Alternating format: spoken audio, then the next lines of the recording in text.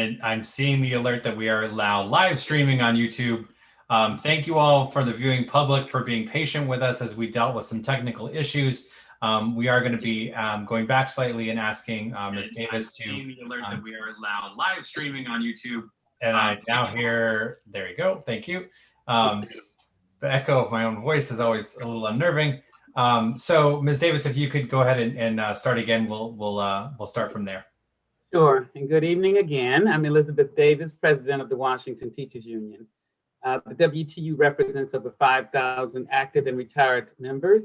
We are a dedicated organization to social justice and, of course, to improving the quality of support, resources, compensation, and working conditions for the public servants and proud teachers who educate our students daily. Many of our WTU members live and pay taxes in the district and have kids or family members that attend DC public schools. I'm a DC teacher myself and also a Ward 5 resident. Teachers understand and sympathize with those who want to return to our classrooms. Distance instruction can never replace the experiences our students get in a classroom setting. We understand the social and developmental concerns facing our students in the distance environment. However, we do believe that teachers are doing an exceptional job during this pandemic, reaching and engaging your students despite many technical issues and concerns. In the words of one WTU teacher, distance learning is not ideal. However, I do feel as if it is improving each and every day as teachers and students and families settle into a new routine. I would prefer to continue on the distance learning trajectory and continue to do our very best, as opposed to re-entering our buildings for in-person learning without preparations and without knowing the state of our buildings and whether or not precautions have been taken. There is absolutely no need to risk lives. We should stay the course and continue to improve until a vaccine is created and buildings are safe and secure for return to in-person teaching. When Dr. Furby was confirmed as DCPS Chancellor, he stated, "You can only move at the rate of trust. In our current environment, trust is more important than ever. Yet trust in our system remains broken." Throughout this past month, as the mayor and DCPS made announcements about their plans to reopen schools in November, the WTU and teachers found out about those plans at the same time as the public through a press conference. Tonight, as I sit here, I have not received detailed information about how DCPS plans to staff their reopening plan. I can, however, tell you what I'm hearing from teachers. One, the WTU is hearing that teachers are being told they will be reassigned to classrooms, and in some cases to different grade levels. Students will be reassigned to different teachers, undermining the relationships they've built over the past 3 months and disrupting classroom routines. The WTU is hearing that some teachers may be asked to have distance learning classes of upwards to 35 to 40 students, so that DCPS can accommodate having only 10 or 11 students in in-person classes. This ratio will prevent many of our students from having the opportunity for meaningful personal interactions with their teachers. The WTU is hearing that middle and high school staff will be reassigned to cover elementary school classrooms. This means that the plan for reopening elementary schools will impact the opportunities that are available for our middle and high school students and the education those students receive. These are just a few of the rumors that we've heard. Again, these are just rumors, as DCPS has not meaningfully engaged us in planning to reopen schools for in-person learning. While DCPS has not engaged us in the details of their reopening plan, the WTU has been in ongoing negotiations with DC Public Schools on a memorandum of agreement concerning the protections for our students and school staff. The proposed MOA is a framework for a path forward to protect our community, our school workers, our teachers, our students. The MOA calls for basic protections for our students, staff, and the community. We believe that DCPS must make air quality standards transparent. It's not simply enough for us to install high-grade air filters. We must know and understand the airflow and air replacement in the classroom to ensure it's safe. The MOA calls for teachers to receive paid time off should they be forced to quarantine if they're exposed to COVID-19 in the workplace. It calls for every individual to receive a COVID test prior to reporting to duty. and it calls for free testing to be available to teachers and school-based staff. The MOA also calls for the community and school staff through our local school advisory teams to be involved in determining if each individual school building meet a specific set of criteria, which is on the WTU's proposed facility checklist. The MOA calls for a process for reporting of violations of facility conditions, establishes timelines for repairs or conditions that will result in the closure of a school facility. The WTU is not alone in calling for these standard precautions and transparent data. A few weeks ago, I joined representatives from the DC Nurses Association and the Council of School Officers to visit a series of DC public schools. Our goal was to visit 3 schools that are currently open for students to see firsthand protections that DCPS has put in place. We saw very little evidence of changes in our first visit before we were asked to leave because, quote, it was not safe for us to be in buildings. Trust is especially important during a pandemic. A few weeks ago, the WTU surveyed members. Of the nearly 750 responses to a survey question, do you believe it will be safe to reopen schools to in-person learning? Only 15 individuals said yes. This response should be eye-opening for DCPS's leadership. We again call on DCPS to engage with us and the community to design a plan that is grounded in 3 basic principles to open our schools. Any plan must involve those most impacted by the decisions, by data-driven, and be with an emphasis on equity. It must put health and safety first and minimize disruptions to existing virtual learning and prioritize the socioeconomic health of students. Thank you for your time. I look forward to working with the State Board of Ed to protect our communities, ensure every student receives a high quality education across the district. It's important to get it right and the challenge that we face, nothing compared to the loss of a loved one. Thank you. Thank you very much. Dr. Bahnfleth.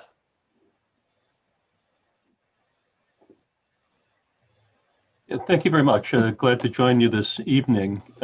I'm a professor of architectural engineering at Penn State and past president and current chair of the ASHRAE Epidemic Task Force. ASHRAE is a 57,000 member professional society that deals with all aspects of environmental control, research standards, professional education.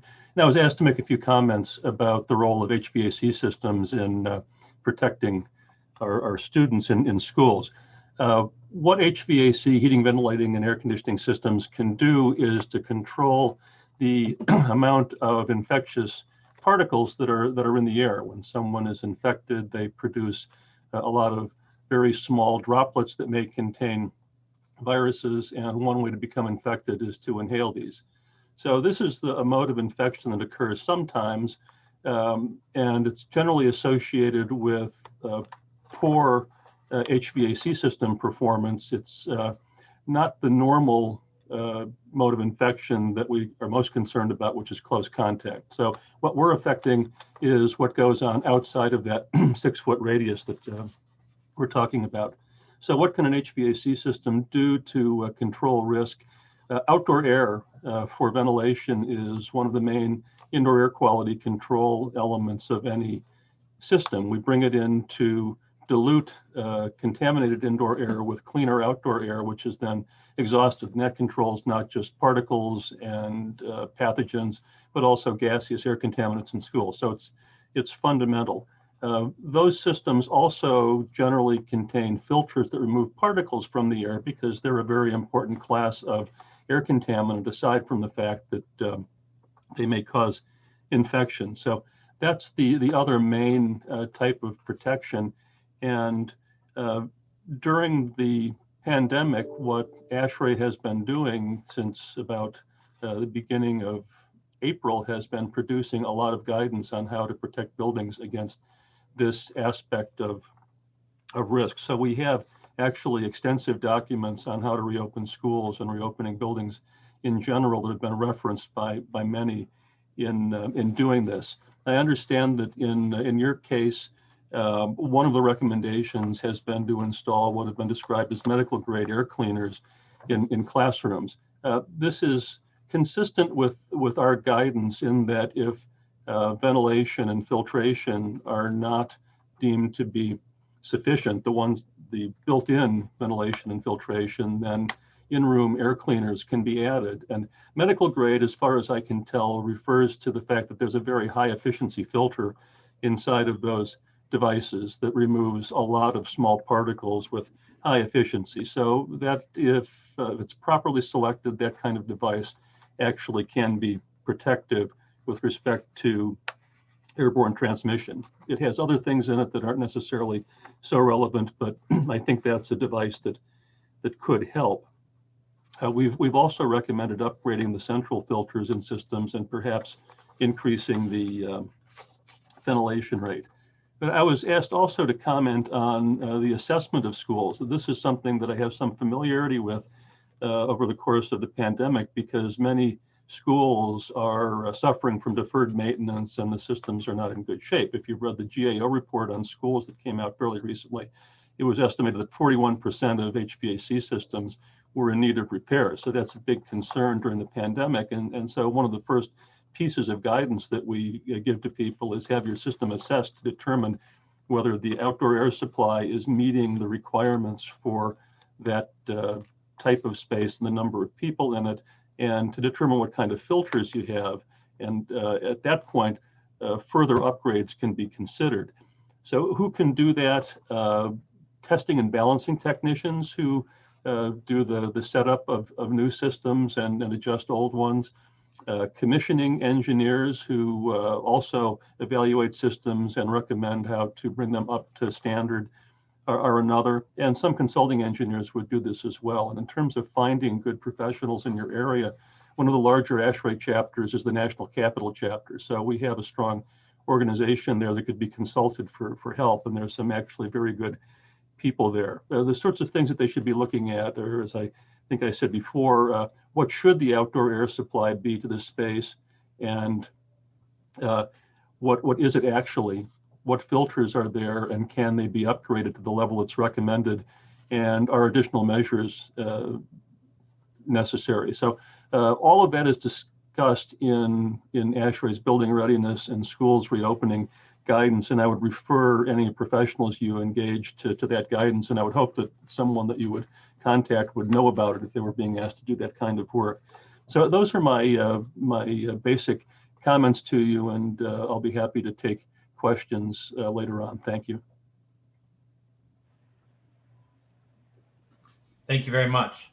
Members, we do have the hand raise feature in this format, just as well as in the WebEx that we're sort of more used to.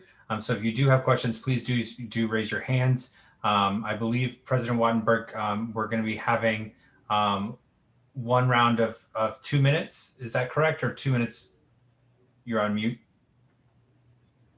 So I think we have an organizational question here because we lost that time. So what I want to find out is from our speakers, because what we have time for now is, I think, would be one round of 3 minutes, and we wanted to have the possibility of a second round.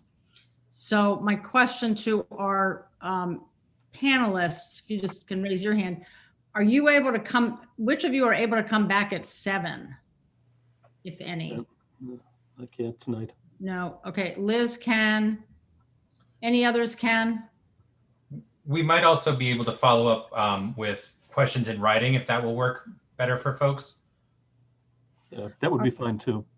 So what I would say, so Mr. Long, you cannot come back, is that correct? Okay. Yeah. All right. So the rest of you can't come back. So here's what I would suggest is that, and Liz, when are you leaving? Sorry. Well, here's what I would suggest is that we go forward, do what we can, and then Liz is able to come back afterwards. And if others are as well, we could have some additional questions at that point. So with that, John Paul, you can go. So we have 3 minute rounds. Great. Mr. O'Sullivan.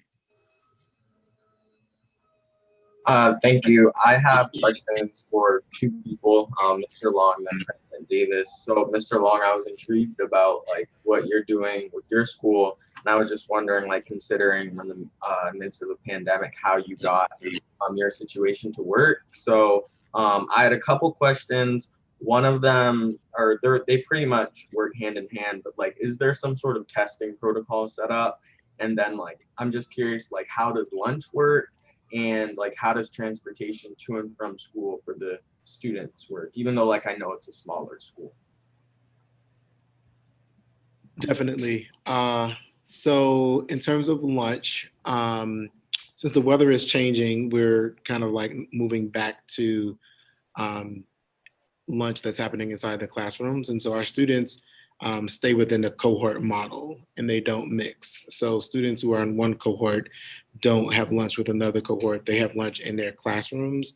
We have an ops team member who comes in with protective gear and brings in the lunch to the students. And the students can speak to the other students who that they're in that classroom with. And sometimes they engage in like, virtual games as well, but they're still doing that at a distance. In regards to transportation, most of the families actually are not using public transportation right now. For the families who are using public transportation, we try to meet, our school is like a 5-minute walk from the metro station. So we try to meet them as close to the door as possible so we can make sure that we give them, the hand sanitizer and do the math check as well. We haven't done tests for students and staff in terms of like COVID tests, unless there's like a particular symptom, but we do a daily health screen each day for our scholar activists and our teachers. That's the same. So they do a temperature check. They do a series of questions around their any symptoms that they might have, and a question around whether or not they've traveled to any of the states on the list of quarantine as well. Does that answer your question, Alex? Yeah, and then a quick follow-up. How many students per like classroom or per cohort would you say? About 6 to 7. Yep. Okay. Cool. And then my last question is for President Davis. Since we're speaking to the Deputy Mayor later, if you could ask the Deputy Mayor of Education one question, what would it be? Oh dear, I have so many. The one question, and it's because this has become such a huge issue for many of our teachers and parents, is around the issue of ventilation. Because we have so many of our schools that have not been modernized in DC public schools and in the charter school sector, where teachers are concerned about the standards that are being used for ventilation. We have buildings with windows that won't open, no central air. So we want more details about, number one, the experts that DCPS is consulting with. And I was happy to hear the gentleman speak about ASHRAE, because that was one of the organizations that we wanted to find out if DCPS was in collaboration with on the standards that are being used, whether or not, and we want basically the process to, whatever the process is for ensuring that all the safety precautions have been taken and the measures for addressing ventilation systems are being addressed. So at this point, we've not gotten answers as of today. DC Public School did inform us that they were consulting with a firm that has a representative that worked with ASHRAE or is actually working in accordance with ASHRAE standards. But there's so many details that teachers are asking from school to school about the ventilation systems, because it varies from school to school, such as in Ward 7 and 8, where we have a number of schools that have not been modernized. Some of them are almost 65, 70 years old. Thank you, Ms. Davis. I apologize. I do need to move on to other folks. Sorry. Dr. Gasoy. Would be about ventilation. Sorry.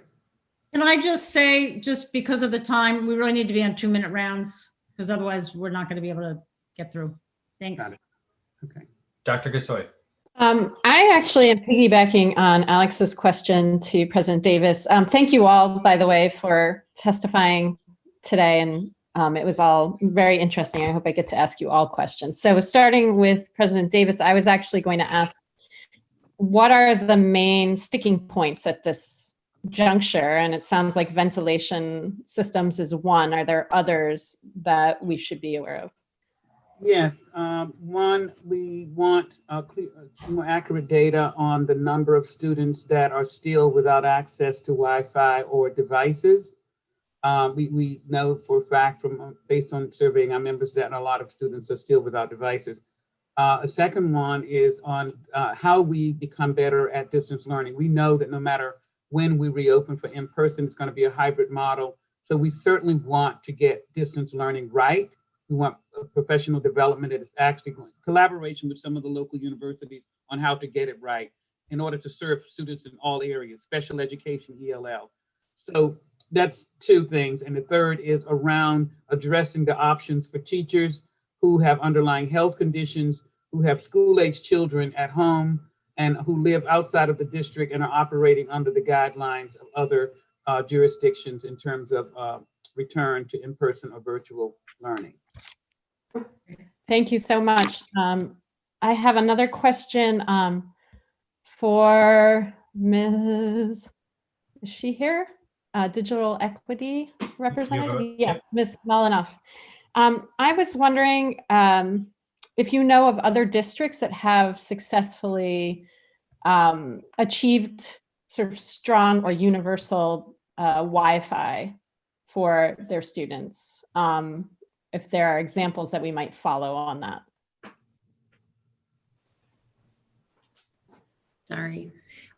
So municipal broadband is something that is challenging across our country. And I know that they are trying to scale up efforts in certain cities, but I don't have any good, we don't have any good examples to point to where they've solved it for everybody. So it is something that even in government agencies, there are accelerators looking at this problem and trying to figure it out. And then there are various private companies who are, trying to form private-public partnerships to solve the issue. And Thank so, you, Mrs. Melinoff. I apologize. I do need to move on. Sure. Go ahead. Dr. Leary. Yes, I have short answer questions for everybody. Is Miss Rain not here? I believe not. I think she had another meeting that she needed to attend to. Okay. The first is for Miss Melinoff. What % of students do not have devices in the city? So as I said, we do not know what that number is, and there is if DCPS tells you that they know what that number is, it is a flawed number. There just is not enough good data to say conclusively how many students do not have devices. Okay, and the other question is, you did a survey of parents? Yeah. Okay, did you do that? Was that online? Yes. Okay, speaking of flawed data. Yes. Okay, thank you. And we are not using that as an authority in any way. It was more of trying to get a read of what the main issues that families are experiencing so that we could elevate what the main issues are. We actually had a great amount. We had a really good response from all 8 wards, which was fantastic. But we do recognize that any survey that's online leaves out a significant part of the population, especially our most vulnerable populations. So it was not to be conclusive by any means. And we've been talking about that for at least 5 months. Yeah. Every time we have a meeting with anybody in the leadership roles, and we still haven't gotten any answers. Yes. Thank you, Ms. Davis. You mentioned something about 35 students in a distant learning classroom. Is that hearsay? Have you heard anything from DCPS about what's going to happen if they open up the classrooms? Not in detail, and the 35 to 40 students is not for a virtual classroom. That is what we're hearing from teachers for in-person. Return to in-person teaching. Of course, we're trying to verify that school by school. We're starting with the 13 schools that have already begun in-person instruction, but we certainly do not want to return to in-person whenever that is with those ratios. That would be a recipe for disaster. Thank you, Mr. Long. I have one question, and it's about the PARCC test. Are y'all going to have to give the PARCC test this year? We're still waiting on guidance from OSSI regarding the park assessment. Okay. However, we are still planning to assess our students' growth through through looking at their analysis and results on the NWEA MAP assessment as well, because we still do care about the growth of our students. Okay, the reason I'm asking that is that it sounds to me like the learning that's going on in your building is not part driven. Is that correct?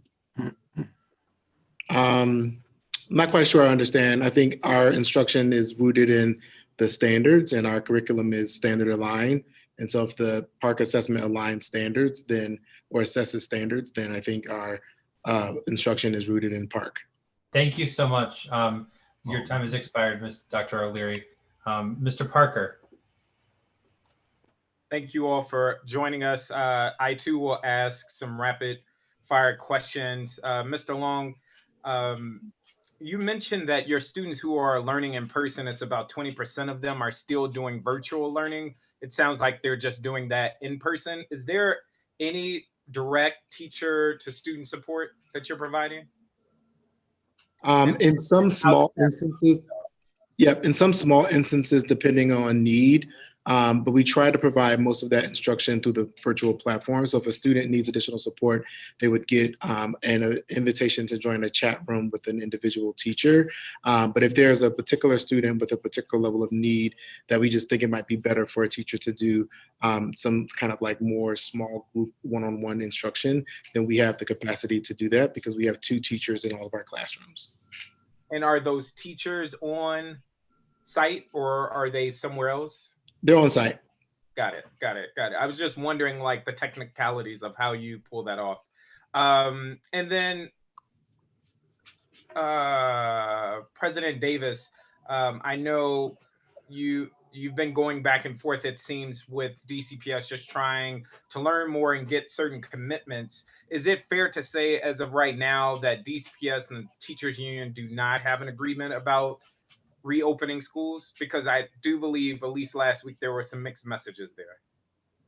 We do not have an agreement. We have 2 agreements that we're working on, a memorandum of agreement, which will be an addendum to our contract after the pandemic during this time.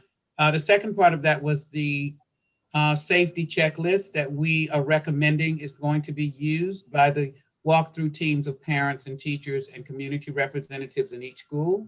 And we want that safety checklist to be all inclusive around HVAC, PPE, and also disconnection of systems in the building that should be water supply, plumbing, and that sort of thing. So we are very close to reaching an agreement. I feel that we are much closer than we were last week. And I'm feeling very confident that we may be able to reach agreement by close of business this Friday. That is just my optimistic thinking, because I'm an eternal optimist. That is good news. I love to hear that. And one thing I would just end on saying is I plan to ask the DME if there are certain health metrics that we should all be looking towards, because it's been said that that is what they're following to reopen schools. And so whatever that magic number is, hopefully we will hear that tonight. Thank you very much. Dr. Sutter. Thank you, Mr. Hayworth. Thanks to everyone for coming tonight and sharing your wisdom with us. Mr. Bahnfleth, thank you so much for talking about Dr. Bahnfleth, about the professional standards. Thank you so much, Ms. Molinoff, for the update on digital equity. Thank you, President Davis, and I appreciate your eternal optimism. I'm sure that is not easy in the role in which you sit, but I do deeply appreciate it. And I'm sorry that we lost Ms. Rain. I had a question for her and one for Mr. Long, so I'm going to give it to you, Mr. Long. One thing I heard last night from the Ward 6 Public School Parent Organization in the feedback they received from members who wrote in was that there was a desire for some school level autonomy in making decisions and being able to fulfill needs of individual schools. And you spoke really thoughtfully about how your school has done that. Can you tell me about some of the things you heard from families in those empathy interviews that you implemented as part of your work and how that's going?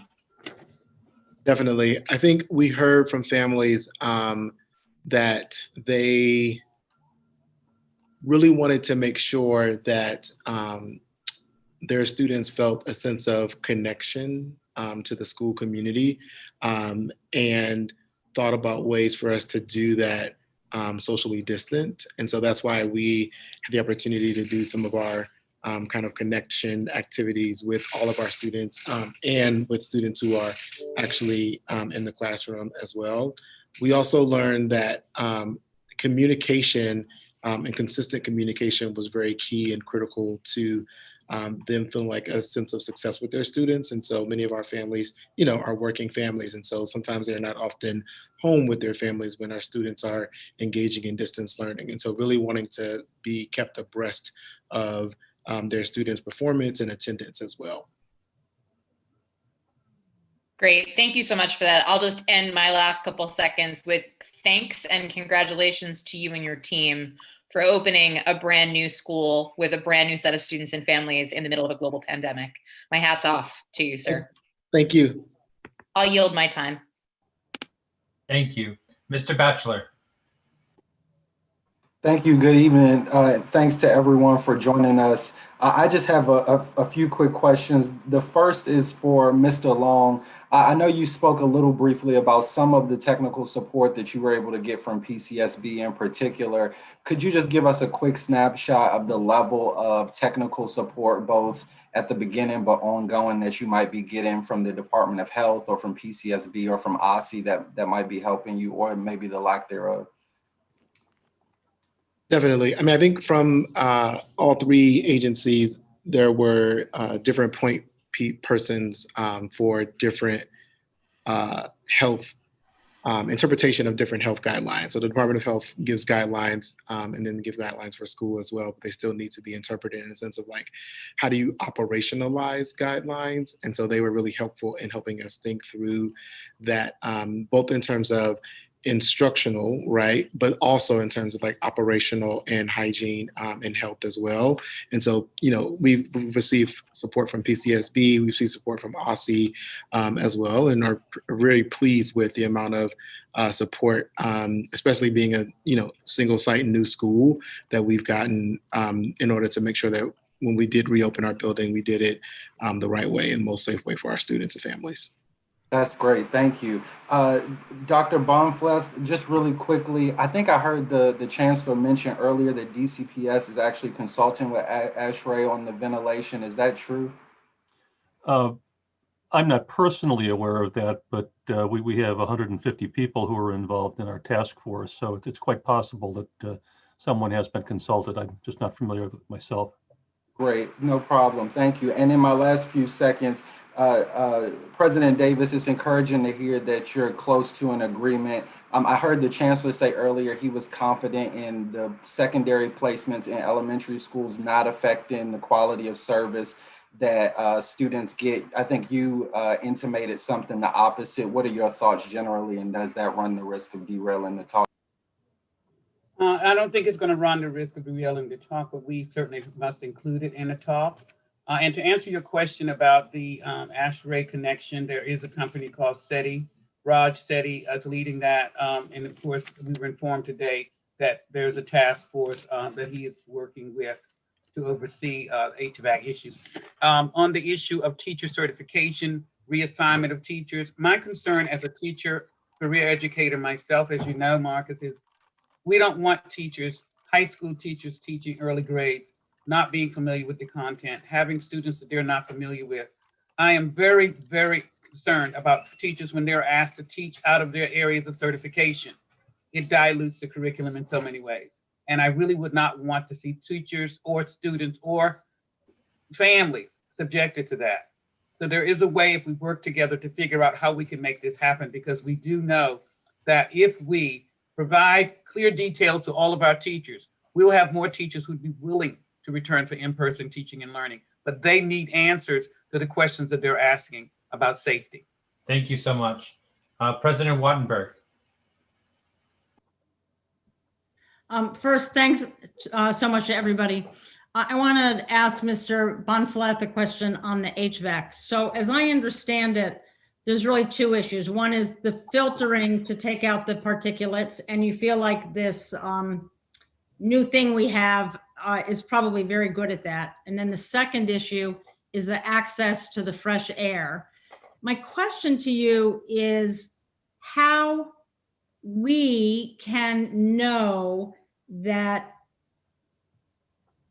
that is being provided well in a school. So to what extent, I mean, it now sounds like there is an ASHRAE person involved with DCPS. To what extent is it just for us to say, wow, he's just great. He would never not do the right thing and he can just sign off on something? Or to what extent does that person need to be in the schools, or does somebody need to be in the schools looking at this? Do you need to have the expert is looking at the specifications and then go into the school? How does that work? And I mean, at the audit end, right? I'm sure something will happen behind the curtain. From our point of view, what can we do to be sure and certain?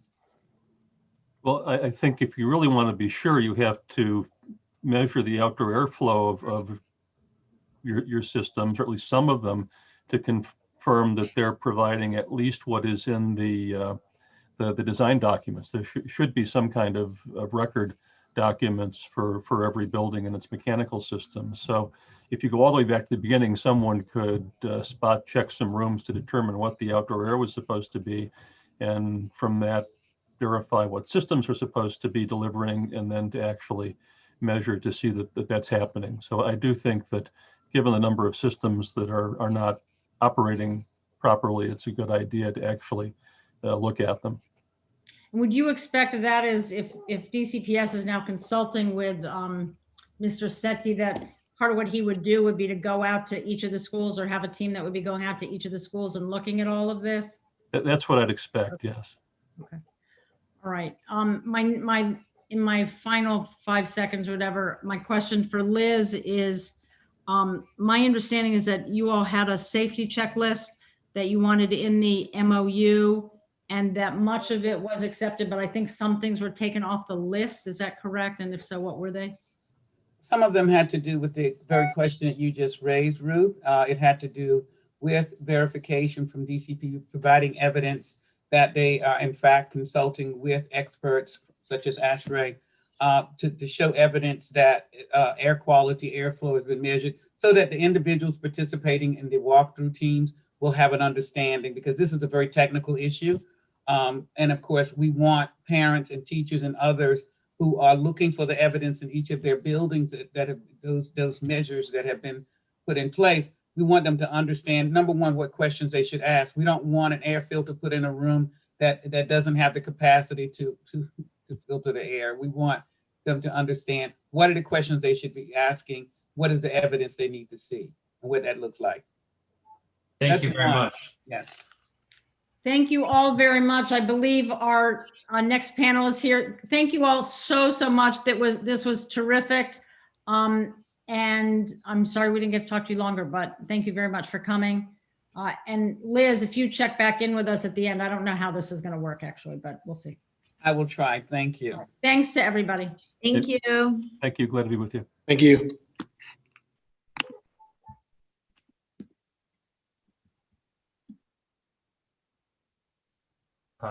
Hello, Deputy Mayor. How are you? And I believe Ms. Mourtos is here as well.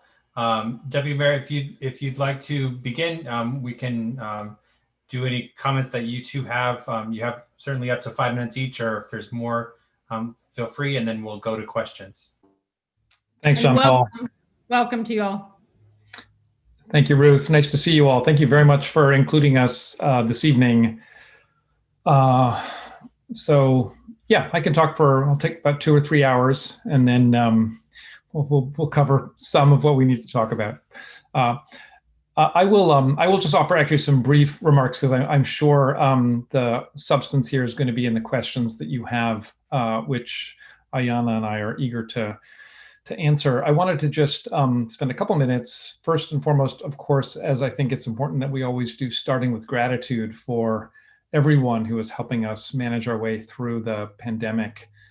Gratitude for our teachers, their deep expertise, the new ways in which they're working, the ways in which they're working with us as we consider reopening. Gratitude for our families, who are finding themselves having to teach and be with children at home, and gratitude for our school leaders and LEAs. This is a topic of much conversation and consideration and concern, not just for DCPS, which I imagine we'll focus on tonight, but of course for all of our charter LEAs that have been deeply collaborative and constructive as we have collectively tried to tackle some of these questions head on. I also wanted to begin by acknowledging the incredible complexity here, not just complexity in a political small p way, given the various perspectives and feelings that are really important that we all take into account, but complexity from a technical perspective and a safety perspective and epidemiological perspective. And so all of us, I think, are having to really push ourselves to engage in the complexity in order to get to the best possible answer. I wanted to share with you this evening, because I think it's an important additional context for this conversation, why we are engaged in a conversation about reopening school facilities at all from our perspective. And I think I wanted just to raise up three important areas, or three reasons why we're having the conversation at all. And the first is, we do believe that we can reopen our school buildings for some in-person learning activity safely. And we believe this because of all of our work with DC Health. They have shared with us, their scientists, their doctors believe that we can do this safely. They have told us very explicitly how we need to consider reopening our school facilities for in-person instruction. And so first and foremost, we have safety at the forefront for our students, our families, for our educators, other staff in the building, and we believe it's possible to do this safely. It's also the case that we have 280 childcare facilities open right now, in person, offering care to children.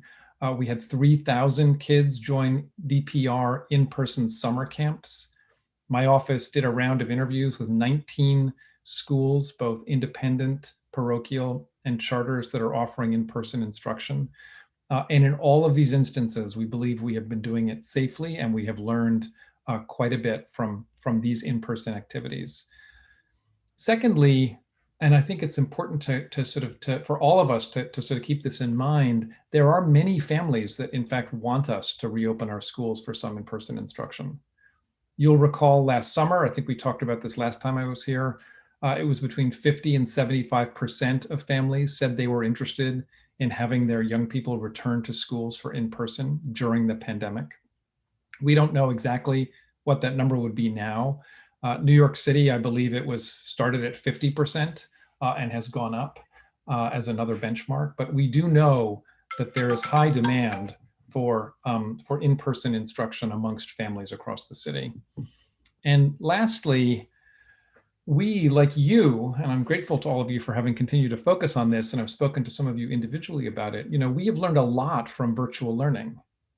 And I think it's very fair to say now that there are many families for whom virtual learning is working, meaning their students are engaged actively in instructional activities.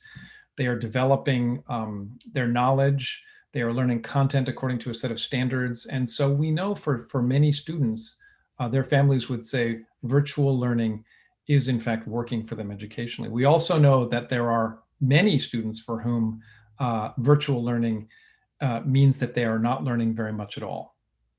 And these are students whose circumstances at home may not allow for them to engage actively. These are students who require in-person supports. These are students who find it difficult to maintain regular access to online learning. And so we believe strongly and deeply and passionately that we've got to provide in-person for those students who otherwise will learn very little during the pandemic. So I wanted just to begin by sharing those observations about why we're even having the conversation and why we think it's important. And I think in terms of some of the specifics around the reopening planning that DCPS is doing, which I understand is an important topic for this evening, Aiyana Mourtos is of course here, Chief of Staff to the Chancellor, to provide some additional context and answer your questions. So I'll look forward to our conversation, and thank you again for inviting us. Thank you, Deputy Mayor. Happy to add on to what you shared, and certainly would reiterate our commitment to serving students and families across the district. And as our work this fall has opened in a virtual setting, it has been our job to continually evaluate the needs of our students and families. And with that, we've certainly seen that a revealed need is that some students and families would benefit more from an in-person environment. And so we're seeking to provide that for a subset of students at the start of term 2.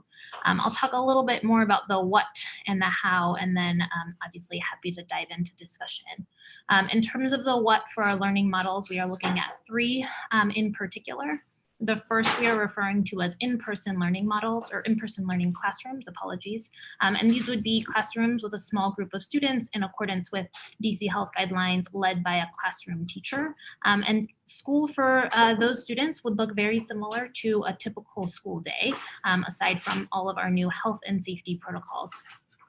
And for those classrooms, we are prioritizing students with known opportunity gaps, students who we know are perhaps not having the same learning at home experience as some of their peers. And this includes students who are experiencing homelessness, students who may require some additional special education services, English learner services, or designated as at risk.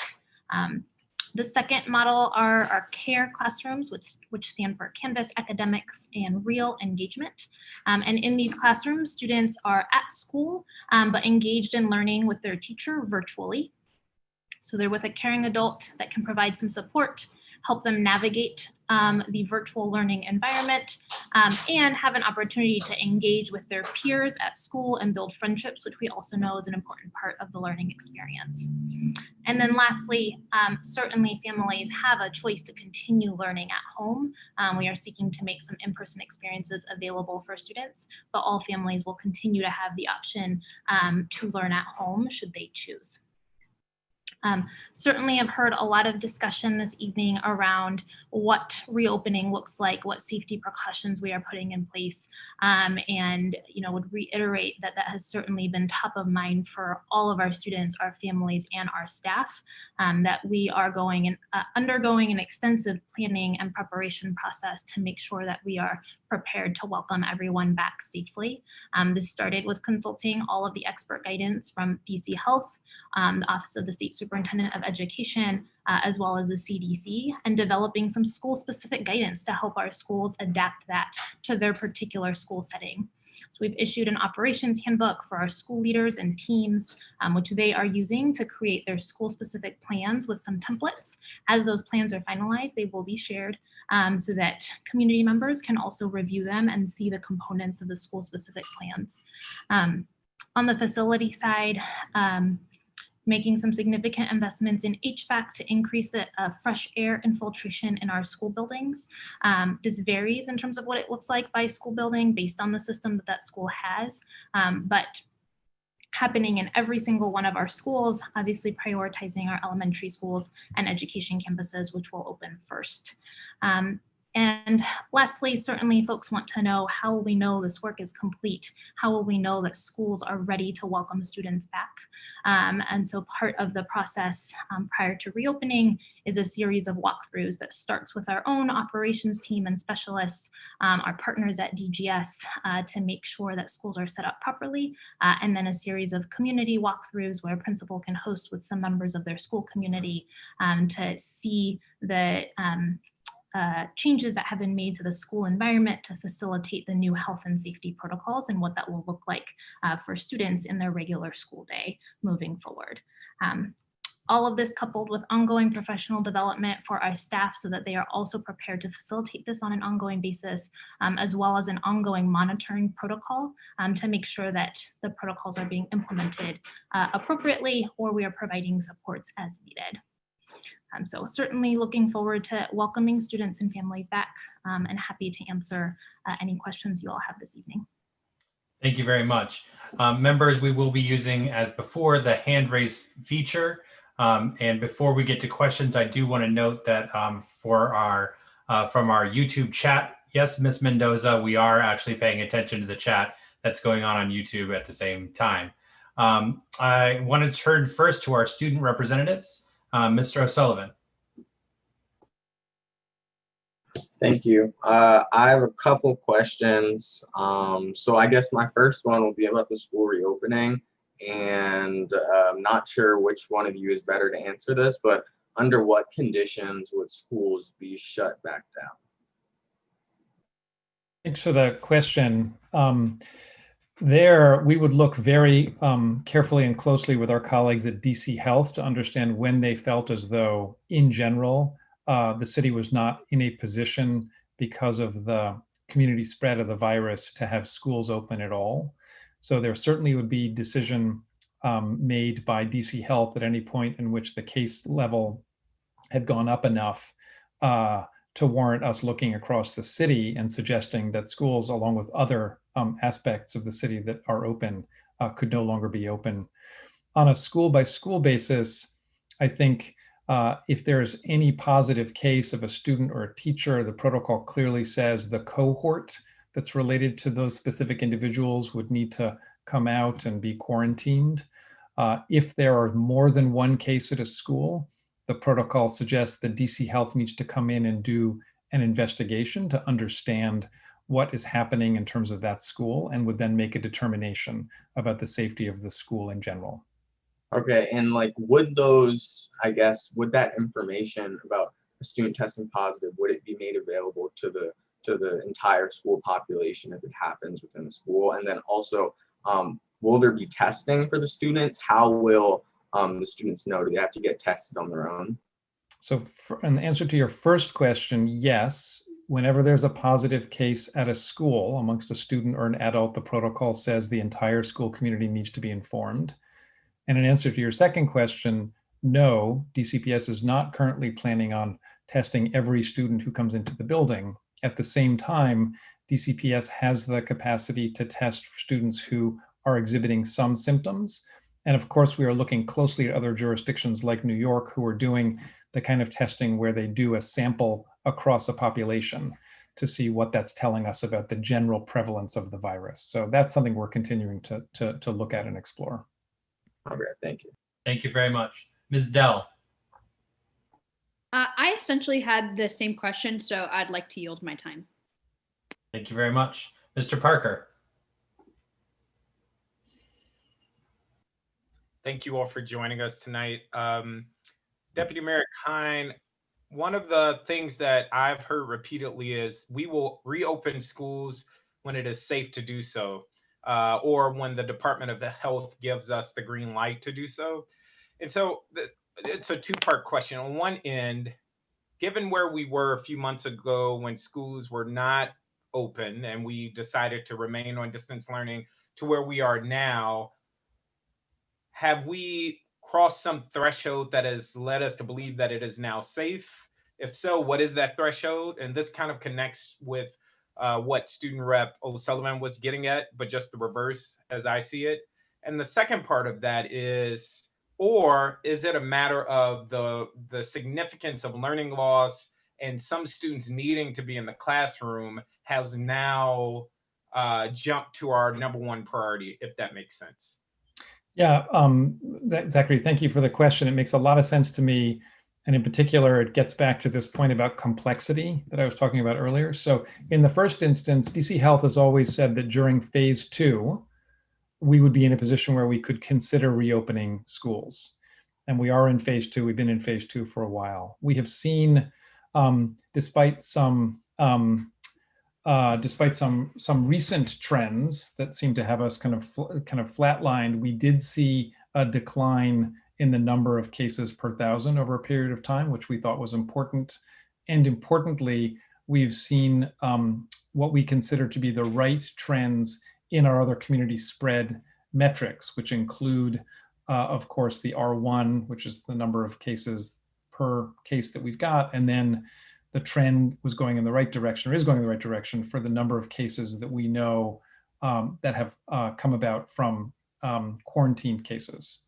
So we look at these 3 specific metrics when we consider the community spread of the virus and whether or not that puts us in a position either for or against the safety of reopening schools. And we believe, and DC Health believes, that we are still in the condition where we can safely reopen our schools. Thank you. And I forgot your second question. I'm sorry, Zachary. Just about the learning loss of students and knowing that that too contributes to the decision to reopen schools for a limited number of students. So it absolutely is an important part of the consideration. As I mentioned earlier, I do think that we have been tracking as closely as we can and are currently engaged in some investigation of what the learning loss actually is, because I think it's important that all of us, including all of you, this is something you're extremely interested in, and I'm sure tracking in your own ways, what are the longer term implications of our transition to virtual. And we feel like we know enough now to understand from school leaders, from attendance records, from engagement, from what we're seeing of assignments and so forth, that there are a number of students who are learning very, very little. And you've got your fabulous student representatives here. They will be sharing with you. I've certainly participated in panels with students and talked to students. There are some for whom virtual simply isn't working at all. So we do take that into account, yes. Thank you very much. Ms. McClay.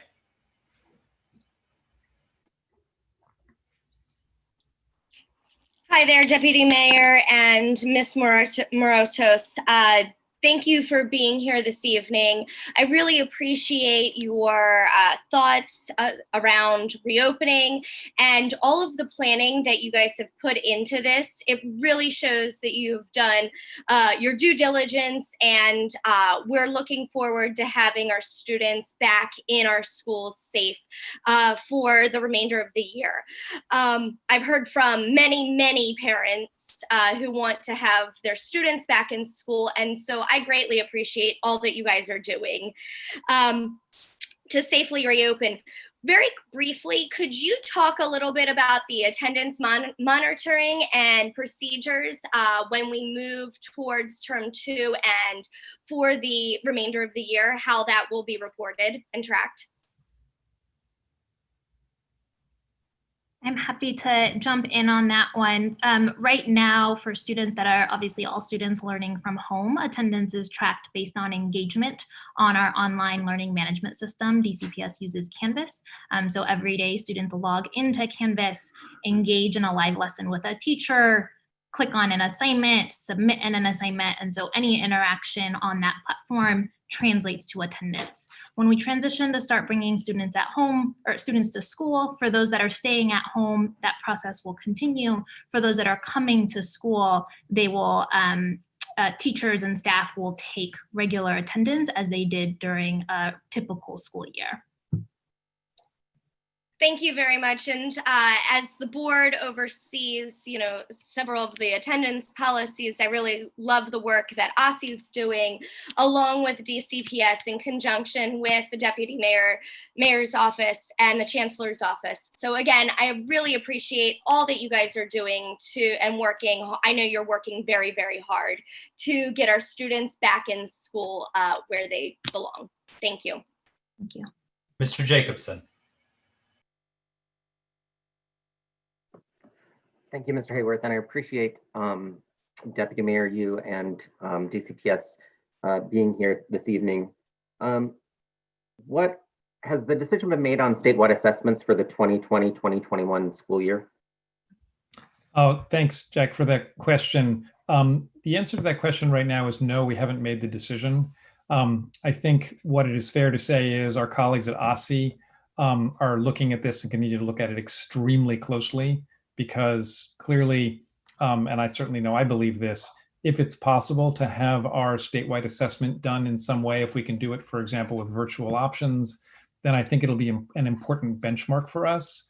We weigh that against, of course, the point that it will not at all be equivalent to a statewide assessment that's given in any other year. And so you won't be able to do the year-over-year comparisons. But I think it's an extremely technical answer, from what I understand, about whether or not it's possible to give a reasonable statewide assessment during a pandemic with virtual options. And so we're continuing to explore this with the testing consortia, talking to the testing experts, and of course, talking to other jurisdictions to see what they're learning as well. So I hope you're talking to parents as well, because they need to be part of that conversation. Yeah, that's a good, it's a very good point as always. Thank you. And has the DC Department of Health given you any recommendations on the multi-system inflammatory system in children? Multi-system inflammatory syndrome in children. This is what we saw really early on in COVID, where children were having some really adverse effects following their infection with COVID regarding their inflammatory systems. Have you discussed that at all with the Department of Health? Or number of peer-reviewed research? You're asking if we've discussed that specific illness with our colleagues at DC Health? That's specific to children, yes. Yeah, I would say it's fair to say that we have discussed the variety of issues related to young people and health and the virus as we've considered school reopening. So the answer would be yes, that's been part of broader conversations that we've had about what it means to reopen schools. Thank you very much. Dr. Sutter. Thank you. Thank you both for being here, Deputy Mayor Kihn and Ms. Mourtos. I have a quick question for Ms. Mourtos and then a slightly more complex question for Deputy Mayor Kihn. Ms. You don't want to do that the other way? Sorry, can't happen, Paul. So the first question is about testing regime. I know Alex asked about that, but I understand the Chancellor made some comments on the Kojo Nnamdi show today about testing. I'd just love to hear more about that because I haven't seen that in writing anywhere yet. And Deputy Mayor Kihn, my question is around lots of feedback I've been getting from constituents in Ward 6. Folks fall out in all sorts of places. People want their very young children back in school. Folks have deep concerns about illness, but all of them want to know if the city will share a framework for how decisions are being made. So not so much transparency of information, which I think the city's been doing a nice job of, but transparency of how decisions are being reached, because I think folks feel like it goes in a black box, it comes out, and they'd love some insights. Thank you.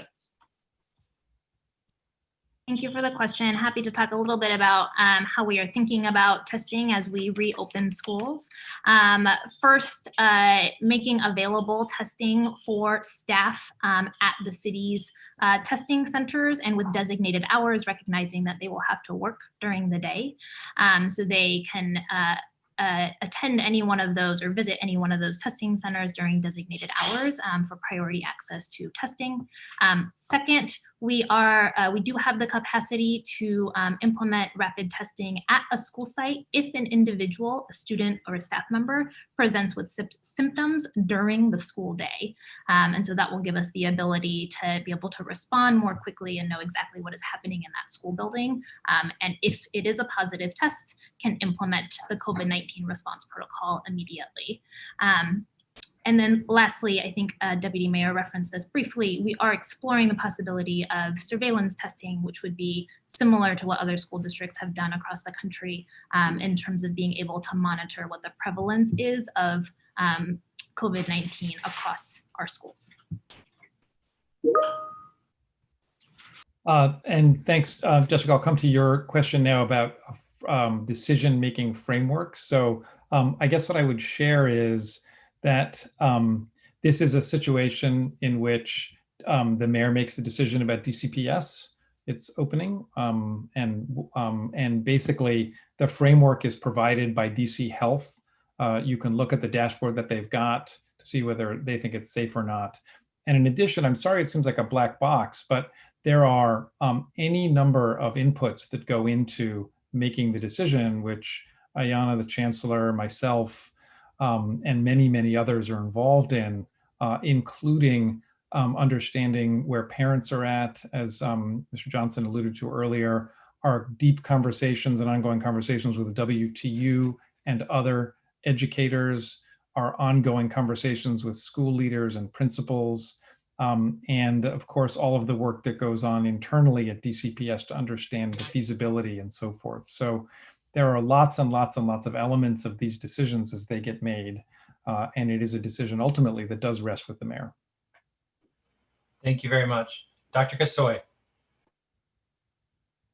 Thank you, John Paul, and thank you, Paul. Always good to see you and nice to meet you, Ms. Mourtos. I'm sorry if I mispronounced your name. I wanted to actually ask some questions about the middle and secondary schools, how they will be impacted by the reassignments to care classrooms. And I've been hearing a lot from staff and folks in my schools, my secondary schools and education campuses over the last couple of days. So some main concerns is that some essential staff who attend to students, a lot of times the students who have the most needs academically, students who depend on these staff for both sort of social, emotional, and practical supports are being reassigned.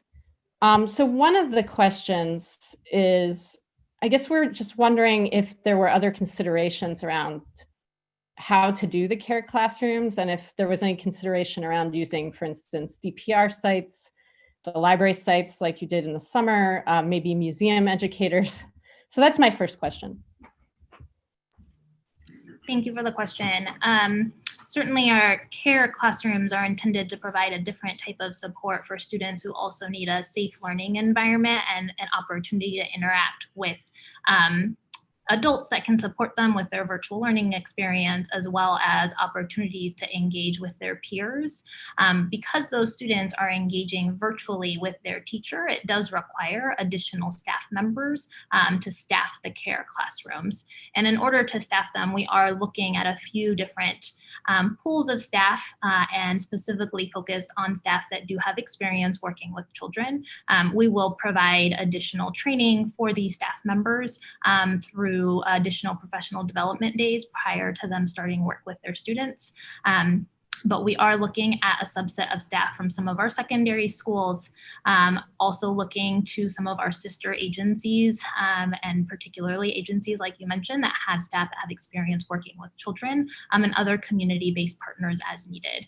So we do recognize that this is a shift. It's going to be a shift for students. It's going to be a shift for families in term 2, but we do believe it is a critical shift that is needed to meet the needs of students and families that really need some additional supports and services, and this is a way to give them access to it. Thank you very much. Mr. Batchelor. Thank you, Ms. Mourtos and Deputy Mayor for joining us.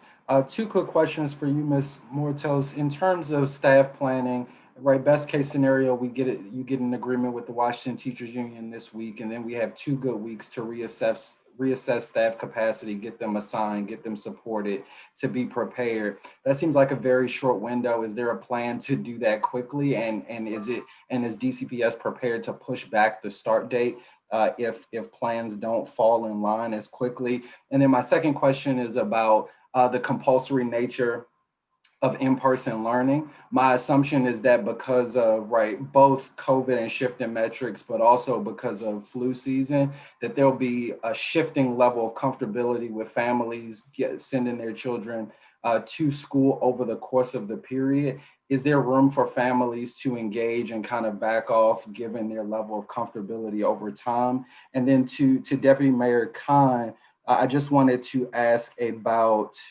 what did I want to ask about to the Deputy Mayor? Well, I'll get you though. Oh, student transportation, right? So in terms of the students we want to serve the most, right, they are going to have challenges with transportation. So many of my students leave this community and go across the city. How are we planning to also help families protect student health and safety on public transportation? Thank you. As it relates to your first question, we are fully committed to reopening our schools and welcoming back our elementary students at the start of term 2 in November. We, at the center of our discussions with WTU, as well as our other union partners and community members, has been the health and safety of all of our students, staff, and families. And so we will continue those conversations as needed in order to reopen our schools at the start of term 2.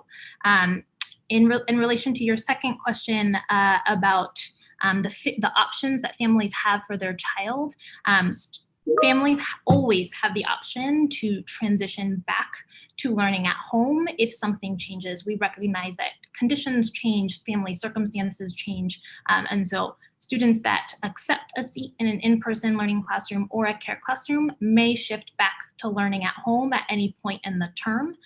Once they make that shift, they will not be able to come back to the at-school programming until a new term when we'll reevaluate capacity.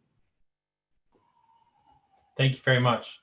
Dr. O'Leary, you're up next. I will get to my questions to the deputy mayor at another time, if he doesn't mind. I have a couple of questions for Ms. Mourtos. You talked about community walks. It's 2 weeks away from the beginning of school. And does anyone know about community walks in the buildings? Because the biggest problem that I've noticed in talking to everybody from staff to parents is that they don't know anything what's going to happen at the beginning of school. And when you're talking about being able to walk into a building when just a week ago people weren't even allowed to get into buildings, so the community walks go for all the schools, all the elementary schools in DCPS? And so to clarify, the community walkthroughs are slated to occur next week. The planning process for those is underway right now, but I would like to clarify that the invitation for those walks is set to a smaller group of folks in line with our health and safety requirements. PTA representative, LSAT representatives, a union representative, and a couple other members would be invited to join that building walkthrough to evaluate and see how the building has been set up to reopen. And during that walkthrough, community members that are able to join are certainly welcome to take photos and share about that with other members of the school community. When are they going to know about that? Those will be communicated to school communities and those members later this week through early next week so that they can find a time that works for those individuals. I mean, it's Wednesday night, and later this week is Friday. I mean, the biggest problem that has happened is nobody knows what's going on until they're hit with it at a mayor's press conference. And the parents aren't looking at the press conference, and a lot of the parents don't have access to the internet. Nobody knows what's going to happen. That's the biggest problem, is lack of communication. And I have another question, but I won't ask that right now. Thank you. President Wattenberg. Thank you both for being here. I'm going to start with Deputy Mayor Kihn. And I also want to talk about decision-making and the black box. You talked about very eloquently just the enormous complexity of the situation. And before you were here, I talked about how just every part of this is so enormously difficult. And in good management theory, and I know you are also a fan of Anthony Breich, part of what he talks about is if you're going to try to make improvements and fix things that are very complex, you really have to be dealing with the people on the ground to understand how to make those decisions and make them work. And I understand what you're saying in response to Ms. Sutter, that a lot of people are having a lot of input, but look, the people on the ground are not having input. The principals had no idea what was going on. Teachers have no idea what was going on. And the result, the point I want to make is not that the black box is bad for PR. It certainly is, doesn't build confidence. It's bad for the solution. And so what we've got is a lot of people had a lot of input, but not the people on the ground. And we have a solution in DCPS that is causing everybody to be aggravated. The people who really want to go back to school, it doesn't exactly serve them. The people who are virtual are now finding that their virtual classes are going to go up to 30, 40 kids. The kids, especially the younger kids, have to go to new teachers. It's breaking the hearts of the kids. It's stressing out the parents, the teacher. It's so the way things work at the school level aren't working. And so what I want to ask you, this is really my question, is can we get a reset? If not on this one, which I really would encourage you to do, as you go to next phases, why can't we have the planning basically happen at the school level with parameters that assure equity and safety and so on. But at the school level, they have an idea of who their students are, who their staff is, and what can be pulled together effectively. So could we, is that possible to put in the agenda for the next go round? Ruth, thank you for the comment and the question. And very respectfully, what you're describing doesn't actually comport with what I have observed over the past couple of months in terms of the level and quality of engagement with many of the people and categories of people that you have named. And so I don't dismiss your question. I certainly take it at face value that that's what you've been hearing and observing. But I would point out that there are many other folks across the city who actually believe something quite different from what you've shared. I mean, we have engaged extensively with school leaders and groups of educators. We've engaged extensively with families to understand what they want. As we rolled out the plan, I probably got more advocacy in favor of what we were doing than I did opposed to it. Individual parents and families. Many children will retain the teachers that they have. As I mentioned at the front of my comments, there are many students who currently and families who currently don't feel like they're learning much at all, that it will be given an opportunity to do that. We have many families who are interested in the CARES classrooms. And so it is complicated and there are many perspectives. But again, respectfully, Ruth, I think for any one of us to claim that we actually fully understand in absolutist terms what everyone thinks, I don't think is fair or does justice to the complexity of the situation we're working with. I certainly agree that no one view captures it. That's exactly why I'm saying how important it is to let the schools and the folks at each school be involved in doing it, because the solutions are going to be different in different places. And you're right, what we're hearing very different things. And I want you to hear the things that I'm hearing, because I'm hearing a lot of concerns. And as you say, a lot of people who want to go back too. And how do we build the confidence in the plan so that more people can go back? So what perfect timing. I have 4 seconds. Thank you. Thank you. Thank you very much. Members, I believe that ends our first round of questions. Deputy Mayor and Ms. Mourtos, I believe we have about 5 minutes maybe left of your time for the evening. So I'd like to go back to the student representatives, Mr. O'Sullivan, and we'll see how much we can get done. Okay, thank you. I have a couple questions, so I'd appreciate yes or no responses. The first is, has DCPS put together a projected infection rate for teachers, students, and staff from reopening schools, or has the mayor or your office been presented any projections for COVID-19 infections? We have looked at I know you asked for a yes or no response, but what I would share is that we have certainly looked at the trends in the city and believe that they're going in the right direction to allow us to do the reopening. And we have certainly looked at the kind of cases and we've looked for clusters in other situations where there has been reopening. So those are the things that we take into account. Okay, I'm a bit confused by the right direction, but my second question is, will every single school that opens for in-person learning, will that school have nurses at the ready who can treat students if they do get sick and make that judgment if they should get sent home? Every school will have medical health professionals. There are various roles, but yes, every school will have medical health professionals available. Okay, and then my third question is about the flu.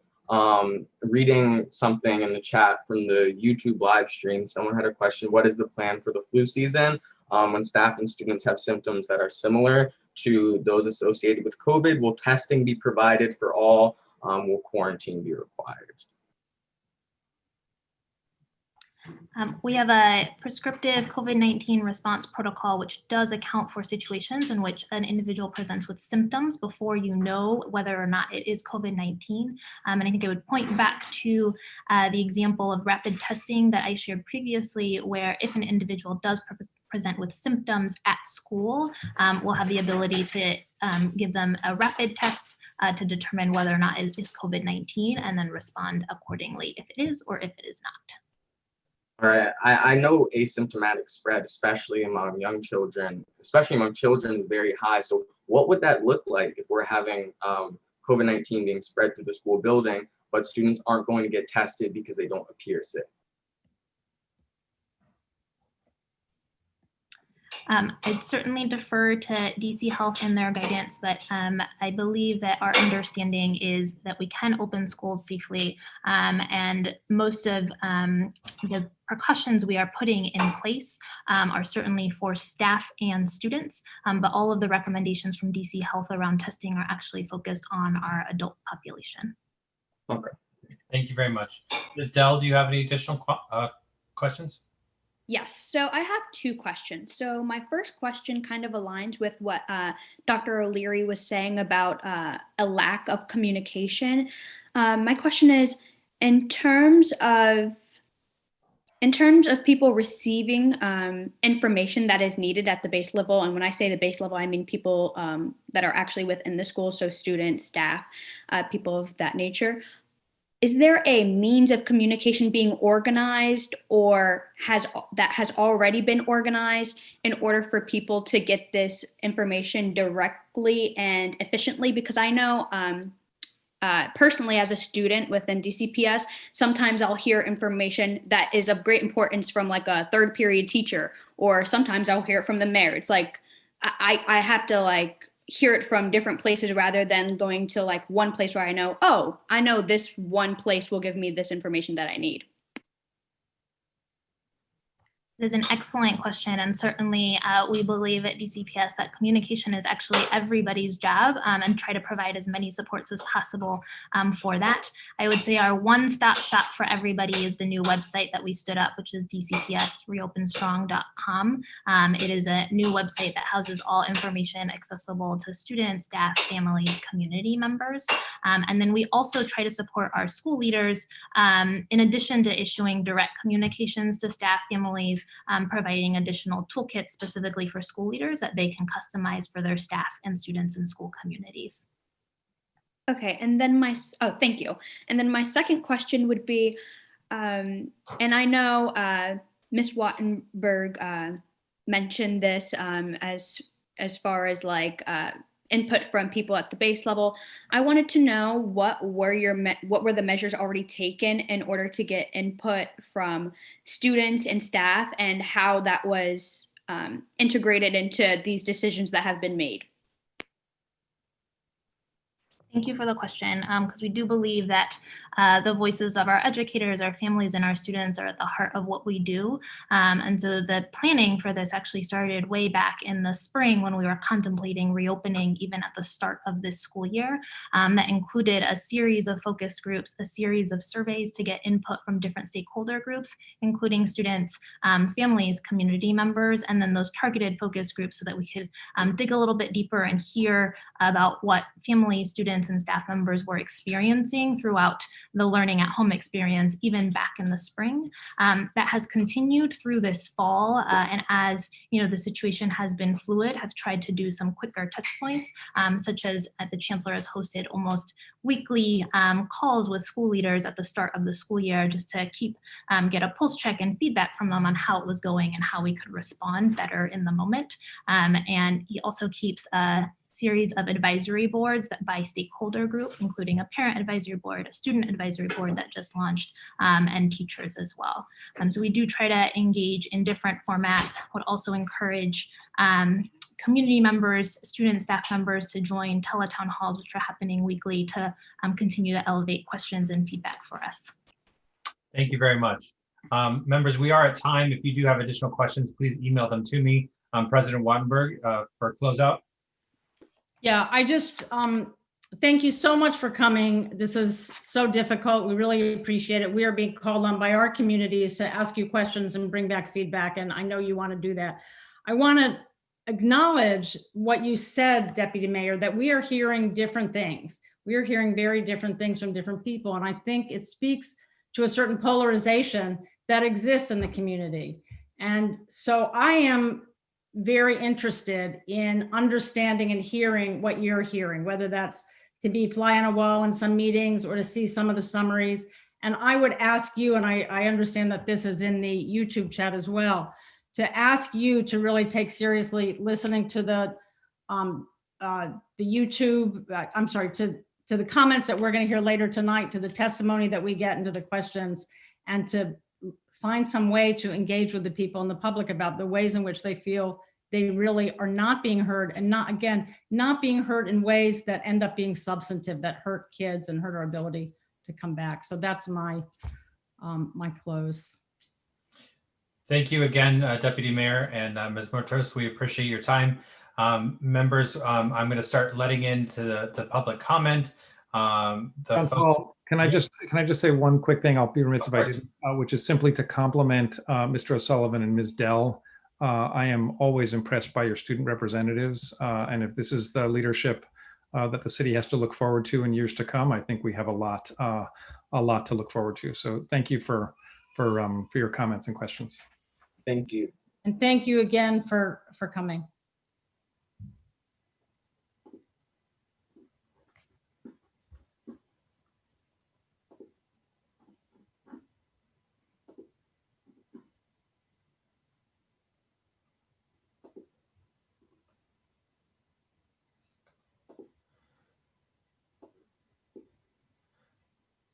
Okay, so members of the public who I have just admitted to the chat, welcome. Thank you so much for being patient with us as we've moved through a number of different things. Our first public panelist will be Patricia Stamper. I believe you're here.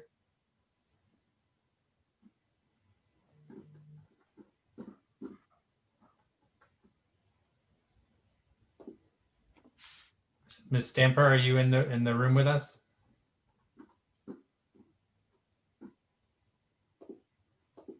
Okay, let's go on to Mr. Radix-Carter. Start with you. And you'll have 3 minutes for your testimony. Okay. Thank you. State Board of Education Board Representatives. Wait. So, one second, sorry, John Paul. Can you give people the rules about how long they're going to be talking, and that they're going to get there? They'll see the display on there. And also, I just want to say to all the people that are going to be coming, we have 40 witnesses. We're going to have a lot of conversation. We're going to be talking to you. We also are going to take this testimony, summarize it, perhaps put some questions in it, and make sure that it gets over to the DC Council in time for their hearing on Friday, so that it can inform that. So you all will have that ability to have your voices heard. Thank you. Yes, so each witness will have 3 minutes for their testimony, and we'll follow it by one round of questions from members. At 30 seconds, you'll see a new shared screen with a timer. So it'll let you know that you have about 30 seconds to wrap up your current thought. Mr. Radix-Carter, please. Good evening, Ward representatives. Please accept my testimony regarding outdoor learning as part of reopening in DCPS. Back in June, I was introduced to the idea of outdoor learning by ward-free parent. I like the idea of implementing the initiative at my school, as we have the outdoor space to do so. However, I wanted to use my platform with EmpowerEd to not only present this initiative as a possibility of how schools in the district can reopen using safer methods, but how this initiative can be considered a long-term investment that can be utilized post-pandemic. Outdoor learning can address inequalities that exist in many neighborhoods where children may not have safe outdoor spaces to learn and play. I spent most of my summer break researching, planning, and presented this initiative to the Deputy Mayor of Education and the Chancellor in July in association with EmpowerEd and other community leaders. At the same time, my principal communicated with my grade level colleague and I throughout the summer on our OSCE proposal to offer outdoor learning enrichment work groups to our pre-K classes as a way to enhance our students' learning and relationship building within our current virtual teaching model. In response to learning needs of our youngest learners, our ELL and SPED specialists also volunteered to work with their pre-K, kindergarten, and first grade students within this initiative. Our school's outdoor learning plan was approved in mid-September, and we started to work with these groups of children on our campus grounds last week. And the feedback we received from parents has been overwhelmingly positive. With Mayor Bowser's reopening announcement, it has forced my school to possibly end this initiative next week as we transition to a hybrid model in November. The fact that outdoor learning was not offered as an option as part of Reopen Strong is a slap in the face to the teachers, schools, families, and community leaders who worked extremely hard to help DCPS be innovative in its approach to better address the needs of all students in the city. Schools that were willing to pilot outdoor learning programs in response to the needs of their communities now have to shift their plans to the mayor's and chancellor's reopening announcement, which did not include input from students, parents, families, or schools. The mayor and chancellor's insistence on not including the necessary parties of how reopening should work in the context of their schools as a parent is adding stress to teachers who soon have to reboot their year with new groupings of students, either in large virtual class sizes or working in buildings which may or may not be ready to reopen. DCPS teachers have been forced to be innovative under unthinkable circumstances. Outdoor learning, while not a novel idea, has a potential to be the key to better engage our students during this crisis.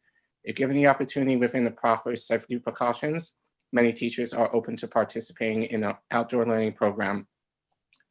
Thank you very much. Thank you very much. Ms. Stamper, are you with us?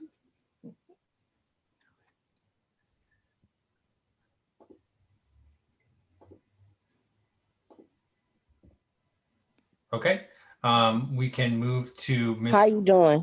My name is Patricia Stamper. I'm sorry, I fell asleep waiting, guys. Y'all say 4:45, and I do 6 a.m. workouts to stay in shape. So this is simple. State Board of Education. I'm more than just an ID number, employee ID number to DC Public Schools. I'm very disturbed that I will be having to return to work, and I still don't know who my student roster is. I have no idea what kids I'll be serving.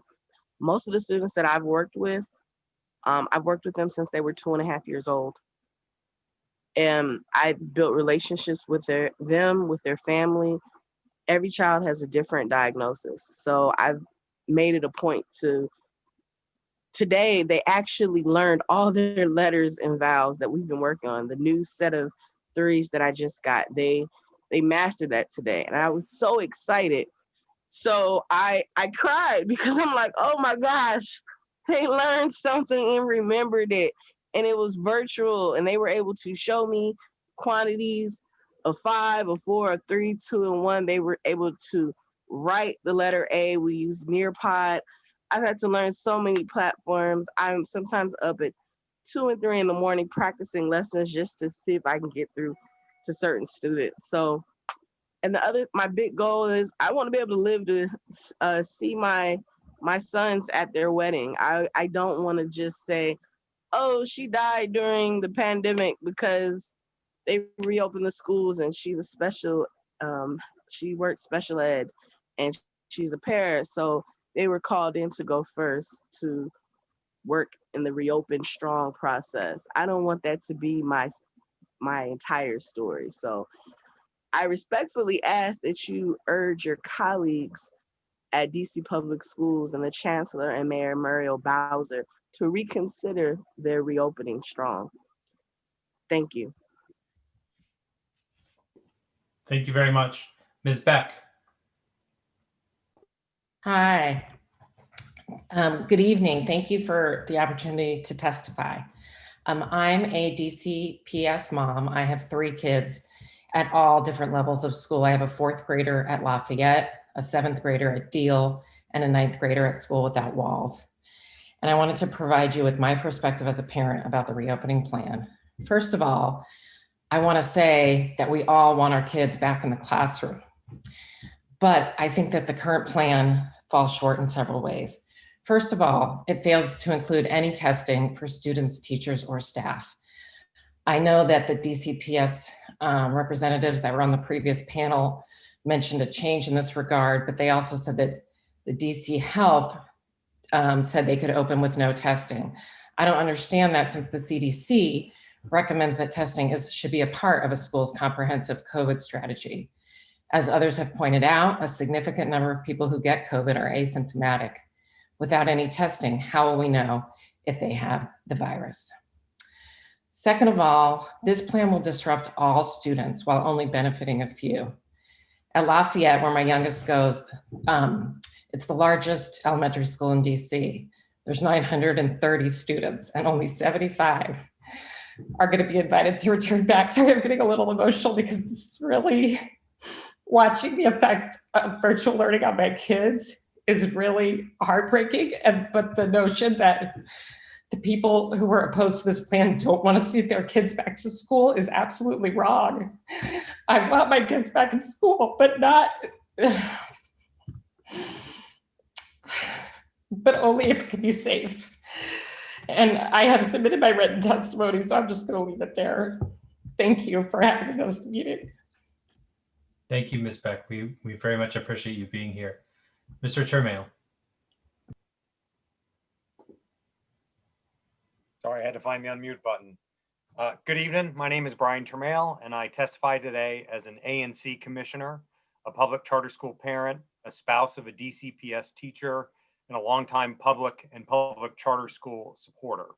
Many of our city's incredible and dedicated public teachers are making a Herculean effort to reinvent their craft to make virtual learning work.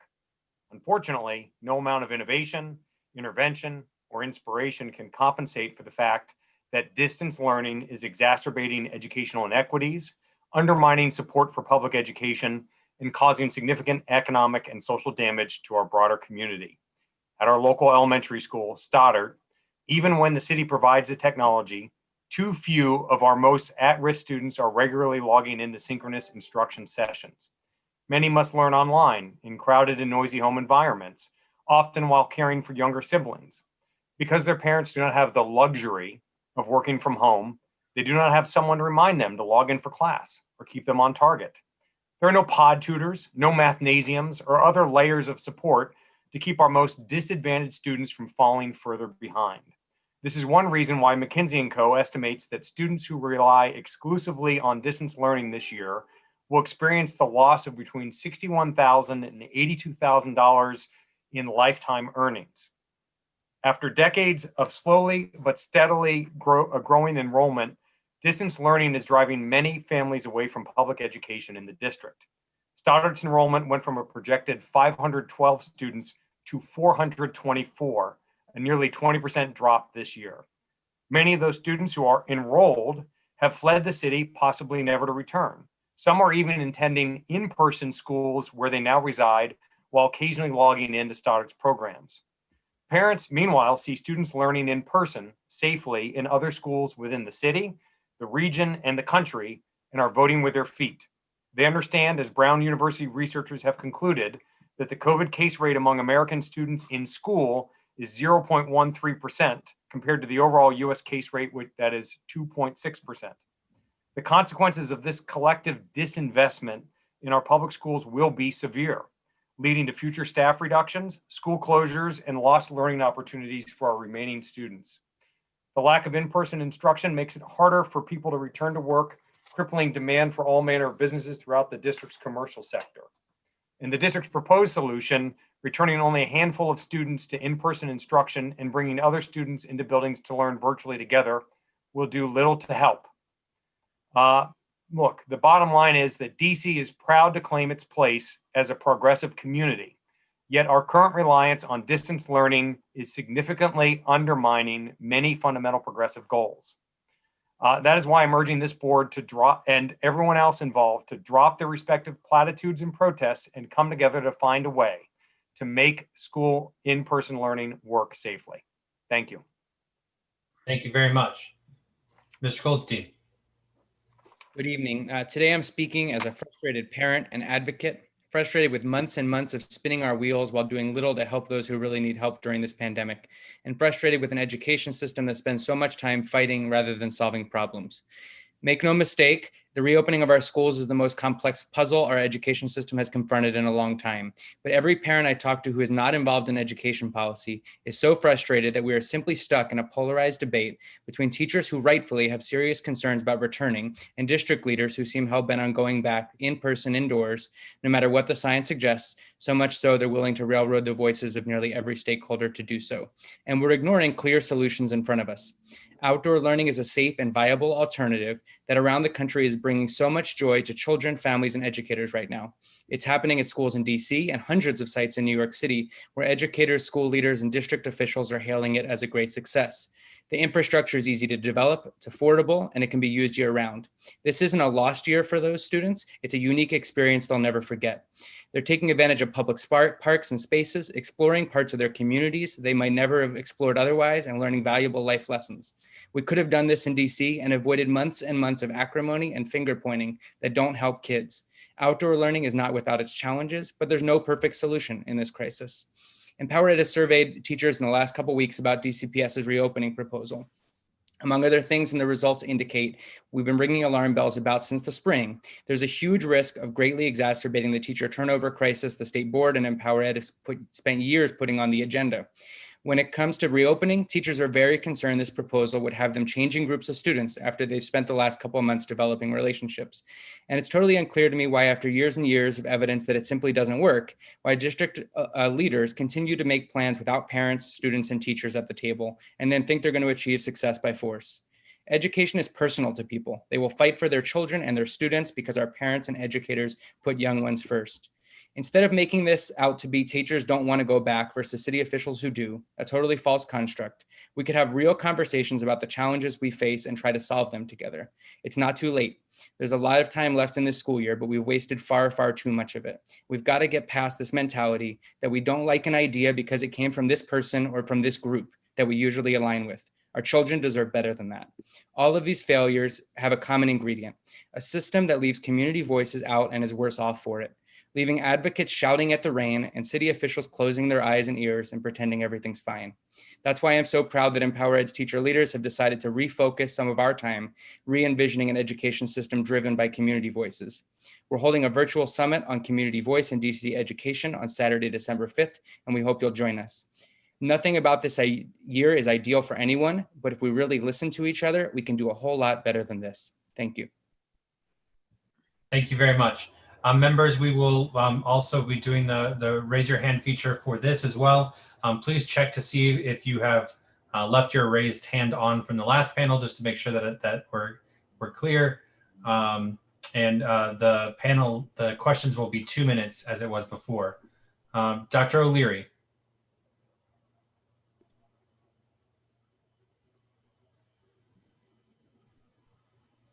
I just want to thank all of you for sharing. And I don't really have a question. I just want to make a comment about outdoor learning, because we've been hearing really good things about outdoor learning. And I don't think that anyone's listening to the people talk about how valuable outdoor learning can be. And I just wanted to make a statement on that. That's it. Thank you. Mr. Parker.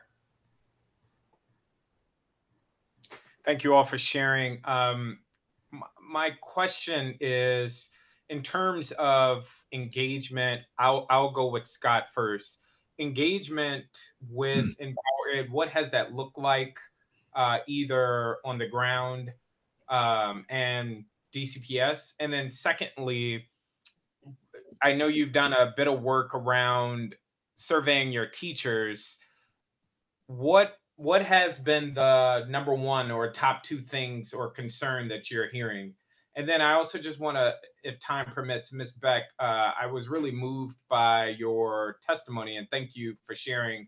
And I too know that there are many teachers in your place that want the best for their children and are deeply frustrated just by how all of this is being rolled out. And so I would just like to hear from you, what would you like to hear in terms of planning, preparation that you are currently not hearing as a teacher? I'll try to be quick so Ms. Beck can talk too. So first, the engagement was it was much stronger early on when this was, we were putting forward creative ideas and folks were engaging at the city level. And I feel like there was almost kind of an intentional effort to just keep talking about it rather than moving on solutions. And with outdoor learning in particular, I think what happened was, whether it was intentional or not, there was so much delay in implementing something that other places had implemented right away from the beginning of the crisis with a lot of success, that it got so late that now they could start making arguments about weather and other things when we lost 6 months that could have been great weather-wise for that. So there's a little frustration with how that engagement went. In terms of the general survey, we did 180 teachers so far in this DCPS elementary survey representing all 8 wards and schools. And greatest concerns are about losing the relationships with their students that they've developed so far. And I can go into a lot more and send them to you, but I want Ms. Beck to be able to talk. Thanks, Scott. I would echo what he said, that I think a lot of people in the schools have been doing really hard work to make the best of this virtual learning and trying to build these relationships, as challenging as it is. And now the teachers are really frustrated. They've tried to create this sense of community in a class of 20 or 22. And the way they've explained how they're going to select the 11 lucky kids that get to get plucked out, it's not going to be all from one class. So inevitably, those classrooms are going to get all reshuffled, where one teacher goes back to school, the rest of her kids have to be reassigned, everyone's classes get bigger, and most kids at Lafayette are going to lose. Same thing at Walls. This hasn't come up much tonight, but the principal was fired. Many people think for speaking out about his safety concerns. That DCPS really hasn't offered a plausible reason otherwise. And he was the heart and soul of the school, and that relationship has been disrupted. So I'm seeing a lot of disruption and not a lot of gain. Thank you. Thank you very much. Dr. Sutter.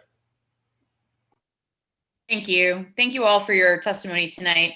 Mr. Goldstein, I want to play off something you said and ask Mr. Turmail a question. So Mr. Goldstein's point about not having sort of infighting over whose idea to push, but rather to get to a solution is something you brought up, Mr. Turmail, and it's something I've heard from a lot of Ward 6 families. I think we heard earlier tonight from a charter leader of a brand new school some creative ways they listen to families, teachers' concerns to get folks back. I'm just curious from you, Mr. Turmail, what are some things that you have seen either private schools do or you've heard from families that you think we all should be considering as a way to get folks back in our buildings? Sure. Well, first of all, to echo some of the other speakers, I mean, I think there's great value in attraction and looking at outdoor learning environments and or, tented facilities. We see a lot of students going back to other types of schools in the district where there are tents being used and a lot of outdoor space. Full disclosure, I do have one that recently I switched to an independent school despite feeling some angst about that. And they're going to be going back starting next week, and they'll be doing an awful lot of outdoor learning. But ultimately, I think one of the other challenges is that there's been a lot of confusion coming out of DC health officials about what schools can and can't do. And a lot of confusion about whether they can split up gyms and turn them into multiple learning spaces. But ultimately, it feels like that we've spent 6 months yelling at each other or arguing with each other and holding positions or talking about why things can't happen or only until positions, instead of actually, this should have been like that Apollo 13 moment where we put out all the pieces of equipment and decided a way to get kids to learn. And it feels like all the adults are acting like children, and our children are never going to grow up to be good adults until we figure out a way to be like adults. So sorry to pontificate, but it just feels like there are good ideas out there from other public school districts around the country, from independent institutions in the city. And I don't think we can just hang our heads on, well, they're private schools, they've got more money, because we have resources in the city and we can figure it out. And we've got smart people who can do that. Yeah. Thank you. I appreciate the Apollo 13 reference. I think it's actually an apropos comment. Thank you. You bet. Dr. Gastoy. Thank you. Sorry, thank you all. This is a question for anybody to answer. I guess I'm trying to reconcile what we're hearing from our system leaders, that they are communicating a lot, that they're engaging a lot. They give numbers of, families and teachers that they're engaging. And what I'm hearing from some of you and also from a lot of my Ward 1 school stakeholders. And so I guess I'm curious to know if you can give me some examples of where the breakdown occurs, because there is some engagement going on, but why then? Yeah, go ahead, Ms. Beck, go for it. I think there's actually been a fair amount of communication, but it's all them talking at us. there's not a lot of them listening to us. There was a public meeting held after the leadership change at Walls. The questions were moderated. My questions never appeared in the chat. And that just felt really undemocratic. And as a parent in a public school system, not what I wanted to see. I think DCPS has had a lot of issues traditionally with the lack of transparency. And I think that has carried through to the way that they have rolled this out. I could also say, I feel from my end that it's not that people are not listening to us. I just feel as a teacher that our ideas are being ignored. So for me, again, I've been working with my principal over the summer with Aussie to try and make something happen as far as outdoor learning at my school, which again, as I said, the Deputy Mayor of Education and the Chancellor knew about. And then all of a sudden, just to kind of put all that work for months that we only just started last week, to have it now just kind of say, no, you can't do it anymore. You know, it just feels like, well, why did I bother doing this? So I just feel like we are saying things, but our ideas are not being considered as part of the solution. I would add that my wife has volunteered information and suggestions to both the school system and to her union, neither of whom seem interested in hearing it. So mine is just an anecdotal observation, but I think people have kind of dug in and are in their side of the trench, and they're not listening to other ideas or figuring out ways to make it work other than what they've got decided in their heads. Thank you. Over the time. Yeah, no, that's helpful. So there's information being taken in, but doesn't seem like it's being heard or acted on. We're all back in the corners. Yeah. President Wattenberg. Well, first I wanted to say hello to the Ward 3 Wilson feeder system people who are all here. Sorry, Scott, but Mr. Turmail, Mr. Radix-Carter, and Ms. Beck are all from my neck of the woods. The question on this issue of input and feedback, I want to start with Mr. Radix-Carter and ask, so this is a place at Horace Mann where there was, as I understand it, an initial invitation from DCPS, let's find some schools that can work together to put something together. Talk about what you did, who you talked to, and how it sort of played out, and what you had figured out, and who approved it, because it was about to go. Right. So my principal, Liz Wisnett, she was in conversations with Aussie in doing that. I think she was also in conversations with DCPS as well.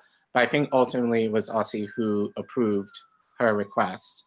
And she has been in contact with me and my grade level colleague, because initially it was meant to be just for pre-K, given the specific develop and social and emotional needs that they need, that we were thinking of doing this. But then along with that, one of our ELL and SPED specialists who work in the lower grades volunteered their time to be a part of this too, given the needs specifically they're working with those kids.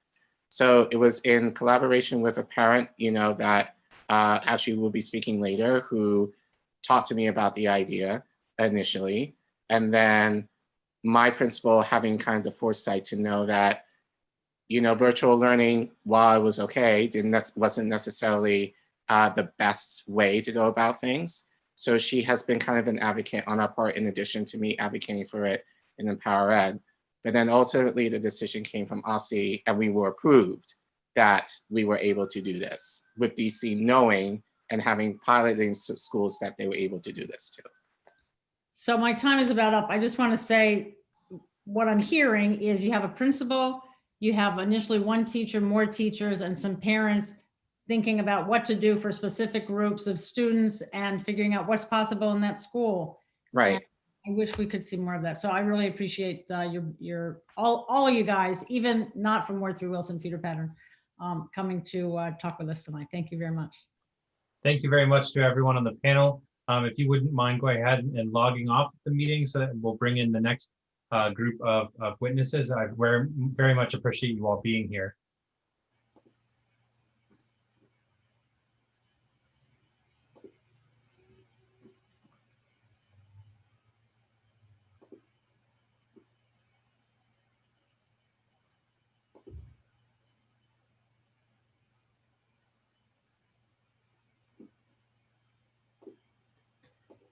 Okay, I believe we have our next 5 individuals who are here, and we'll start with Ms. Etherton. You will, all of the members of the panels will have 3 minutes to testify. At 30 seconds remaining, a shared screen timer will pop up, and so it'll let you know when it's time to start wrapping up. After everyone has spoken, we will have the opportunity to do 1 round of questions from members of the state board. So thank you very much, and I'll turn it over to Ms. Etherton for 3 minutes. Good evening. My name is Greta Etherton, and I teach English language learners at Garrison Elementary School in Ward 2. I'm also the Ward 2 Fellow for Empower Ed. Today I'm testifying in regards to the DCPS Reopen Strong Plan. While I do believe that we can and must return to school safely, the plan presented by the mayor lacks the testing and in-school contact tracing measures that are necessary for an urban school district with our level of community spread. Unlike New York City, Los Angeles, Houston, and even charter schools within DC, DC Public Schools is one of the only big city school districts to reopen without a student and teacher COVID-19 testing plan in place. DCPS's current screening model, Ask, Look, screens only based on observed or disclosed symptoms. And while it is an important first step, it ignores one of the facts that we learned earliest about the virus, that many people carry and transmit it without ever developing symptoms. The fact that teachers and families will have to rely on citywide testing ignores many of the inequities that DCPS claims to confront, forcing teachers and some of our economically disadvantaged students and families to find the transportation and the time during non-working hours to go get tested. Hoping that people will go get a COVID test is not an effective model for schools, in which students and teachers spend extended amounts of time indoors together. Additionally, schools will reopen just before several major holidays in which families all over DC are likely to spend more time indoors with loved ones who are not in their immediate household. And we don't yet have a testing plan in place to account for this increase in exposure.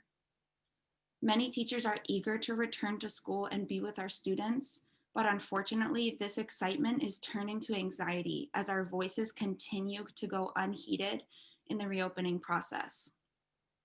Join me in urging the mayor to follow the example of other school districts around the country. Please propose legislation to the City Council that would require DC Public Schools to provide at-school COVID-19 testing. Our lives and the lives of our school families could depend on it. Thank you. Thank you very much. Ms. Skutt? Good evening. My name is Ruth Skutt. I am a charter school teacher here in DC, and I am a member of Empower Ed's digital equity team. I would like to speak today about the scope, scale, and needs of addressing digital inequities here in the district. The digital divide has always had an effect on equitable teaching in the district. Households without internet have limited resources for supporting homework, independent learning, and even access to finding community supports. This divide has only become more transparent and concerning since the beginning of remote learning in the district. Educators and families have witnessed strong disparities in regards to ownership of technology, access to reliable internet, and the time available for learning and training on remote learning tools. Although many schools, community groups, and district leadership have done work to support students through these technological changes, there are some more concrete steps that need to be taken. The first around supporting families and having reliable and effective internet access. Mayor Bowser has already committed several $1 million to providing 25,000 families with free internet access. Hotspots and technology have been provided to thousands of students and families, both in DCPS and charter schools. However, we have seen evidence that this is not enough. For a start, the Internet for All initiative provides 2 program options, both of which offering speeds of up to 25 down and 3 up megabits per second. These are the most basic internet packages offered by district providers, but these speeds are often not efficient for remote learning. They can be disrupted by having multiple users in a household, weather, and even other users in an area or building, often referred to as peak hours. In order to access remote learning, students are often running a video conference software, as well as accessing websites and documents from browsers, phones, and tablets. The up to 25 down, 3 up megabits means that is the speed when the internet is at its absolute best and does not account for the majority of the time when it is not running at its highest speeds. As another stopgap, DCPS and the Public Charter School Board provided Wi-Fi hotspots to many families during spring and fall. However, hotspots have a similar problem as these Internet Essentials packages. They do not consistently provide enough bandwidth to meet the demands of remote learning.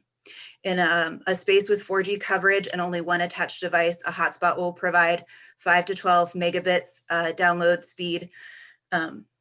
If multiple devices need to be attached or 4G coverage is unavailable, those speeds drop. And to give an example, Zoom, when running in a conference, requires at least 1.5 upload speed. There's other peripheral concerns around digital equity remote learning, such as the base level of technology students need, how much screen time is appropriate, and how we need better tech support. What we need specifically from the Board of Education is some data gathering. Lots of groups have been working to get data, but it's very limited. You have a greater scope, and we need you to be leaning on schools to gather data and share that more equitably with the teams so we can make better decisions. Thank you very much. Ms. Preddie. Sorry. Greetings. My name is Jenae Preddie, and I am a sophomore at Bar DC, and I am 15 years old. I live in Ward 1, and I plan on pursuing a career in the criminal justice field. I'm a youth advocate with the Young Women's Project. I am here today to express my experience and feelings with distance learning. Thank you for this opportunity. Some kids may not have internet access or technology access, but I have been fortunate enough to have both provided for me. However, sometimes my Wi-Fi may act slow or it may freeze and I have problems continuing class. Also, one time my teacher had got kicked out of class, which was an inconvenience for us, and it stopped our learning. Also, attendance is very important during this time, and I don't really know my school's attendance policy. It is very confusing on how attendance is accounted for. They want us to log into Canvas every day for attendance, although I am already logged onto the app. People get told different things like just tap the app or log out the app or just stay in to be accounted for. I believe we need a clear understanding of it.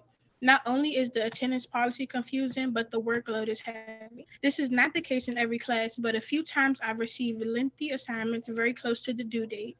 I enjoy most of my classes. In the beginning, class was boring and nobody participated to it, which caused conflict, but I am starting to adjust to it. I do feel like we do not receive enough breaks. We get 5-minute breaks to log into our next class. This means that we are on the screen for 7 hours straight. At the end of the day, I am drained. I get headaches and eye pains. We should get at least 10-minute breaks between each class and short times to be looking at a screen. I think that teachers are understanding and supportive during this time. I have had times where my mental health prevented me from doing work, and my school and teachers were understanding, and we compromised on due dates for assignments. Communication has been a big piece of distance learning going well. Mental health is very important, and I don't believe it is talked about enough. My mental health has been a roller coaster during distance learning. Sometimes I become so depressed, stressing because I have so many assignments due and all other things, and I don't have enough time. I overthink about my grades and 5 times in the span of 2 days. On the other hand, distance learning has helped me pray more to soothe my mind. I do feel like schools need to do more though. In order to address these challenges and make sure that all students and families have the support that they need, the district should give students more resources and support to students and teachers. They should also have counselors check in on students weekly, privately, and let them know that they have a space to talk to them. Thank you for allowing me to testify today. Thank you very much. Mr. Umrani. Hello. Greetings, my name is Abdur-Raqeeb Umrani. I'm 17 years old. I live in Ward 8 and I'm currently a senior at McKinley Tech High School. I'm testifying today to share my experience with distance learning. Thank you for the opportunity to allow me to express my thoughts and concerns today. My experience with distance learning has been complicated. The workload is pretty much the same as physical school. However, the learning process is very different. Learning complex lessons without visual help, being corrected by the teacher on your work in real time slows down the learning process of students. The support from teachers has been limited. Office hours and teacher meetings exist, but other than that, there is no other support for students, causing people to fall behind. The attendance policy at McKinley Tech is extremely confusing. The policy states that if a student signs into Canvas or visits Canvas throughout the day, they will be marked as present for that day. I feel like this policy is very irresponsible for students, as there is no way for a student to be sure if they were marked present that day, but merely trusting technology that is riddled with bugs and glitches. My mental health has been deeply impacted by the adoption of distance learning, unfortunately. I'm completely stressed out about school, worrying about whether or not I was counted for attendance that day, or checking every hour of the day whether a new unannounced assignment has been posted. During my obtaining of a work permit due to distance learning, I was forced to leave home and faced the hindered public transportation times due to COVID, which made me late. Added, I also could not enter my school building due to COVID protocol, which forced me to endure the unforgiving sun for almost an hour alone. In order to address these challenges and make sure all students and families have the support that they need, DC and McKinley Tech should better communicate with parents and students to ease the minds of scholars and eliminate any significant news from being delayed. The district should also give more resources to DCPS, such as increased funding from the DC budget to fund more laptops and internet access for the thousands of students in Washington. Invest in teachers in order to provide better class lessons and invest in schools to provide more opportunities for students away from school. Thank you for allowing me to testify and share what I want to see implemented and changed for DC students. Thank you very much. Ms. Stuart. Great, thank you. And it's really inspiring to follow those two students. So thank you for being here. And thank you, committee, for holding this hearing. So my name is Elizabeth Stuart, and I'm here as a public health and education researcher, a parent of 2 children in DCPS schools, and a member of the Hearst and Deal LSATs. This testimony is submitted on behalf of myself, my family, the Hearst LSAT, and the Hearst PTA Executive Board. Note that it does not necessarily reflect the opinions of the entire school community, and I've also submitted a longer written testimony. Speaking just as myself for a second, I want to make clear that I'm not anti-reopening overall. I study the implications of the pandemic on mental health, and as we've heard from the 2 students who preceded me, we know there are many considerations at hand and diverse needs around the city. I also have the utmost respect for the DCPS employees who are dealing with a very difficult situation. I work in higher ed, and I know how challenging this time is. That said, I think the current reopening plan has serious limitations. And I offer 4 suggestions to help ensure a thoughtful reopening.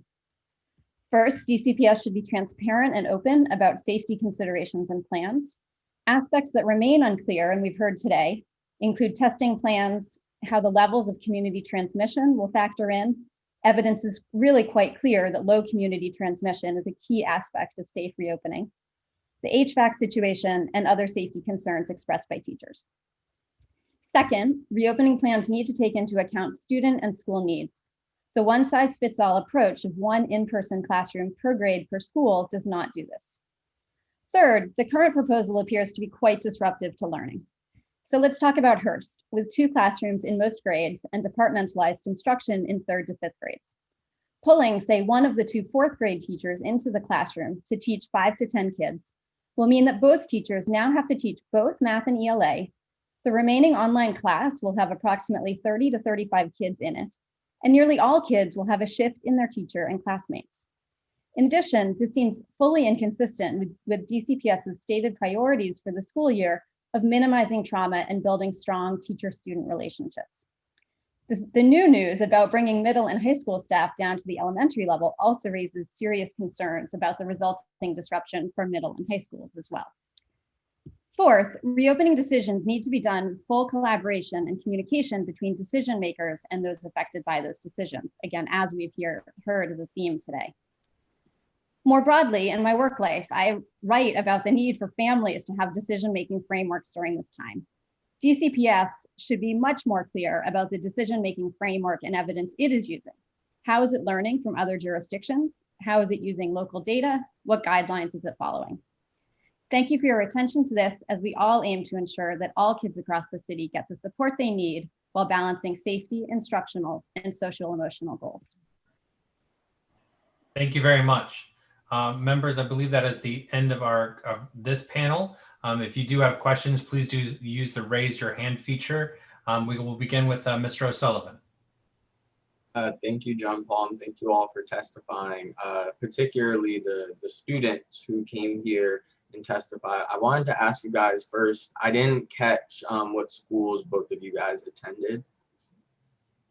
I go to McKinley Tech, and I'm a senior there. I go to Bard, DC. Okay, cool. Well, here at the state board, what Shayla and I do as student representatives, we lead a student advisory committee, which is a group of high school students from around the city. And we basically meet monthly to discuss some of the issues in our schools, and we try to make learning better. Specifically right now, we're focusing on how to make distance learning better. And what you were saying, is it Jenae? Yes.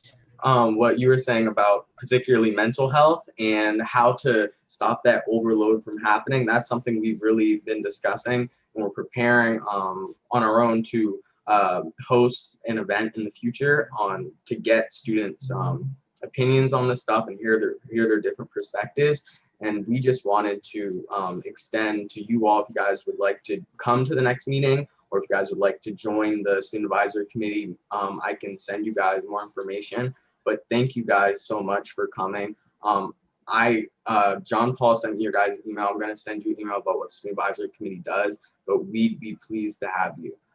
So just thank you guys, and everything that you guys said. Like, I know students from around the city in particular have those same concerns. And thank you for the rest of you all. Is it Miss Etherton? So what you were saying, especially about the testing, was something that the student advisory committee that we were calling for back in June, whenever it was, about the importance of having some sort of testing system set up.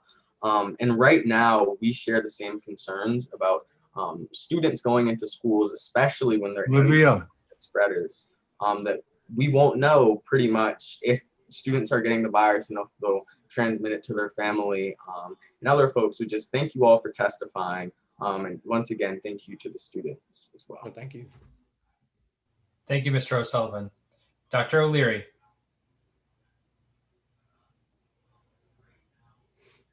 Yes, I want to thank everyone. You all had some great stuff that I'd like to talk about, but we only have a couple of minutes. But I want to ask the students about the attendance policy, because that's what I'm hearing from teachers and from parents about the attendance policy, about the fact that you can sign on at 11:58 on the night, like today, the 21st of October. I could sign on to my computer at 11:58 and I would be present for the entire school day. Is that correct? That's incorrect, sir.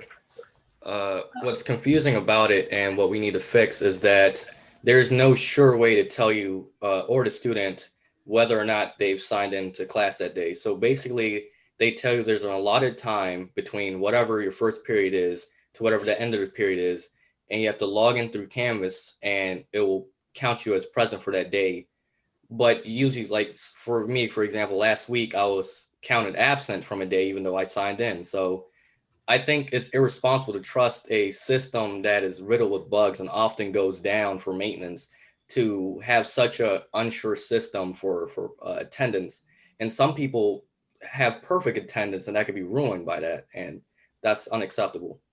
But you could also have perfect attendance and not do any work at all, right? I don't know any policy to any other school, but McKinley Tech, you have to do every work or you'll fail. But I heard at some other schools that it's like that, unfortunately. Jenae, at Bard, I know that what you said was correct. If you just have to log on to Canvas to be accounted for. Well, it depends on, because some teachers take attendance when you join the classroom, they took your name down. But usually you just have to log on to Canvas by 11:59 and your attendance is accounted for. okay, thank you very much to all of you. Thank you. Dr. Sutter. Yeah, thank you. Dr. O'Leary asked one of my questions about attendance because I've been hearing that from Ward 6 students as well. Ms. Skutt, thank you so much for the detail on the level of internet speeds. That's really helpful information for us to have as we think about approaches to closing this divide. And Ms. Etherton, thank you for representing this point about testing. I've heard from about 5 teachers today, had a really good conversation with one of your Garrison colleagues early this morning about ways we might approach this. Ms. Stuart, I wanted to talk with you briefly. The question I asked the deputy mayor earlier tonight about a decision-making framework came from your submitted written testimony. I read it before the meeting and wanted to ask specifically about it. I don't think I got the answer I was hoping for. So I'm curious, as someone who also works in higher ed, when we think about decision-making frameworks, I've got a picture in my head, a diagram on information in, consultation, decisions out. What are you thinking about that you'd like to see that we're not seeing yet? Yeah, first, that's funny because when you asked your question earlier, I thought, oh, they're thinking the same things that I am. Okay, it wasn't an independent. Yeah, I've thought about it a lot. I think there's sort of what are the core elements that we would be looking for, I think, in terms of data. And we've heard snippets of that today. So what levels of community transmission, if we're doing testing in the schools, which hopefully we would be, what are the sort of thresholds for different decisions? When would schools close? I think then sort of thinking just strategically, one thing we've been thinking about is like testing by itself is not alone. You need sort of a framework of social distancing, masks, community sort of understanding of reducing interactions. But I think for our purposes, I'd think about sort of data, how that data will be used, what communities are involved in those conversations, and how do we then sort of implement in a way that makes sense for those communities. With 16 seconds left. Thank you. I appreciate that so much. I yield back. Thank you. Dr. Gasoy. Thank you. And Jessica asked one of my questions. I had a question for Ms. Skutt about internet, and I'm sorry if I missed part of your testimony. Somebody was talking to me, but we've been hearing that there are difficulties around having universal Wi-Fi. And there aren't really districts that have done it fully successfully. I'm just wondering if there are some strategic steps we should be taking first. What should we be advocating for first, second, third? Do you have ideas about that? Sure. The first thing is district resources and services need to be in contact with landlords. We are finding several households are having trouble getting internet connection or being able to choose between providers. The second is looking into the Internet for All initiative, which is working with companies to provide their most basic packages, but really, especially with so many people working from home, does not cover the bandwidth. Peak hours have expanded, and the 3 upload speed maximum is just not sufficient. Most video conferencing softwares use that as their minimum for upload speed, which explains a lot of the lagging, the cutoff that teachers and students are experiencing. Another for the stopgaps, hotspots have been sent home, but really they need to be 1-to-1 per device. So not 1 hotspot per household, but starting to collect hotspots so that they are hotspot per device for students.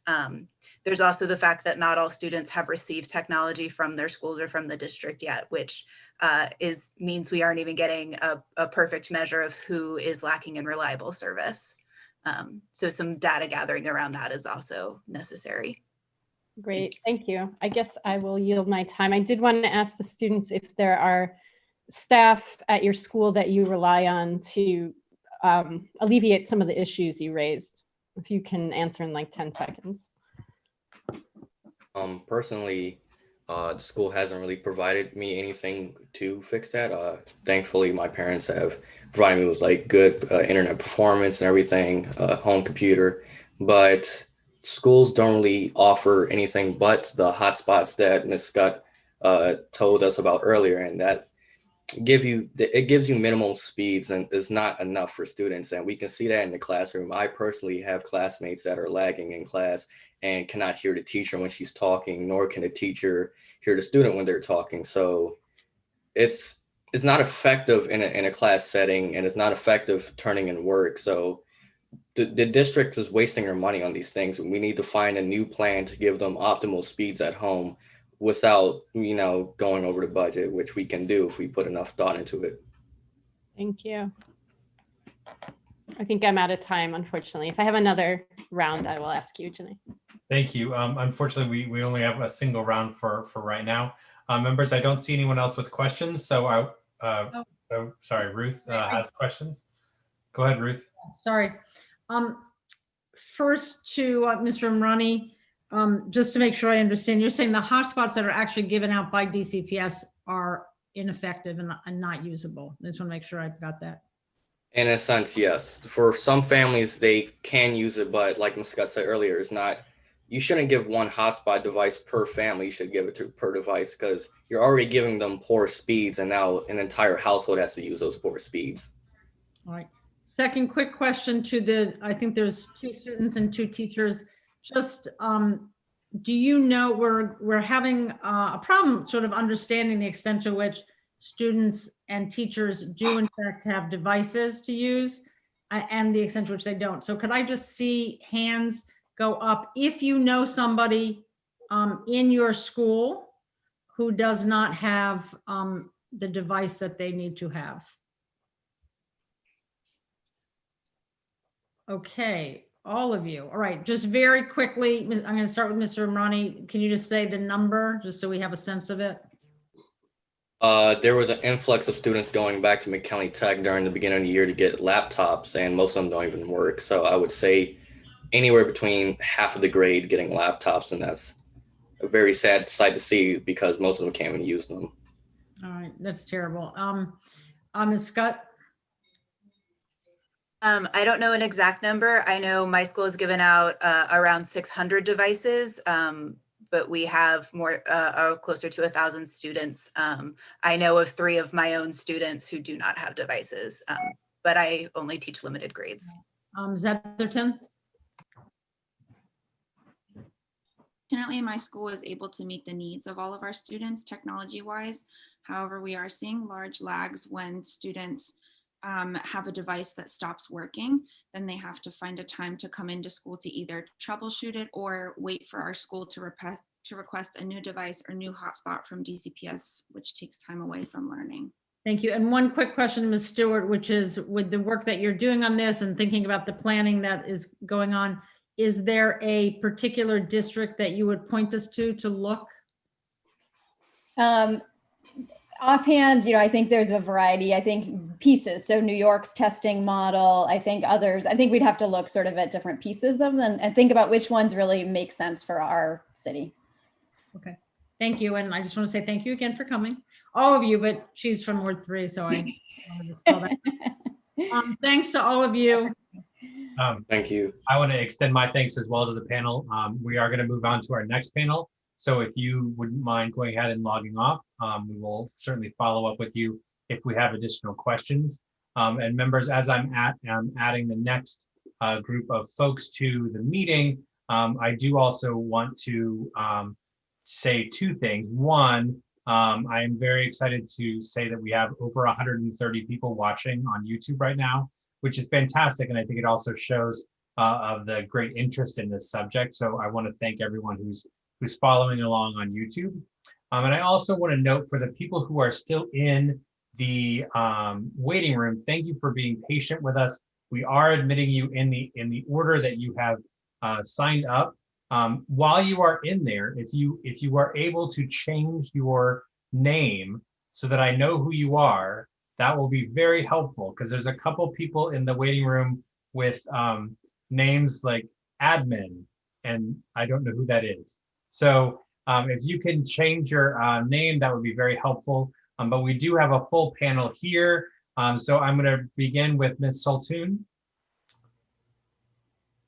And you will each have 3 minutes for your testimony. At 30 seconds, you will see a shared screen timer come up, and it'll let you know to start wrapping things up. And then we'll do a single round of questions from board members. And I'll call those rounds as well. And those will be 2 minutes per board member. Ms. Sultoon, thank you so much. Thank you. Good evening. Tonight I'm speaking as a DCPS parent that has served on both the HSA and LSAT at Eaton Elementary School. I think the policy objectives of the Term 2 plan are so important and are certainly worth pursuing when it's safe to do so. Unfortunately, as many have said tonight, there are so many drawbacks to the implementation that they negate the commendable goals of the plan. There are three main reasons why the Term 2 plan should be delayed and revised. First, it will disrupt the education of every single DCPS elementary school student, including those it is aiming to help. Second, it threatens to jeopardize the health of every student who participates and every teacher who returns to the classroom, whether voluntarily or otherwise. And third, it fails to acknowledge the variance and impact due to school sizes and community needs across the district. On the first point, the Term 2 plan requires that one teacher per school grade be pulled away from the very students with whom he or she spent the past 2 months building trust and rapport. In this precarious time, elementary students will be thrust into new classrooms with new teachers and new peers.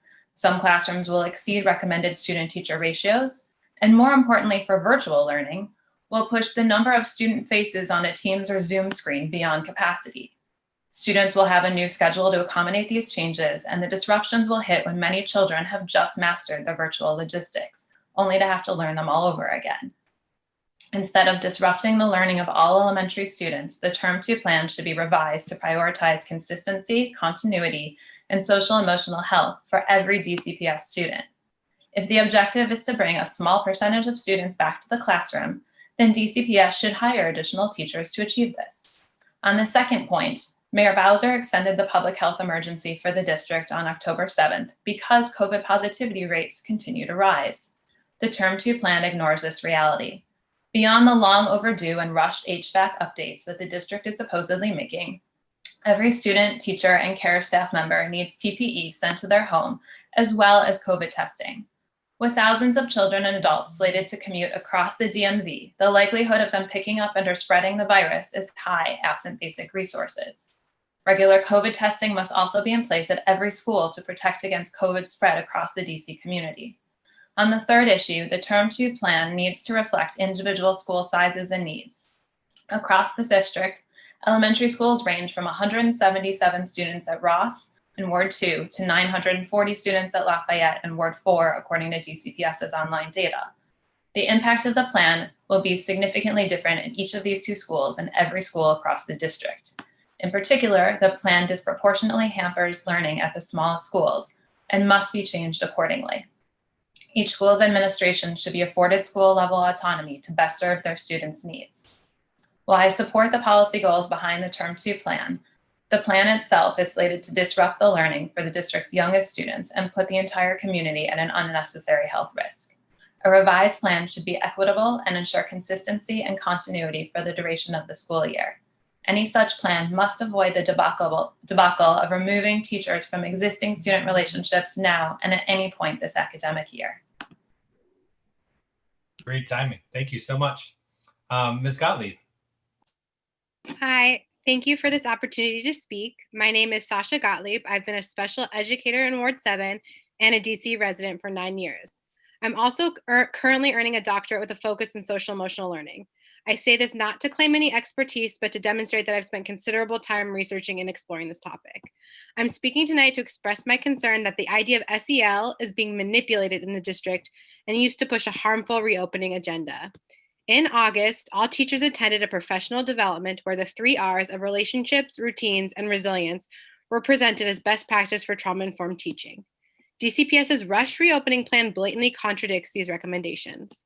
The proposed reopening plan destroys relationships as students will be assigned to a new teacher in either the traditional, CARES, or virtual classrooms. This disrespects the time and trust that have gone into forming classroom relationships.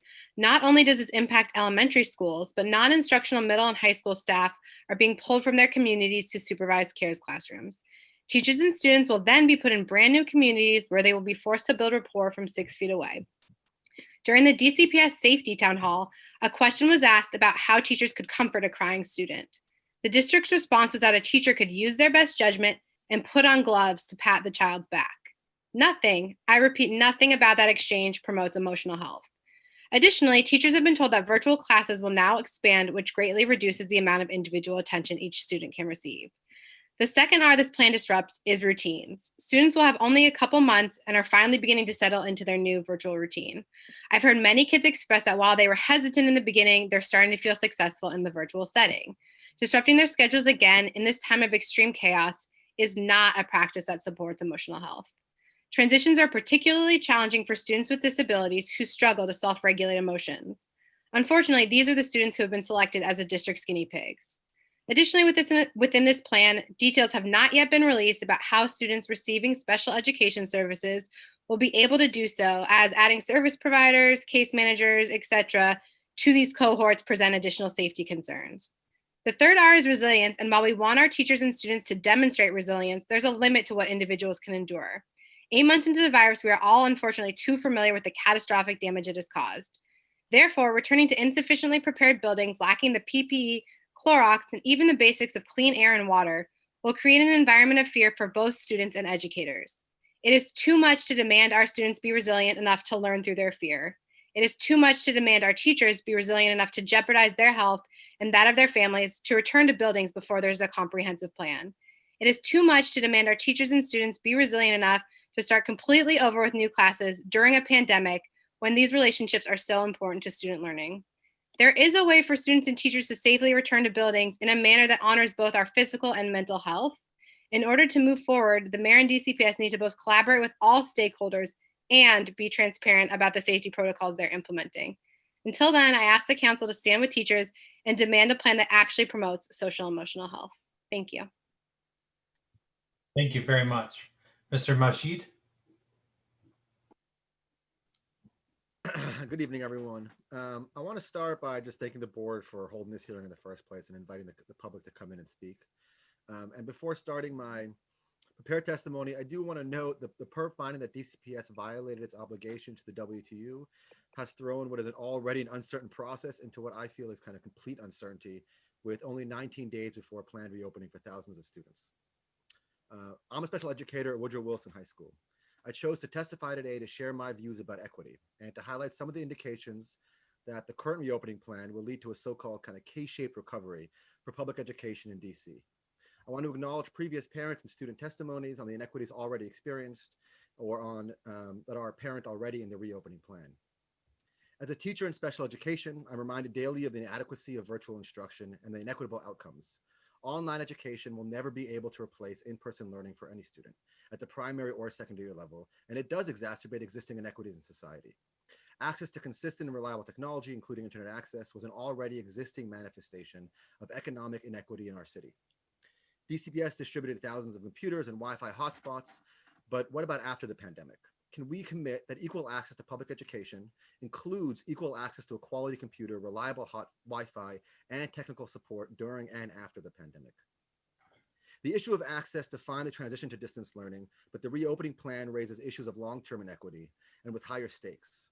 The K-shaped recovery, in other words, looks like a gentle slope when it's measured at a macro level or overall, but it conceals the inequality produced over time. For example, the choice to buy rolling air purifiers instead of updating existing HVAC systems. Isn't clean air going to be important for students, educators, and staff members after the pandemic? How can we ensure that maintenance and repairs will be equitably distributed? What's at stake here is having access to physical schools, their facilities and resources, and consistent in-person instruction. One of my biggest concerns relates to behavioral management and the existing disproportionate punitive outcomes for students of color and students with disabilities. What were previously small infractions are now and truly serious violations of CDC guidelines that could put classmates and teachers at risk. For obvious reasons, physical force and defiant behavior cannot be tolerated. And I fear that this will lead to a slow decrease of students of color and students with disabilities from the in-person setting. How can DCPS ensure equitable access to in-person education? If they follow through on expanding virtual classrooms to as high as a ratio of 40:1, this will simultaneously reduce the quality of virtual instruction.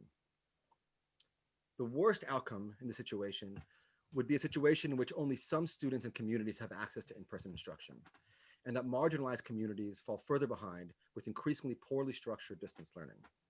Thank you. Thank you very much. Ms. Darren Digger.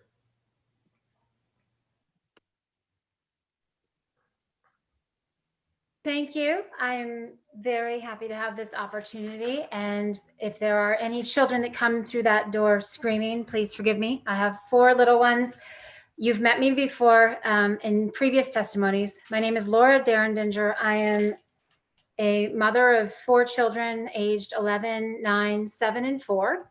And it's a bit past their bedtime. I'm also by training a public health nurse.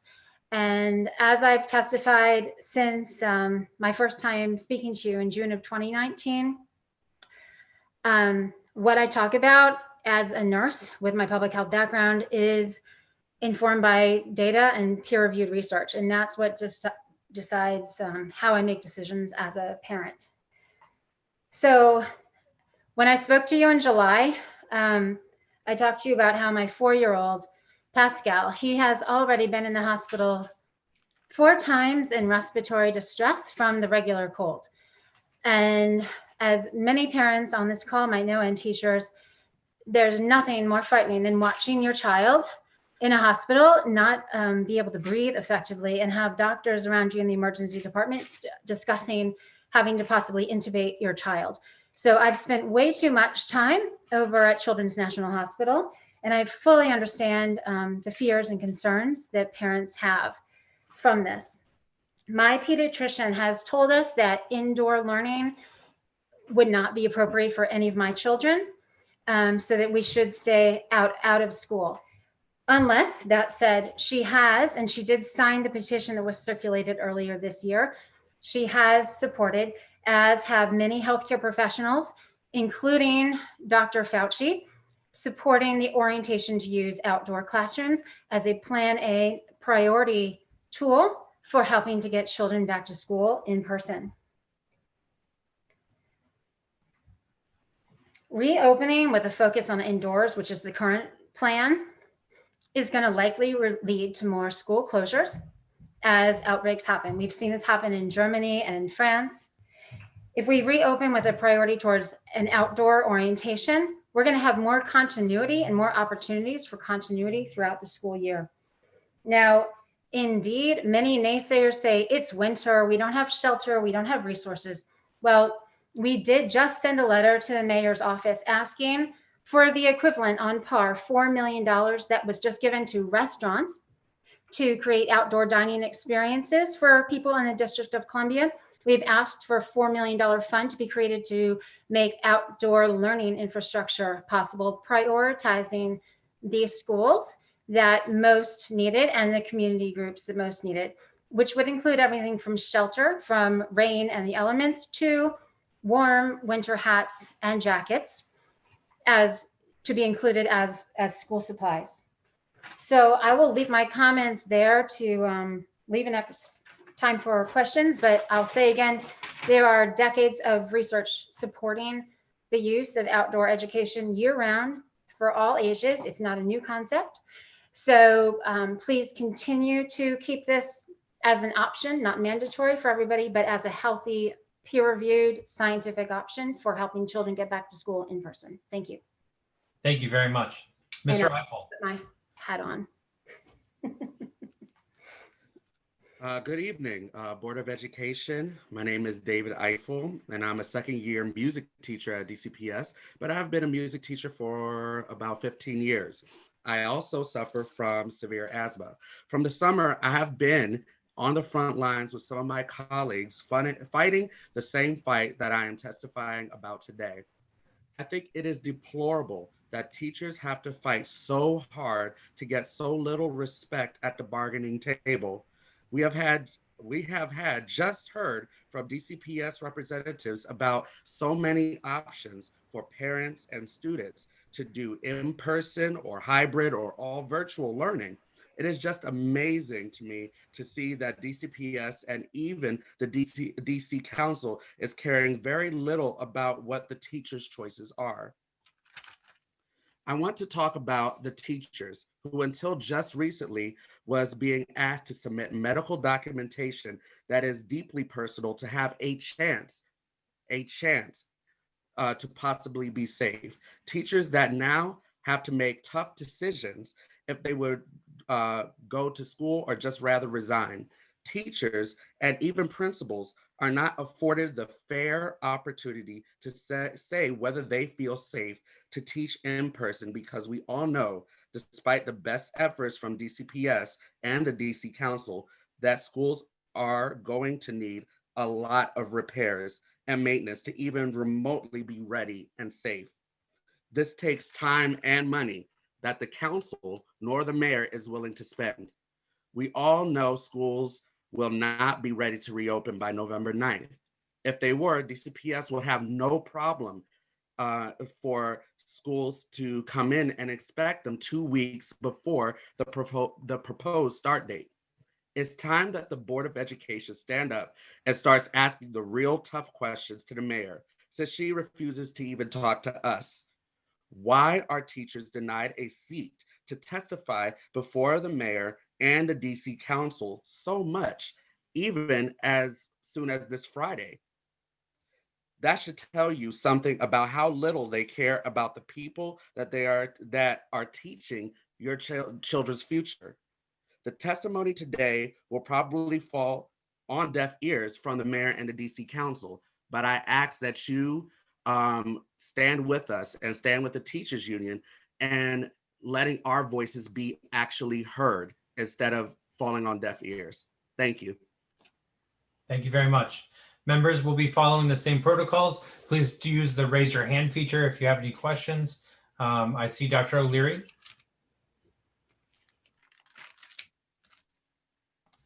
I'd like to start off by talking to Mr. Eiffel about, we've been raising our voices every time we meet about what you're talking about. And we will continue to raise our voices until somebody listens. In June, we had 51 people testify.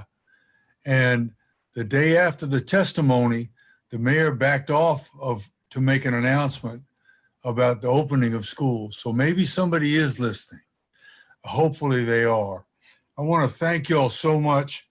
I just wanted to ask you one thing about, you just did progress reports, those of you that are teachers. How do those progress reports look? Anybody can answer that. For me, progress reports kind of look the same. We are, from when I was in teaching, I think because we are doing something new and something different, some of it is going to be a little bit off balance, but I don't think it's any different than when we had in person, because the same amount of kids that I had last year that were struggling in person is the same kids that are, having struggling issues with virtual. So, it's just trying to reach out to the parents and reach out to the students and make sure about equity in terms of reaching out. But grades have been the same for me. I don't know about everybody else. Good. Anybody else? You got 20 seconds. I would say the distribution is pretty similar. I do, want to acknowledge that virtual is not comparable to in-person, for a number of reasons, but we have to acknowledge that it's a pandemic and there are so many other variables. So the kids are actually learning, and it's, we can see that in their progress report grades. Good. Thank you so much. Thank you. Thank you. Ms. Dell. Hello. This question is for Ms. Derendinger.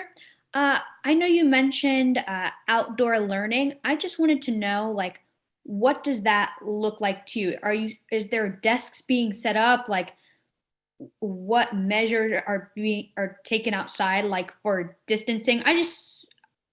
In general, when on this topic, I'm usually confused on how this looks physically and how this is supposed to, take on. Thank you for your question. And I'm sorry for the perhaps too common answer of that's going to depend on what class it is. Certainly there are models where simply the least expensive model is that desks have been set up outside with 6-foot distancing and masks. And the traditional classroom model of a teacher speaking to the students is what's available. That said, it can also go to simply sitting in a circle and having a book discussion club. It can also, in terms of art and math, be an integrated combination of learning. For example, measuring the circumference of a tree somewhere and looking at a chart to actually do the calculation using pi to then determine what is the age of this tree. And then an entire history lesson to discuss what has happened during the course of time that this tree has been alive. So it can go from your very traditional teacher lecturing to students, raising their hands, to a very involved applied learning model. There are many ways to make it happen. And again, when people talk about the elements of being uncomfortable, as I've mentioned, in Chicago suburbs to Vermont to Maine, New York, Seattle, there are indeed people that have already prioritized, schools that have prioritized outdoor learning for this school year, and they've come up with solutions that are certainly available. And I invite any of you to visit the greenschoolyards.org website to learn more about what that infrastructure looks like. Thank you.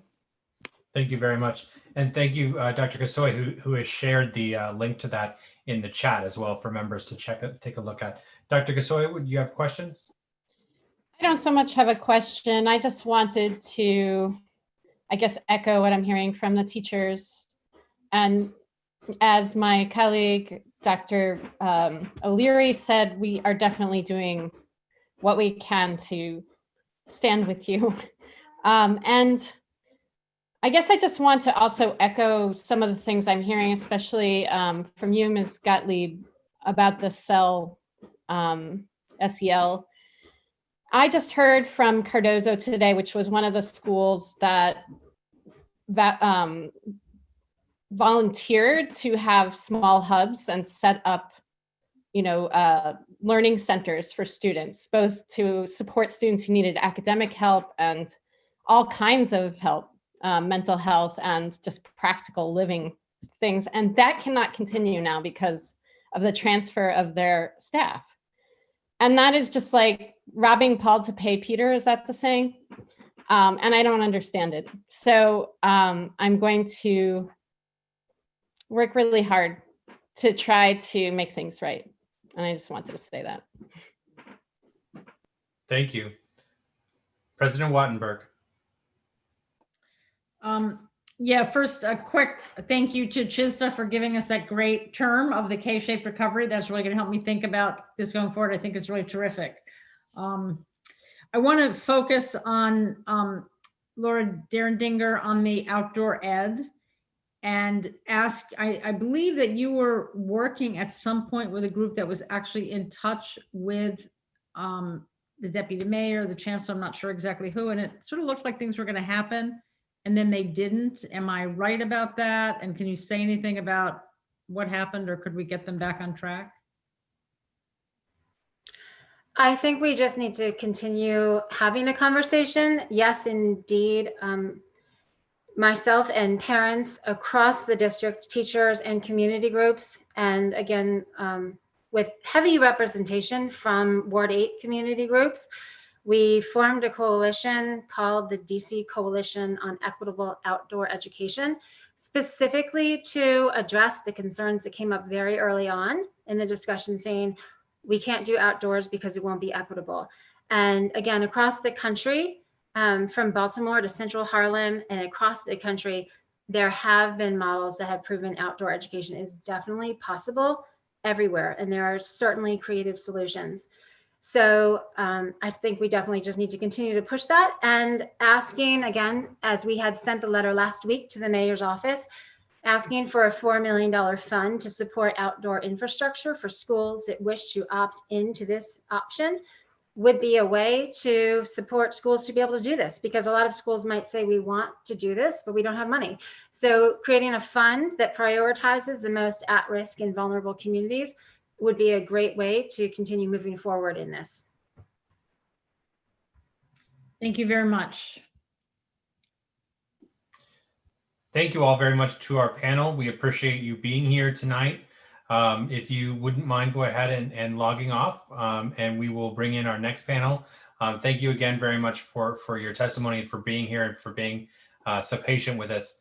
Members, so I'll be bringing in the next panel now, if you can give me a few seconds.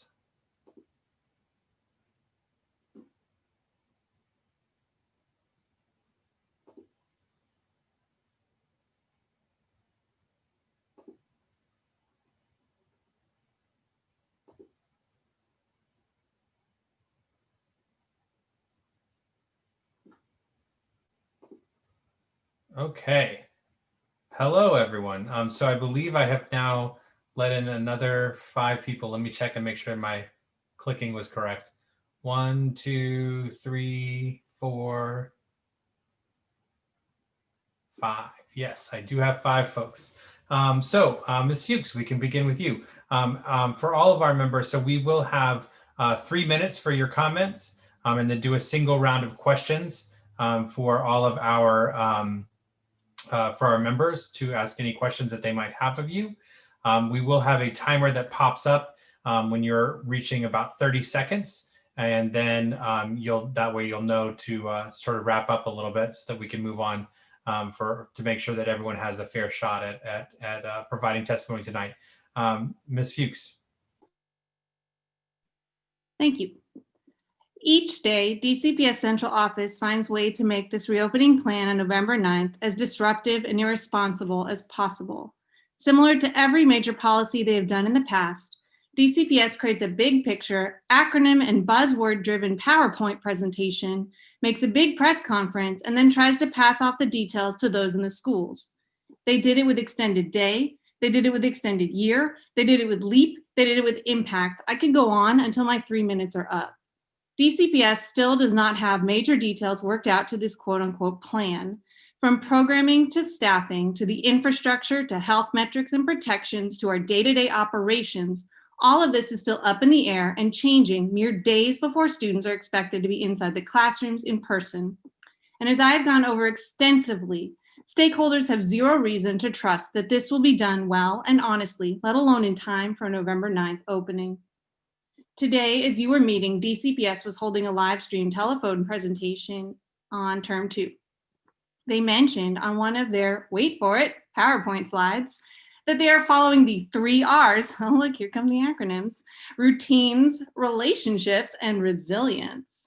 Routines that will be destroyed as students move classes, get new teachers, and enter a new physical space where the danger of COVID will be hanging over them.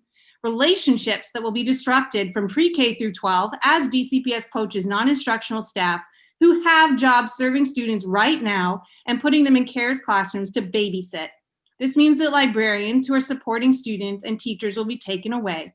Counselors who are checking in with students, supporting their academics, and so much are taken away. Deans who are providing important support around attendance and assisting students are taken away.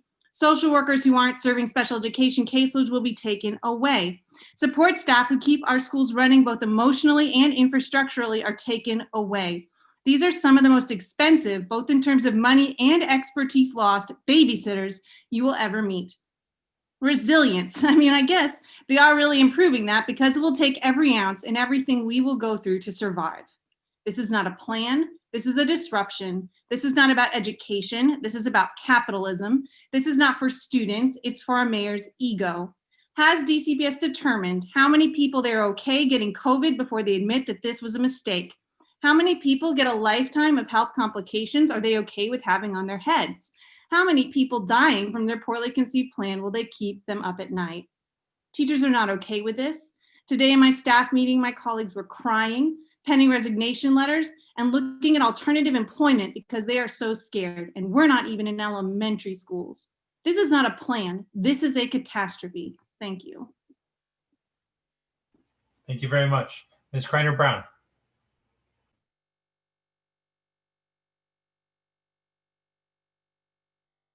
I believe you're still on mute. Thank you. Good evening, state board members and all watching. Hopefully my camera won't cut out, but I'm gonna pull away just so I can have my notes up. First, I want to acknowledge and co-sign everything that Laura Fuchs said, and her mic drop that should have come after that. My name is Allyson Criner Brown. I am a parent that resides east of the river. I live in Ward 8. I have a first grader in a Ward 7 school. I'm also at home with a 2-year-old. So that's 2 adults working from home, plus distance learning for a first grader and at-home daycare. And I'm tired. So y'all just gonna have to forgive whatever comes out, but I'm gonna try to go through my notes as quick as I can.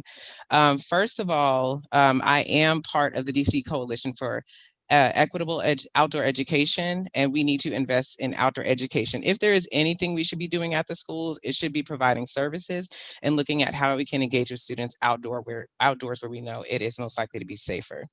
I'll just say as a parent, there are still a lot of challenges to distance learning, including communication with the teacher and building relationships. I'm still finding out about assignments that we're apparently due that we're going back to do. And Microsoft Teams is always acting up for us and on the devices. But with that, I still see that my first grader is engaged and she's learning and she's even self-directed on this. And I'm really concerned that the current DCPS plan is just going to blow all of this out the water for teachers and students alike. This is a disruption to the whole system instead of a slow reopening. I think it is absolutely outrageous that we're willing to put the teachers at risk without anything that even resembles a testing and tracing plan, or at least a testing plan. And I also want to very intentionally challenge the notion of equity behind this. I think DCPS needs to actually prove that this is an equitable plan for several reasons. One, the target students are not distributed equally across DCPS schools. Two, there are lots of health issues, particularly east of the river, both among students and their caregivers and families. This puts families and caregivers at higher risk, not to mention more of our DCPS schools east of the river have Black teachers and teachers who are older and of color. They are more experienced. We should not be putting them at risk. Does this actually meet the needs of the families that we are trying to target to call in an equitable approach for DCPS as a system? We're doing the same plan across all schools, allowing no variance. Equitable intention is not enough. The plan will be executed equally, or at least evenly. But for instance, will this help special education students receive their services better? Will ELL students get their services better? Will students who need these services but are concerned about their health or their family members at home get their services better? The bilingual schools, this will completely, this is impossible for them to implement based on their plans. Will social workers and counselors be able to better serve their students? DCPS needs to prove that this is an equitable approach as a system. And I fully do not believe that we should be, as someone who taught middle school, we should not be putting middle and high school teachers, staff, frontline into babysit elementary school students, period and point blank. Testing and reporting, I also want to raise, I'm really concerned, particularly given the school without walls principal firing, that when teachers and staff and principals do see issues and non-compliance, that will be silenced. And that is something I specifically want the state board and lawmakers to address, potential whistleblower protections, and how we are actually going to make sure that when issues are raised, they actually get where they need to go and something is done about it. And I will stop there because that is my time. Thank you very much. Mr. Jacobs. Hi, my name is Ben Jacobs, and I'm a special education teacher for DCPS in Ward 4. When I started planning my statement tonight, I honestly couldn't decide what to share. There is so much I want to speak about in regards to the DCPS reopening plan. I'm a WTU building rep and just recently met with my building, and that has inspired my statement tonight. First of all, teachers understand the need for some and a lot of students to return to in-person learning. And trust me that we would love nothing more than to do that, but only when it's safe. The first topic I want to hit on is why are there so many families and children in DC that are struggling with resources? Why are DC and the leaders of DC failing these students and families? I would urge you to push the council and the mayor to be reflective about what resources we are providing our citizens. In DC, we constantly see new apartment buildings going up and cost of living increases. But what are we doing to ensure DC is a place for all? The second topic I want to discuss is the way in which DCPS has approached us returning to buildings. In early October, we were sent a staffing assignment survey. At that present time, I do not feel safe to return to in-person learning, but the only option I could pick was option 3, which stated I would not like to return, but might have to do so. This is unacceptable. If I don't feel safe, I shouldn't be forced into the classroom. Then it was shared they would decide who went back based on the timestamps. Really? That is how we're deciding this important decision? It literally feels like I'm in some type of horror movie. I also want to note that this survey also basically made it sound like that if you didn't have children, some type of medical condition, or taking care of elderly, that you are okay to risk COVID-19, even though we don't know all the side effects that it's going to cause to everybody. You may be thinking, why do I not feel safe? First of all, we continue to watch COVID numbers increase across the country, and experts are sharing it will only get worse as it gets colder and more activities are moved inside. In addition, I've worked for DCPS for 4 years now, and I've constantly been disappointed by the building maintenance. My current school has multiple wings with no HVAC systems working. Last year, instead of fixing it, they placed a space heater in every classroom after we complained about students wearing coats in the classroom, and told pre-K teachers to not let kids nap under them in case they fell from the ceiling. I have known for quite some time for us to return to in-person learning, these HVAC systems need to be fixed. So why did DCPS wait till October and then share with us that they're going to be fixed miraculously in 30 days? First, if they could have been fixed that quickly in the first place, why didn't they do it when they broke? Why did it have to take a global pandemic for our schools to be fixed? And lastly, before I leave, I just want to thank every board member that's been here asking the tough questions. Dr. O'Leary, President Wartenberg, I really appreciate all the questions that you asked DCPS, but I just think that we need to do more, because it is clear to me, based on the deputy mayor's comments and the DCPS spokesperson comments, they're not understanding. And I don't get it, because we're sharing with them time and time again what's happening, and they're not listening. Thank you, Mr. Jacobs. Ms. Babcock.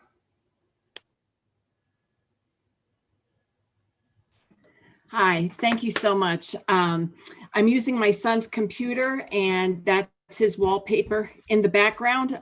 So just letting you know. My name is Marion Babcock, and I have been an active stakeholder in my children's education for the past 18 years. As a parent of 2 School Without Walls alumni, a current Walls junior, that guy, and the charter school 8th grader, I am writing to you to inform a position of pragmatic empathy. Educating in a historically forgotten urban environment with huge inequalities is no easy task for anyone in DC leadership. I do see the enormity of this challenge even more so now that we are in a pandemic. Understanding the educational hurdles in DC, I am dismayed and I am angered by DCPS's release of 5 principals in this pandemic period. Already, our city has been shortchanged emergency funding by the federal government. Our Black and Brown communities are bearing the brunt of this COVID-19 devastation, and we continue to have national reckoning of race, violence, and guns in our streets. In these times of truly terrible trauma, DCPS leadership severed the bonds of several school communities to their principal, the most recent being my principal, Richard Trogish, an action admitted by DCPS that it was not in the best interest of our students. As an LSAT parent co-chair at School Without Walls High School, the damage to our school principal since Principal Richard Trogish was removed has been a midterm disruption to school leadership that puts unnecessary hardship on administration and teachers to resolve. The destabilization of the security achieved in this pandemic, conveying that stakeholder voices, health, and communities are valued. A disruption to our discussions on racial dialogue that makes achieving our CSP goals difficult.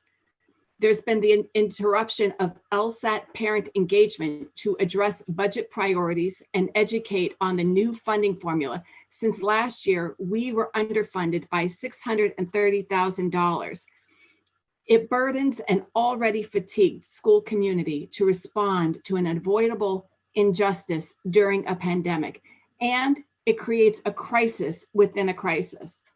On a personal note, I fear that losing the student-centered advocate that we had in Principal Trogish at a diverse school such as Walls will present hardships not only for my children who must finance college themselves, but also for their fellow students in wards 4, 5, 7, and 8.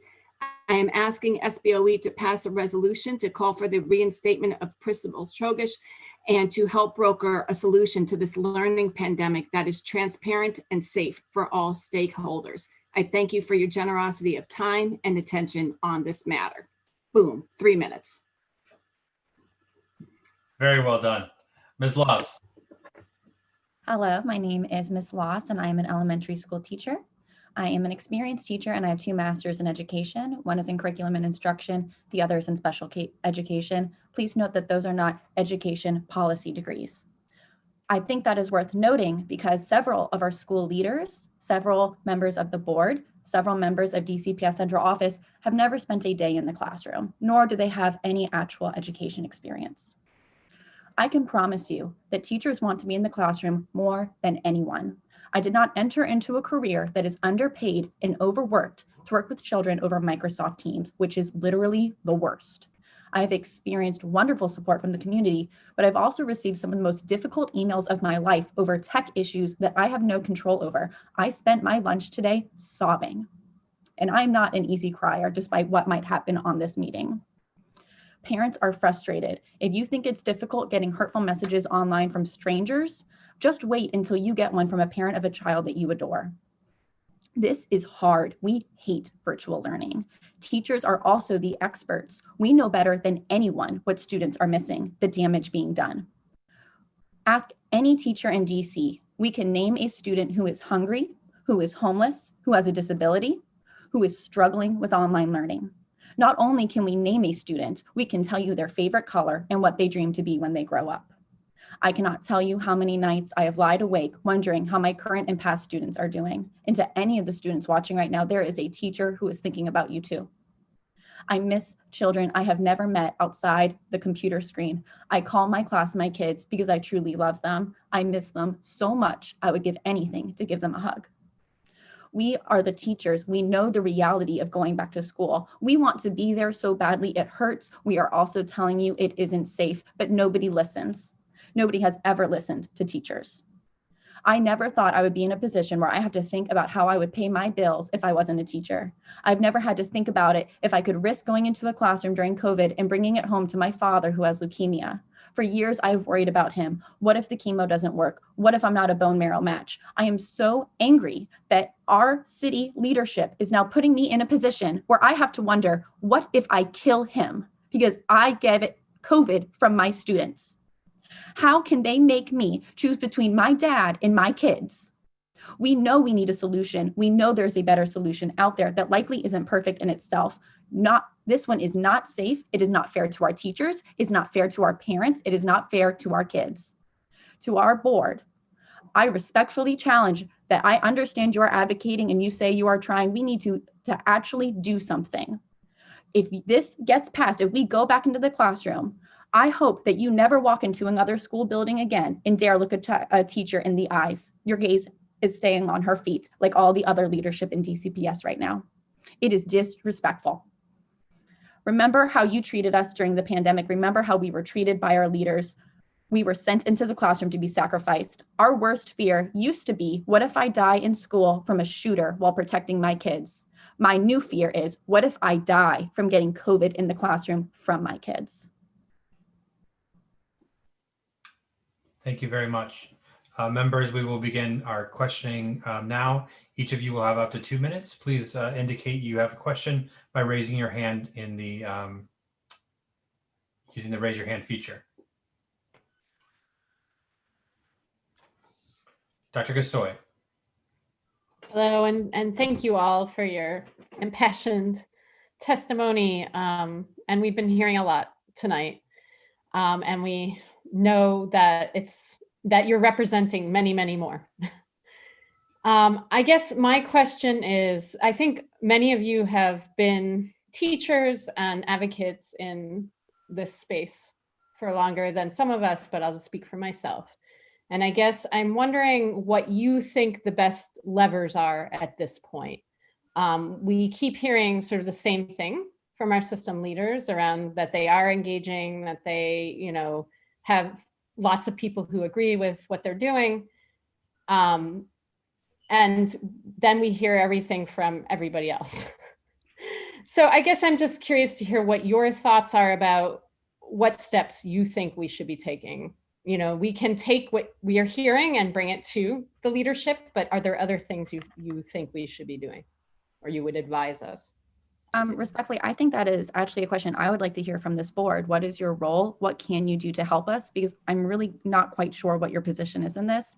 Just from hearing the questions that you had earlier about attendance policies and very basic concepts about this virtual learning plan that we've been doing for several months now, I'm very concerned that it seems like the board is actually very out of touch with what's going on in our schools. So what is your next step? What can you do aside from just advocating for us? We need to, yeah, go on, Allyson, and then maybe somebody wants to answer that about empowering the board more. You know. Your ward-based council member, which I know some of you have done a lot of, make sure that they are staying focused on education, even if they're not on the committee, is exceptionally important. And making sure that they are getting these voices beyond the emails that they get and the calls that they get, they're getting them from you. And I've seen both you and Ruth in particular doing that to great effect. I know Fraser's going to be awesome at it once we have an actual decent council member in Ward 4 very soon, but you're going to do it to good effect. But we need to do it more, and probably also need to start doing it at large, because the council unfortunately are the school board right now, right, in terms of DCPS, and we need them to be holding more hearings and asking better questions. And when DCPS lies to their faces, which they will, they need to be able to say that and follow up, which they usually can't. So you can help provide them that information. Oh, I'll say, so I have too many things swirling in my head to have a direct answer to that right now. But one thing I didn't have time for is to say, I'm really concerned about the level of disrespect that teachers have received and how that might cause so many people who were already thinking about it to leave the classroom after this. And I know that teacher retention is already an issue that the state board and others are concerned about. And this is more, if it takes a straw to break the camel's back, I mean, this is a lead pipe. Thank you very much. I just want to say, as a parent, I would really like to see people higher up on the food chain look towards teachers and principals, because they are the go-between for myself to the higher up in the hierarchy, that they know how my student is doing in school. They are gathering a lot of data that a lot of standardized tests and grades are not gathering. And so for me, my proxy of voice at the table are primarily teachers, and then principals help with the community. So if any plan is going to succeed, we have to make sure that we preserve school communities and that we respect the data from teachers and principals to flow up the chain and inform the chain. And that's what I need to see as a parent. So I can't imagine for the other parents who lost school principals what that has done to their school community in a pandemic. So right now in a pandemic, I'm asking you all to help preserve school communities and information going from the bottom of the chain of command to flow upwards. Thank you very much, Ms. Babcock. Dr. O'Leary. I'm going to have to get on the soapbox a little bit. I started teaching in 1971, and I was a member of the union. I've been on 2 strikes against the people you're talking about now, and one of them worked and one of them didn't, and put me in the hole for like 5 or 6 years financially, but we never stopped. And what we have to do, John Paul said something like there were 130 people on the YouTube or something like that. Maybe this is the biggest audience we've had for a State Board of Education hearing, at least since I've been on the board, which has only been 2 years. But you've got to keep knocking on that door and banging on that door and letting people know. Everything that's been said tonight has been something that those people in higher positions than we are, and the State Board of Education doesn't have any kind of real power except the power of our voices as far as changing something that's going wrong. But the community does. And we as the community have to keep raising our voices. I mean, this is what's going on right now, folks. We've only got like 3 weeks until the elections. And, hopefully there are going to be big changes made, but it's going to be everyone raising their voices. And that's what you have to do. Thank you very much. Ms. McClay. Yes, hi. I would just like to state to Ms. Loss, who had a question about the board and what we do. Part of the reason we ask some of the questions we do is so the public who is listening can actually hear the answers, because we as the board, we might actually know the answers, but we want the public to know from whoever we are asking the answer to the question that we're asking. Your question upon attendance policies, we, in fact, the board had an entire session on attendance policies at our working session earlier this month. We've also been going over attendance policies. I think you need to rephrase your tone.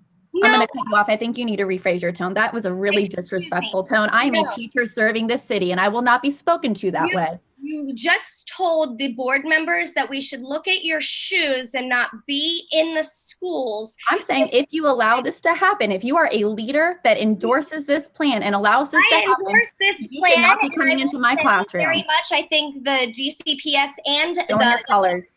has been. I'll continue to my classroom. You have a nice day, ma'am. You can, Miss Loss, we are talking. Can we mute Ashley? She's being very disrespectful right now. We are working very hard to listen to everyone here, okay?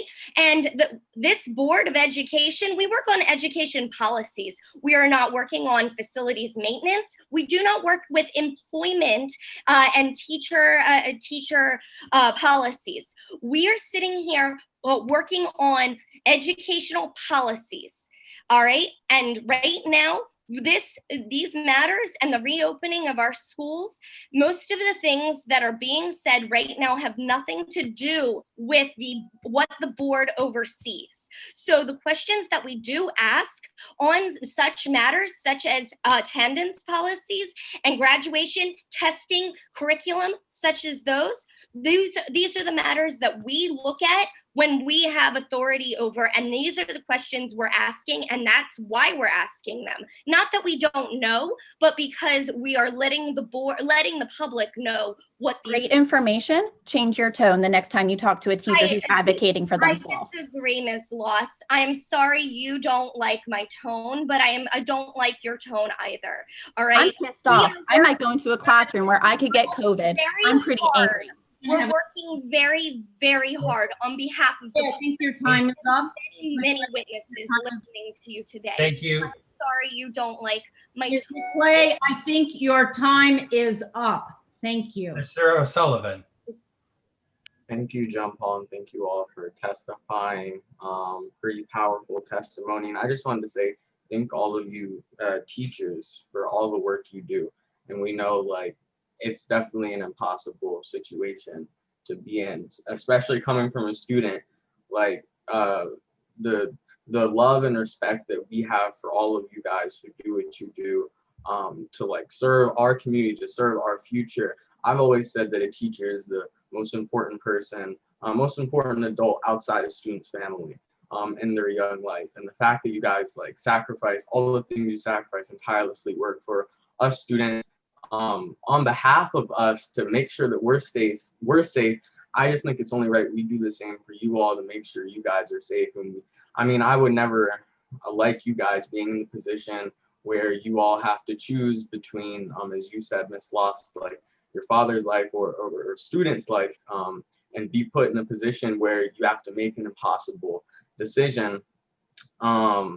I just know that, like, coming from my perspective and like this is my second year on the board, I will say, like, I've always tried my best, and you just have my word that I'll try to do everything I can to make sure that we do on the board as much as we can for the teachers and for the students, because we know you all are doing what you're doing because you care, and it's coming from a place in your heart for empathy. And that's something that I know I certainly don't look past. And I know that I respect, and all the students around the city and all your students respect too. So thank you. I don't have any questions, but thank you all for testifying, and the Washington Teachers Union for all the work that you guys do for our students and trying to make sure that a plan will actually work and keep people safe. So beautifully said, Alex. Thank you. Dr. Sutter. Thank you. I want to thank all of the teachers for your testimony tonight. I was a teacher. I hear everything you're saying, and I share your concern around the things that you have asked for that have not yet been made part of the plan. I also think it's a problem that the plan was publicized before teachers were given the information they needed, before it was shared with the union. I think that's wrong. Absolutely, unequivocally wrong. What I do want to share back around the power of this board, I do think we have the power to ask questions. On the issue of attendance, my particular concern tonight is that I have heard from Ward 6 families that the attendance policy as written seems to be enacted differently. And one of the things that I focused on when I got my policy PhD, which admittedly is not a practice PhD and very different, is the notion of policy implementation. So we've got a lot of plans, and then we're watching them play out. And oftentimes the plans as written are not what we're seeing in practice. So I do think it's an important thing that this board can and should do, to call to the table the officials who say, our plan is X, when we hear from our constituents that the plan as implemented is actually Y or Z, even if what was written was X. So I think that's something we can and will continue to do. I also think the point that Laura raised around working with council members is key, because they are the ones who hold the power of the purse. They are the ones who can release the funds that are needed. They are the ones that are able to ask these questions of the chancellor and the deputy mayor at their hearing on Friday. And most of us on this board have strong relationships with our council members. And I do think that us working in concert with them is really essential at this time. And I know that we're committed to doing that. So thank you all tonight for what you said. Thank you for all that you're doing to fight for your colleagues and for your children and their families. It is not unnoticed. Thank you, Dr. Sutter. Ms. Williams. Jessica said it so succinctly and so well, but I would like to echo her response that as a state board, we are working to enhance our visibility, enhance our power. It has not happened completely yet, but we will continue to work on that. And as long as our audiences come and give us issues, we will try to settle those issues or work to make the situation in the DC public schools better for our children. That's why we're all here. It's for, not for us as adults, it's for our children. Thank you. Thank you. Mr. Batchelor. Thanks, Mr. Hayworth, and thanks to all of you who joined us tonight and I think brought such impassioned testimony. I think that it has been the goal of so many of our colleagues, not just to take up space as the only elected representatives here and really make sure that the issues happening from the grassroots really bubble up, but that we've also tried to, with great intentionality, to make room for the voices of our educators and for our students, which I think is evidenced by your presence tonight, but also the dynamic presence of our student members. And I think we're working every day to get better at that and make sure that we're also breaking down those barriers in other parts of our government, right? I mean, 4 years ago when I joined the board, actually having a dialogue with public witnesses that came to a state board of education meeting was actually officially against our rules, right? And so the progress that we made to really make this not just a space for the statutory work we have to do, but as a megaphone for those folks who are left out of the conversation so frequently, I think has been our goal. And I think that this is the third, if not more, public conversation that we've had specifically on reopening. And we take that to the council. We fight for that with education leaders, but I think so many of us have also benefited tremendously and really find it a blessing to really be able to also join you on the front lines. I'll see some of you on Friday. And so I just want to thank you all for the work you do. Not just sacrificing inside your classrooms and your time and your treasure, but also sacrificing your time away from the classroom like tonight to advocate so forcefully for yourselves, for your peers in the field, and most importantly for your students and families. And I know that we share that same commitment as the elected representatives in this space. And I want you to know that you have dedicated partners in us to expand that power and authority that we have, so that so many of the voices that we've heard over the last few months don't get ignored by those folks who have decision-making authority. So I just wanted to thank you all for that, and let you know that we'll keep fighting alongside of you. Thank you. President Wattenberg.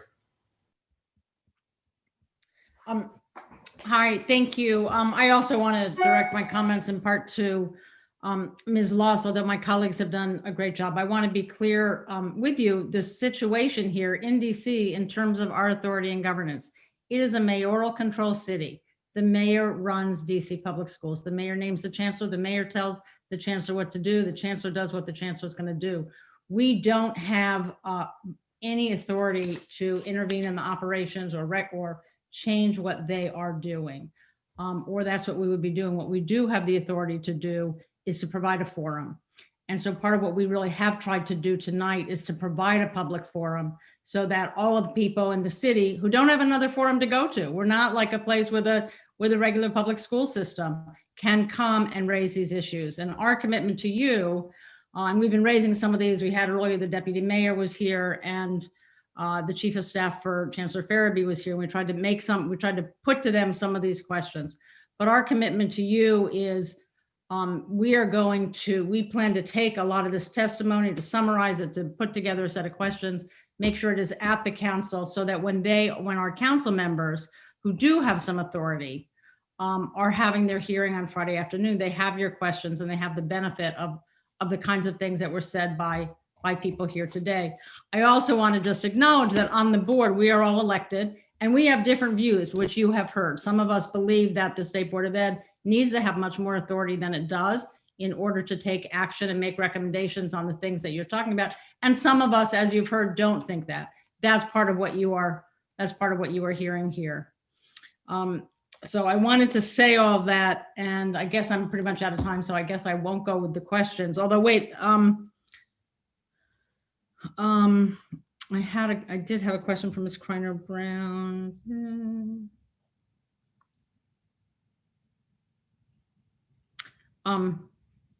No, I'll pass.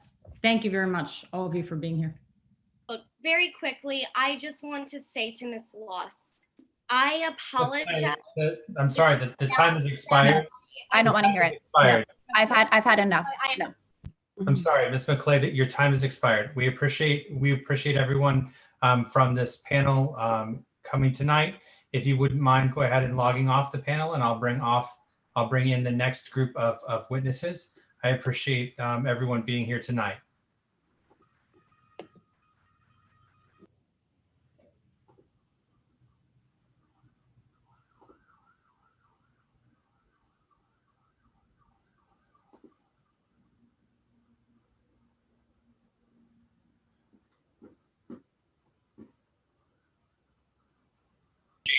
Everyone being here tonight. Sorry, I'm counting to make sure I have a full panel. Give me 1 second.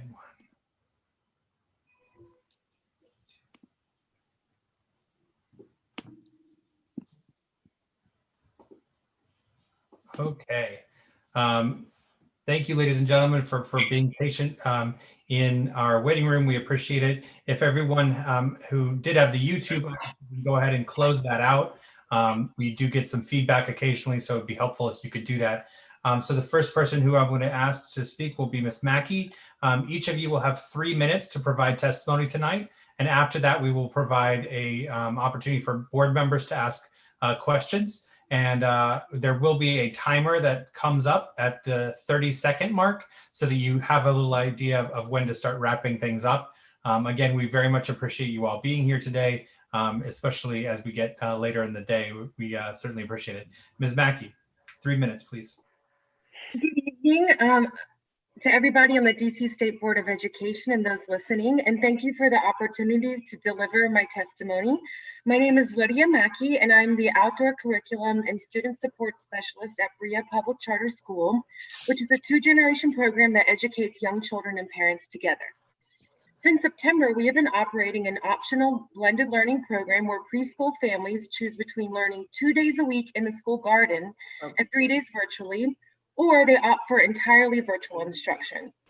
So tonight, I wanted to share some of the successes that we've had in our outdoor program, so to encourage other DC schools to consider the viability of outdoor learning in their forthcoming school reopening plans. Beyond the lowered risk of transmission of COVID-19, there are many, many other developmental benefits for outdoor learning that counteract the extensive time that children currently spend indoors. So in preparing for the school year, we studied many year-long outdoor learning models that are already in place around the country in order to inform our infrastructure and logistics. And even though we're only 6 weeks into our outdoor learning program, I can assure you that the investment at BRIA will be around for years to come. We've loved our outdoor classrooms. So as part of the program, each child receives their own set of materials that is not shared with others, which includes buckets, shovels, blocks, art materials, and toys, which facilitate math and literacy learning within the garden. We conduct daily health screenings and have a backup plan for rainy weather. Over the summer, we updated our HVAC systems, and we also purchased ponchos and rain boots for the children. Because we're a two-generation program and believe in fostering a strong home-to-school connection, the parents have accompanied their children for in-person classes during this stage of blended learning. Thus, working closely with the parents, we spent the first weeks of school instructing students on safety and the importance of wearing masks and keeping social distance. For example, we practiced putting masks on rocks, decorating 6-foot sticks, and washing our hands in buckets full of bubbles. However, the most important point that I would like to make is that the garden has been an antidote to the traumas of rapid school closure, social isolation, fear, loss, and economic hardship that families have experienced as a result of the pandemic. Many adults have expressed how beneficial daily walks, gardening, and time in nature have been for their mental and emotional health during the shutdowns. So you can imagine children also emotionally benefit from the sensory experiences of digging, watering plants, and observing the flora and fauna of our region. And now that the children have internalized safety protocol, they move more frequently than they would in a typical classroom environment, which in turn has decreased anxious and reactive behaviors that teachers often witness when establishing classroom routines at the beginning of the school year.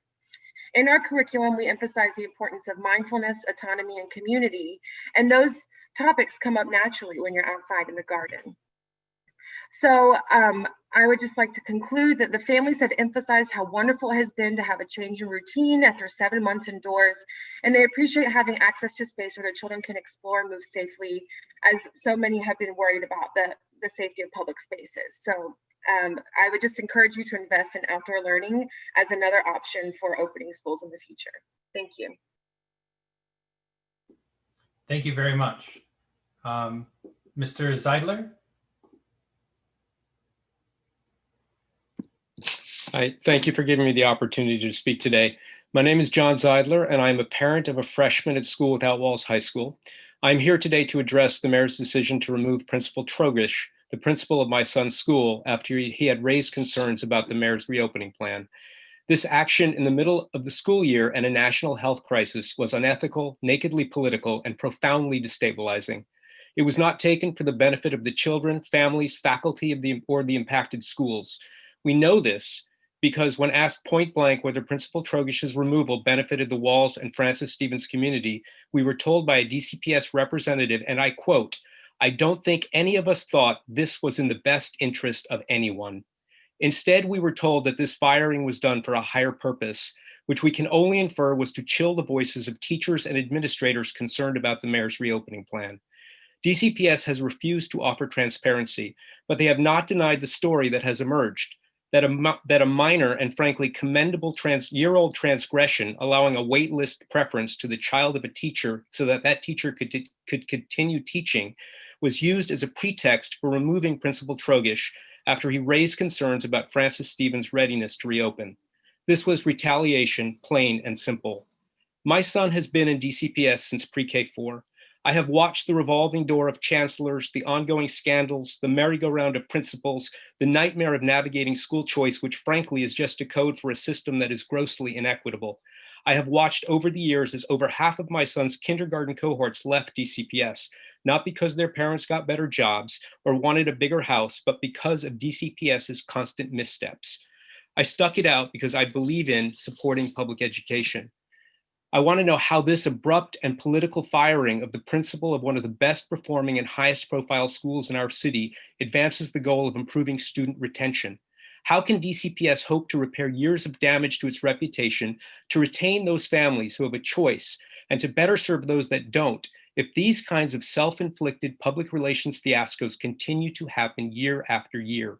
As any DC parent can tell you, the process for choosing and applying to high schools is extremely stressful, and it was a huge relief when my son was accepted at Walls, with its reputation for quality, stability, and unique educational opportunities, much of this owing to the work of Richard Trogish.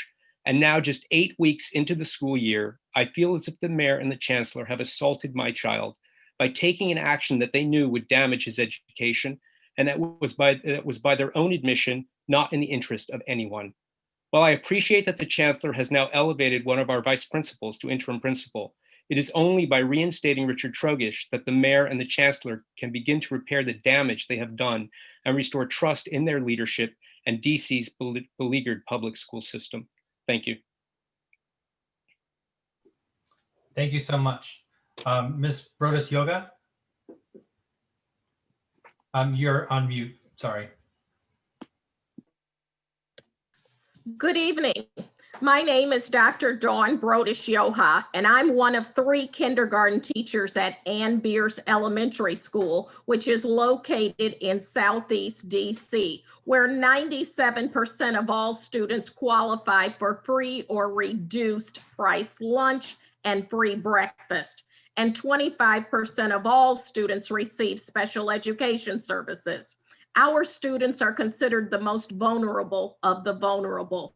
Kindergarten is the foundation of K-12 education, and research has shown that those students that participate in a good early childhood program go on to succeed later in life. That being the case, I need to be in my kindergarten classroom teaching our future attorneys, doctors, architects, engineers, college professors, Supreme Court justices, U.S. presidents, teachers, policemen, bus drivers, office clerks, and so forth. Hashtag only when it's safe. There is not one day that I don't feel a sense of urgency to return back to my kindergarten classroom and students. However, if the experts are to be believed, COVID-19 cases are on the rise in 41 of 50 states, and almost 225,000 people are dead, and the numbers continue to increase. Health experts say the next 6 to 12 weeks will be the worst of this pandemic. Locally, Mayor Bowser has extended the health state of emergency in the District of Columbia until December 31st.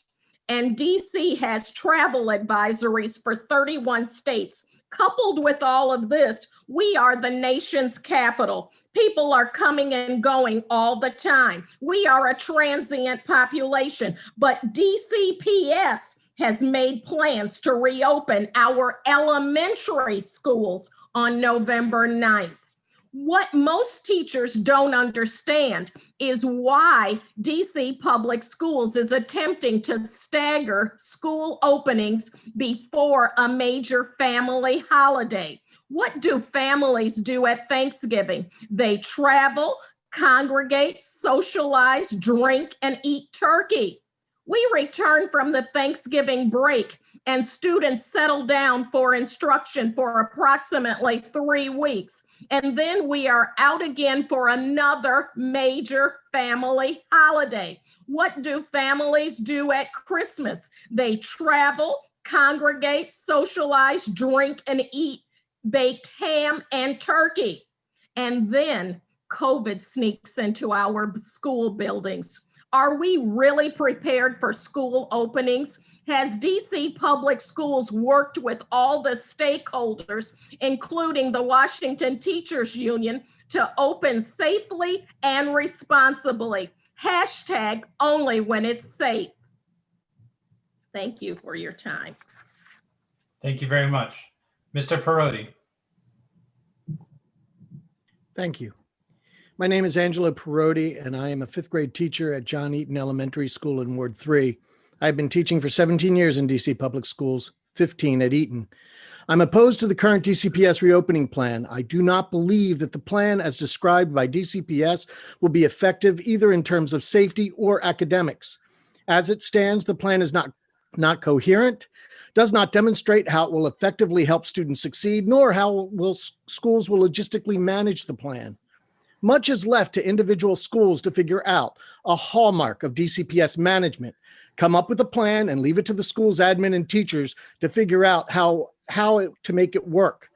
They are proof that Napoleon was right, that the myth of management is that there is any.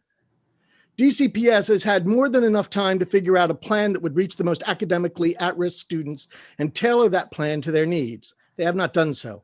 They could have brainstormed with teachers on how to make alternate live teaching work, but they have not done so. They use the word equity in terms of reopening, but there is nothing equitable about it. If they want to make it equitable, they should ask teachers in each school to come up with a workable plan for their school instead of trying a blanket solution. Buy-in means listening to those doing the actual work. And I have to ask, if forced back, once we have established the new routines and got the individual groups working, how long before we get shut down again? This question has to be foremost in everyone's mind. A third wave, described by many medical people as being devastating, is on its way. If we have to shut down 2 weeks, a month and a half after reopening, then we will have wasted all that money, time, and energy needlessly. Wouldn't it be better to find a way to reach those children for whom distance learning is a struggle and allow the consistency and routine that has been established with those for whom this is working to continue? Last of all, the question of safety. We saw a lot of the UV air cleaning lights that DCPS was flashing on local news. I heard Chancellor Farabee say that they were installed by an engineer. However, are the air needs of each room going to be monitored with special oxygen and humidity thermostats, which are necessary for these systems to operate efficiently? DCPS has had a history of poor upkeep on complex systems and ideas. Why should teachers have faith in them at this time? Ultimately, in a pandemic that will have claimed 250,000 lives by Christmas, how can anyone guarantee the safety of a system as large as DCPS? Thank you for your time. Thank you very much. Mr. Plaisted. Hello, I'm Kip Plaisted, and I am a middle school English teacher at Stuart Hobson and a parent to a DC public school student. There's a sense of inherent trust we as a whole are expected and asked to have in our school systems. We expect and trust our schools, our students will receive a quality education in a safe and nurturing environment. COVID forced teachers to take their safe and nurturing environment into the virtual world in mid-March. We knew our students both by name, sight, and need. Technology under the best of conditions still remained a challenge. Teachers want to return to schools only when it's safe, and I think that a system of trust is critical. What prompted me to testify before the board is a matter of our broken system of trust. The initial proof that this system is broken rests in a retracted email sent this last week highlighting proposed plans to my feeder schools of both Peabody and Watkins. The first 6 weeks of school are purposely designed to build relationships and gain student trust. Students need to know an adult will consistently be there for them. Students need to have the trust in teachers and the ability to take learning risks. Reshuffling means relationship building and trust will be lost.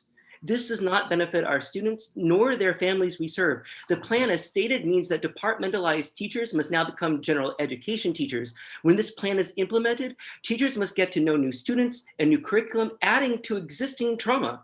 A reshuffling of our students and teachers, some who are not certified, is a disservice to our students and breaks the relational trust we have worked hard to create with students and parents.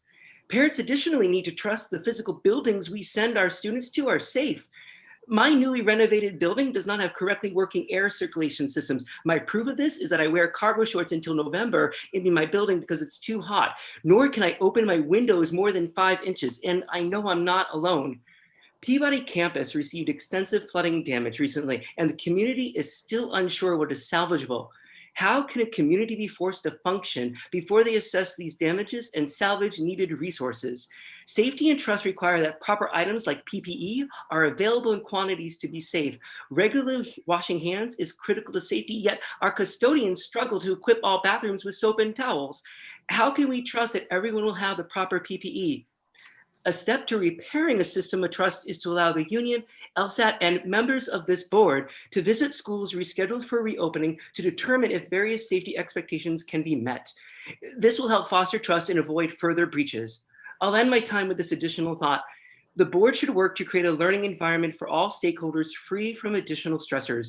If we were really putting children first, then I encourage the board to put a moratorium on interim testing, including PARCC, along with the impact system as a whole, until we can return to a setting in which teachers were trained and trust has been restored. Thank you for your time. Thank you very much. Members, as we have in the past panels, each of you will have up to 2 minutes. Please use the raise your hand feature to let me know that you have questions. We'll begin with Dr. Gasoy. I think Dr. O'Leary was before me if he wants to go. I've been shifting it around, but okay, that's fine. Thank you all. First of all, Ms. Mackie, I just want to say that I had the opportunity to visit Bria yesterday or Tuesday. Oh, Tuesday, yeah. And it was the highlight of my month. Like, it was so amazing. The children were happy. The spaces were beautiful. Kids were, clearly learning, and the teachers were animated. There was so much going on. So everything you said really brought that back to me. Thank you. I needed that tonight. And yeah, no, really, it's true. And I recommend that other members actually visit as well. I think this is an important model. Bria is really far along, actually, in creating a viable outdoor learning space for young children, at least. And they did it internally. So it's something that is a model of what's possible without a ton of resources. They didn't get a grant. They didn't get, tons of outside counseling. So I just want to put that out there, that it exists. So thank you for your testimony. And I guess, we just have been hearing a lot from witnesses tonight, a lot of teachers and parents who are telling us the same thing, that we are not ready to go back. And I guess I would just like to put forward to the members of the state board that maybe, something we should consider doing is at least passing a resolution, if not maybe putting forward a bill to council about the reopening plan and what we're hearing, and making some suggestions. So I just want to put that out there. Thank you very much. Before we move to Dr. O'Leary, I do have a quick shout out for Dr. Mourtos. One of your former students, Zion, told me to tell you hello. So I just wanted to make that. Oh, good. Say hello. I'm telling you, it all starts in kindergarten. If you do have, all of you that are here tonight have a kindergarten teacher to thank, if not all teachers. Absolutely. Mine was Mrs. Biggs. You remember the kindergarten teacher. Absolutely. Dr. O'Leary. Yes, my wife was a Head Start teacher. So that was even before childhood. That was even before kindergarten. Early childhood. I'll never forget her. Oh, yes. I just want to let y'all know that we've talked about it to the other panels about the parameters that we do have that restrict us from doing things, and that's one of the things. But we are raising our voices and talking to the community about the thing. I've been against the opening of schools since March, I guess, and we do feel that we did have something to do with the mayor's not opening schools in August, because we had 51 teachers testify in June, and none of them were going to go back to school. So, but you've got to keep raising your voices.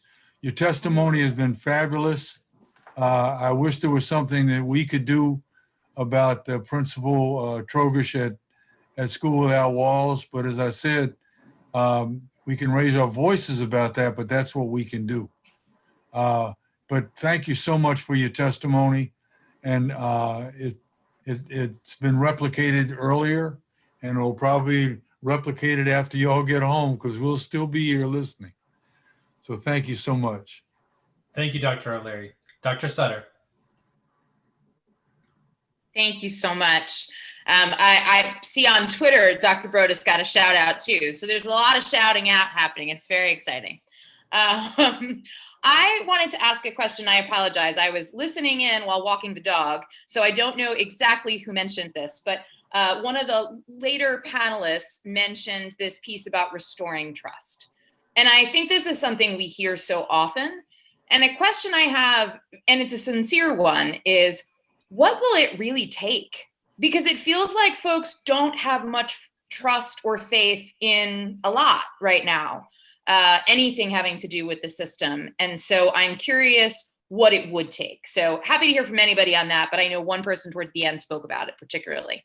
I think Dr. Sutter, it was me that talked about relationship trust.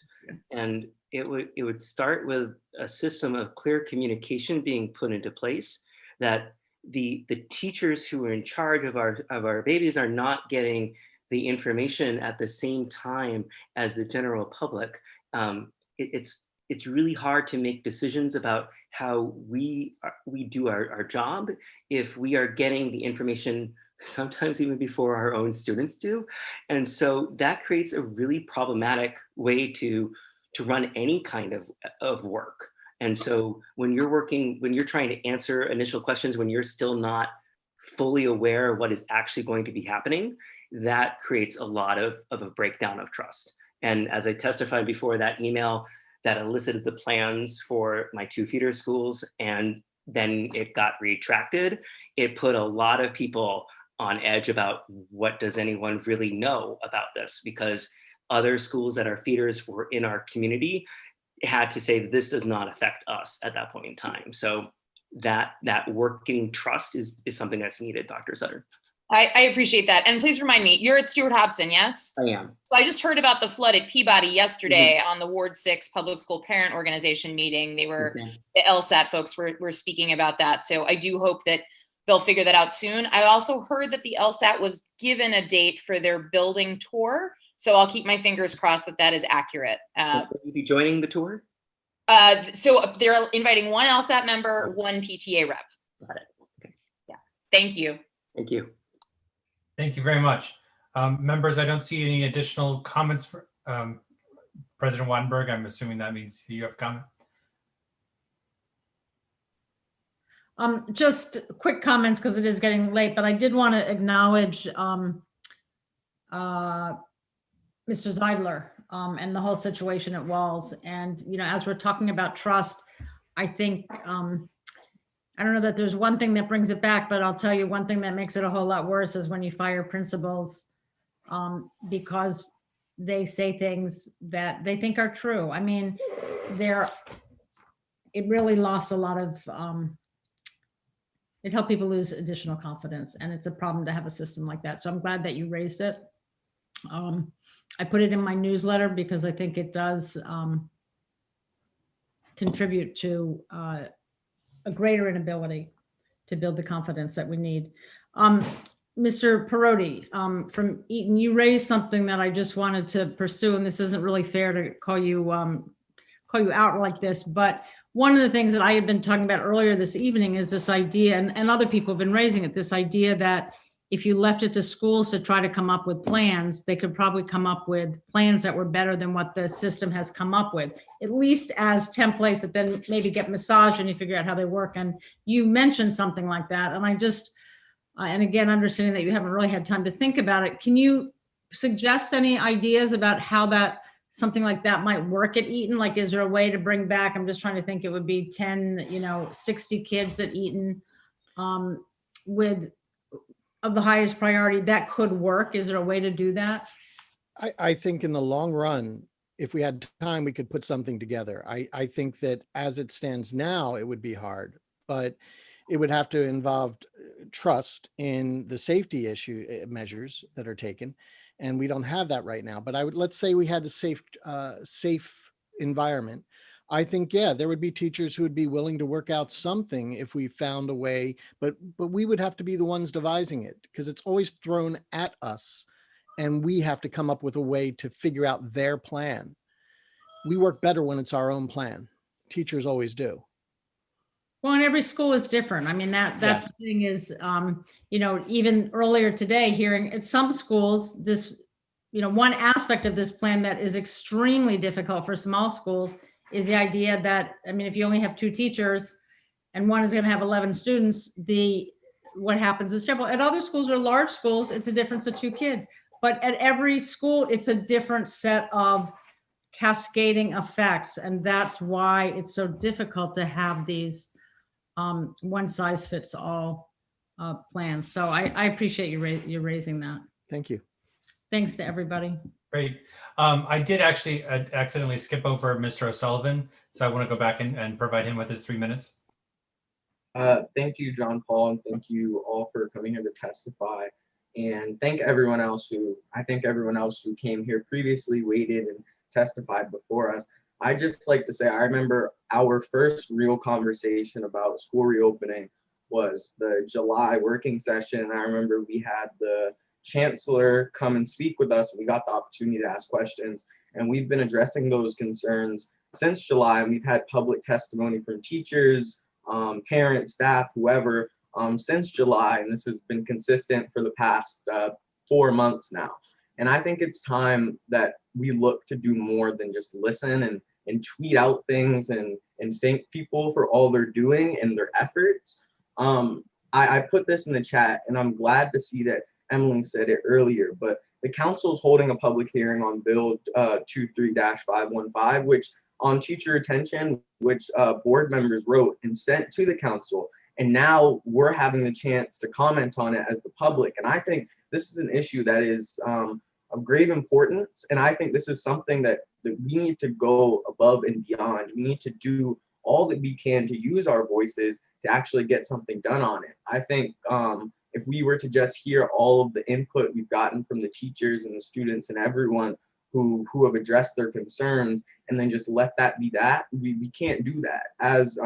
As Miss Loss was talking about everything that she's going through and all these teachers talking about what they're sacrificing, I think it's important that we do as much as we can, and we look to write something and we send it out to the council, because we need to do everything that we can to make sure that our teachers and our students and our staff and our families are as safe as possible. So I would just call to action for all of you guys who really care about it to do more and to do as much as you can to really get a plan for reopening, because this is life and death in our hands. So this isn't something we can just sit back and hope for the best for. So thank you guys. Thank all of you panelists for coming and just being active participants in our government and caring about our teachers and our students and our future. So thank you. Thank you very much. Members, did I miss anyone else with questions? Karen? Yes. Go ahead. Ann Beers is my local elementary school. And we've done a lot of work in that school. And the principal, I can't remember her name right now, is fantastic. Gwendolyn Payton. Yes, Dr. Payton. She is. Payton, Miss Payton. Yes, yes, yes. And shout out to Payton. Dr. Payton. So every year as school opened, at the schools getting ready to open, she would call in her community. We would come in, clean up the building, do all kinds of setting up classrooms, etc. It became a community school, and it worked wonderfully. Now, I'm not saying that they had everything that they wanted, because there was some renovation that didn't go through correctly, but working together gave us a sense of community and support for our children in those schools. And it really was something I'd like to see happen in more schools in the district. It was fantastic. We even had our own T-shirts, so it was fantastic. Yes, yes, yes, yes, yes. Yeah, I'd like to see those days come back, and maybe we can get together and facilitate that. Oh yes, we would welcome you back wholeheartedly. Great. Okay, I'll come and see you. Please come see us. Please visit us east of the river. Well, like I said, I live down the street, so I can make it. Good, good, good. All right, thank you. Thank you all very much. We very much appreciate your testimony tonight. If you would go ahead and log off, I'll bring on the next panel of witnesses. Members, please stand by as I bring in the group.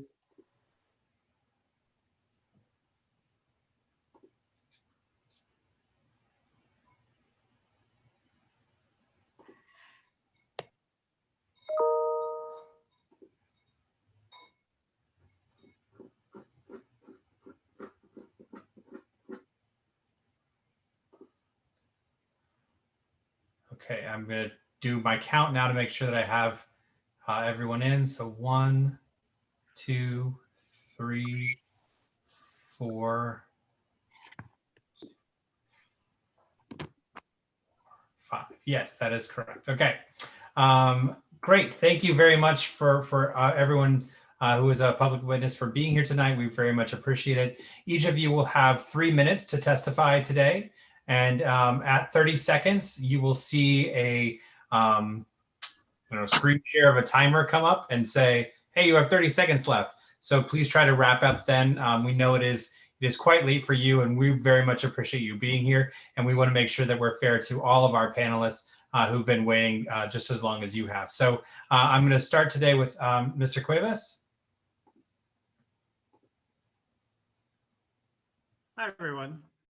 So my name is Armand Cuevas, and I'm currently good afternoon or good evening, everyone. Also, apologies, I was supposed to be on here earlier, but I missed it because I had another meeting. So thank you for letting me join later. So once again, my name is Armand Cuevas. I currently teach at Dunbar High School in Ward 5. However, just beyond speaking for myself in Dunbar, I have several friends, colleagues, co-organizers who are teachers at various schools throughout DC, elementary, middle, high school, public and charter. And across the board, there has overall been an increased level of stress and overwork from my teacher colleagues.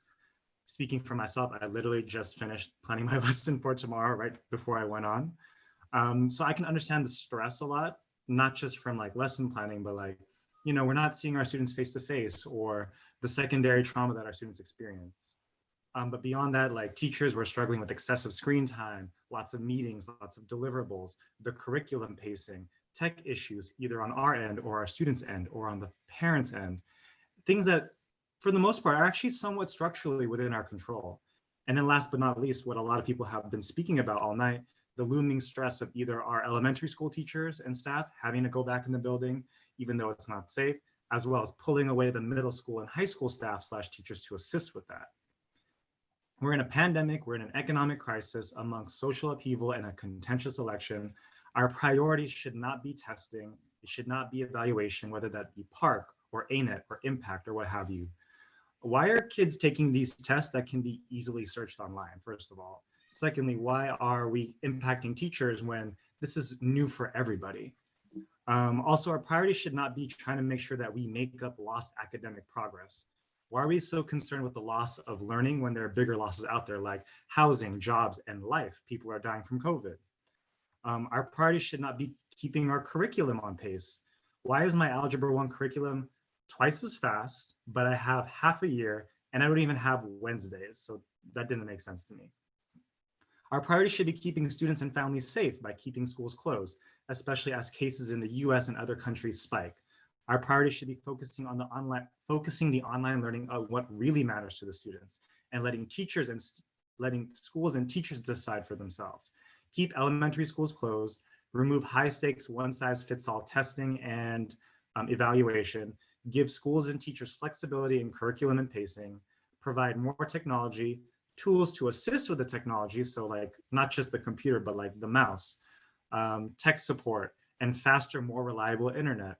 Let's rethink our education priorities as we go through a global pandemic that has further exacerbated and displayed the racial and economic inequities that both pervade our education system and society as a whole. That's all. Thank you very much. Mr. Stevens. Thank you very much. My name is Rob Stevens. I am thank you, President Wattenberg, State Board of Education, and all the board members, and especially Mr. John Paul for the frequent emails and the instructions on how to do this. It's much appreciated, and I appreciate all the logistics you've had to manage. So congratulations and thank you. I am a parent, a Ward 6 parent of a 15-year-old child at School Without Walls. Beginning in 2007, I and my wife decided to enroll our son in DCPS, and we have had our son in DCPS schools and PCS schools, Watkins and Two Rivers. And we are quite, we were very happy in general with the education we received through the DC system. Despite its many upheavals in general, we believe it's been a very pleasant experience. It's been a good experience, and we decided to gamble on public education. And we continue to do that. We had an opportunity to put our son into a private high school, and we decided not to. Well, he decided not to because he wanted to go to Walls because of its reputation and its community, and also because of Principal Trogish. My comments are focused on Principal Trogish. Specifically to the board members, I encourage you, I'm going to keep my comments very simple and short because you've heard a lot of good arguments from other parents and students. But I encourage you to ask hard questions from the chancellor and the board. This morning, I heard the chancellor on COJO answer a very simple question on why Principal Trogish was fired, and he gave the red herring answer, which is that it was because of an enrollment incident. That is not why we believe it happened. We seriously doubt it. It's not logical. It seems arbitrary and capricious, and it seems a shameful example of basically what you might see in the federal government right now with Trump threatening to fire anybody who asks questions. It's shameful to see this happening in DC education system and in the city, and I hope the mayor reconsiders it because this is a prime opportunity for her, who took a leadership role in pushing back against an administration and and painting Black Lives Matter in front of the White House. I hope she takes as much courage with COVID issues and doesn't simply force to reopen the schools prematurely without thought. So my comments to the adults, well, to all the members of the State Board of Education is please ask hard questions. But more importantly, my request to you is to Ms. Burton and O'Sullivan and all the young students who might be on this call. You have an opportunity to speak up, organize. If you don't like what you're seeing from the firing of your principal or how they're opening up COVID, organize and stand up like your other students, colleagues have, and you can push back, do a strike, do something, but you can stand up and have your voice heard. Thank you.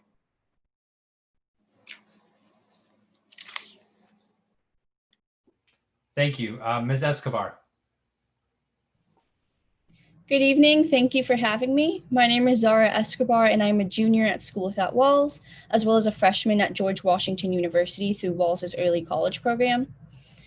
At the beginning of every email and every conference, we hear DCPS administrators express their understanding of the challenging times we are living through and how unfortunate the current situation is. However, the abrupt removal of our principal indicates otherwise. We are teenagers in the midst of our intellectual, social, and emotional development and are living through a pandemic that has separated us from our peers, our teachers, and our support system. I came from a small DC public middle school with 60 kids per grade, in which everyone knew each other. And the reason I chose to attend Walls for high school, aside from its rigorous academics, was the tight-knit community and solid support system it provided, of which Principal Trogish was a central pillar. Yet DCPS chose now to remove Principal Trogish, who is the glue that holds us together and the knot that keeps us from unraveling. Now, when we as students are already sitting at home, feeling alone and uncertain.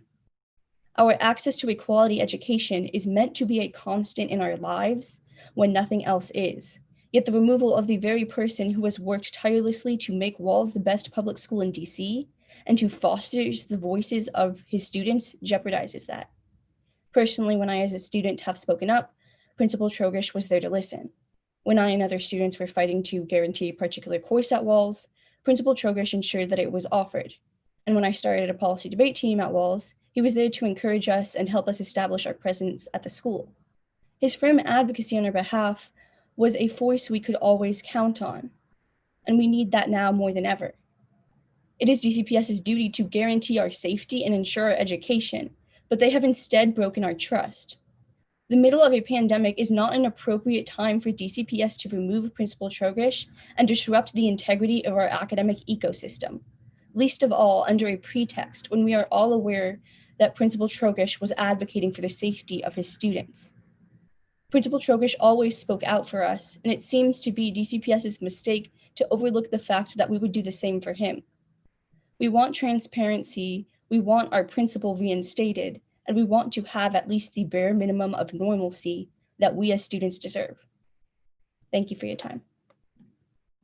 Thank you very much. Dr. Galil. Dr. Galil, you're on mute. Stuff off mute. I've been listening for hours. People have been incredibly articulate. There's not a lot I can add to that. I'm a psychiatrist in DC. I see a lot of kids and adolescents. The anxiety level is unbelievable.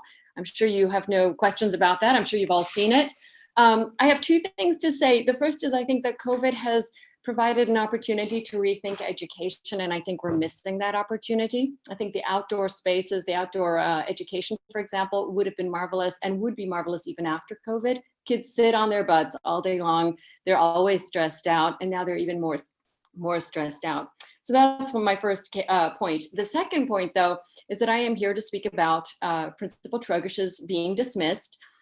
When people do bad things, when they have sex with an underage student, when they don't wear pants on a Zoom call, it's all over the newspapers, right? So there was absolutely nothing that we heard that he did that was heinous, and he was dismissed. I don't think the administration is aware of how much this has caused upheaval in our community. And I also I don't think they think about the process. So whether one likes Trogish or not is not the issue. The issue is that if you fire someone who speaks an inconvenient truth, you send a message. And that message is, we aren't listening, and you are not to speak a truth, and we will fire you if you say things we don't like. And it's very much like what our administration in the country is doing. I think there's a tremendous sense of disappointment with Muriel Bowser. I don't think she understands what she's doing to herself politically with this. So I understand that you say that you don't have a lot of leverage with her. I would suggest that perhaps reflecting on the process of how this is all taking place and what that might actually mean to people getting elected and reelected might be a way to approach this. Thank you. Thank you very much. Ms. David-Fox. Yeah, hi. Thank you for the opportunity to be here tonight. My name is Katherine David-Fox, and I'm the mother of an 11th grader at the School Without Walls High School. I'm also a former parent representative on the local school advisory team and a current at-large member of the School Without Walls Homeschool Association. So I don't need to recount the circumstances under which Principal Trogish was removed from his position earlier this month, since others have done so. I speak for many parents when I say this came as a huge and unwelcome shock. Under Mr. Trogish's leadership, the School Without Walls High School has flourished. He's not only set high academic standards, but has also created an atmosphere in which students have maximum independence to pursue their diverse goals and dreams. He has fostered and defended the unique features of the school, as I have witnessed myself on many occasions. Instead of supporting Mr. Trogish's strong and transformative leadership, DCPS has removed him in the middle of our biggest national crisis. We're only beginning to understand the emotional and academic impact the pandemic is having on a generation of children, but parents like me are witnessing it firsthand. Virtual school provides only a fragile foundation for kids. So why further destabilize the situation? Why demoralize and distract students and their families by firing the principal? We are all aware that Mr. Trogish asks difficult questions about school reopening plans, and especially about the safety of the Francis Stevens building. Those are questions that need to be asked and that DCPS should be able to answer with regard to every school building. Believe me, no one wants to see schools reopen more than I do, as the mother of an unhappy teenager who is not thriving under virtual schooling. I recognize that the risk in reopening schools will never be zero as long as there is no cure or vaccine for COVID. Like many people, however, my family and I are willing to accept some risk for the sake of having students back in their classrooms. I ask for full transparency and a collaborative spirit from DCPS, and I ask that Mr. Trogish be reinstated to help shepherd the 2 School Without Walls schools back into operation. Thank you. Thank you very much. Members, we will use the same system. If you have a question, please do use the raise your hand feature, and we will start. But does anyone have a question? Yes, Dr. O'Leary.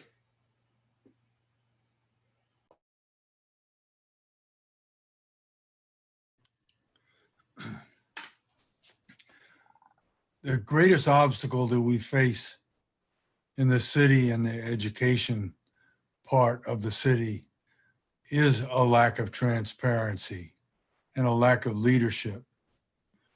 And that's what I have noticed for a long time, but especially with what's happened with Principal Trogish, against all of the people in the community of School Without Walls. And my relationship with School Without Walls is a little bit different because I was the baseball coach at Cardozo, and Walls was really our biggest rival besides Wilson. And but I've had a relationship with Principal Trogish for a long time. And I know that his heart is always in the right place and that he doesn't deserve to lose his job. And we have, there are 2 hearings on Friday in front of the City Council. The first is about transparency as far as records and data is concerned. And the second is Friday afternoon at 3 o'clock about the reopening of schools.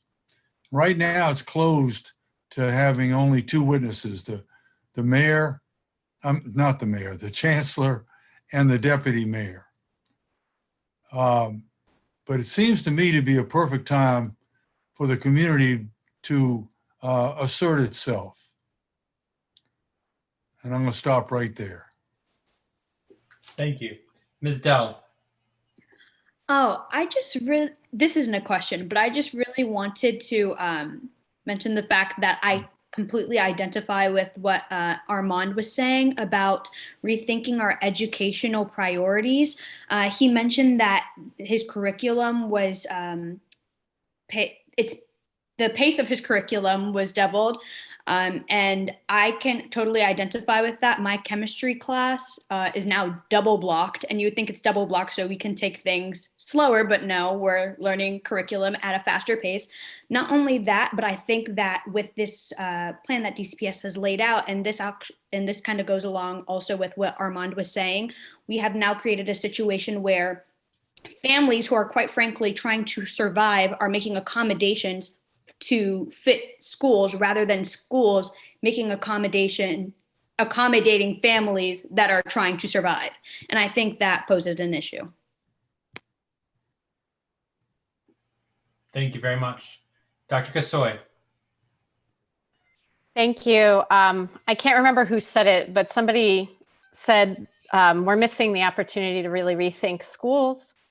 And I just wanted to second that sentiment. And I think that outdoor learning has always been a good idea, and now it's a necessity, really, and we should still be exploring that for the spring. So I just wanted to say that. But I think it relates to the lack of transparency and what is happening to the principal at School Without Walls. I want to mention that this has also happened during the pandemic to principals east of the river, and that I'm very happy that I thought of this quote from James Baldwin, and I actually found it. So I'm going to read it. It says, "What societies really ideally want is a citizenry which will simply obey the rules of society. If a society succeeds in this, that society is about to perish. The obligation of anyone who thinks of himself as responsible is to examine society and try to change it and to fight it at no matter what risk. This is the only hope society has. This is the only way societies change. And I think that we can apply that to our school system right now, that we really need to, as Alex said, do everything we can to raise these issues in a way that's effective, right? Not just to gather them and bring them and let them be dismissed again, but to use every lever we have. And I think as a board, we need to think about what our most powerful move at this point can be to address all of these issues that have been brought before us tonight. Thank you very much. President Wattenberg? Yeah, I also want to address the situation of Mr. Trogus and also connect it to the principals at Kimball and Boone.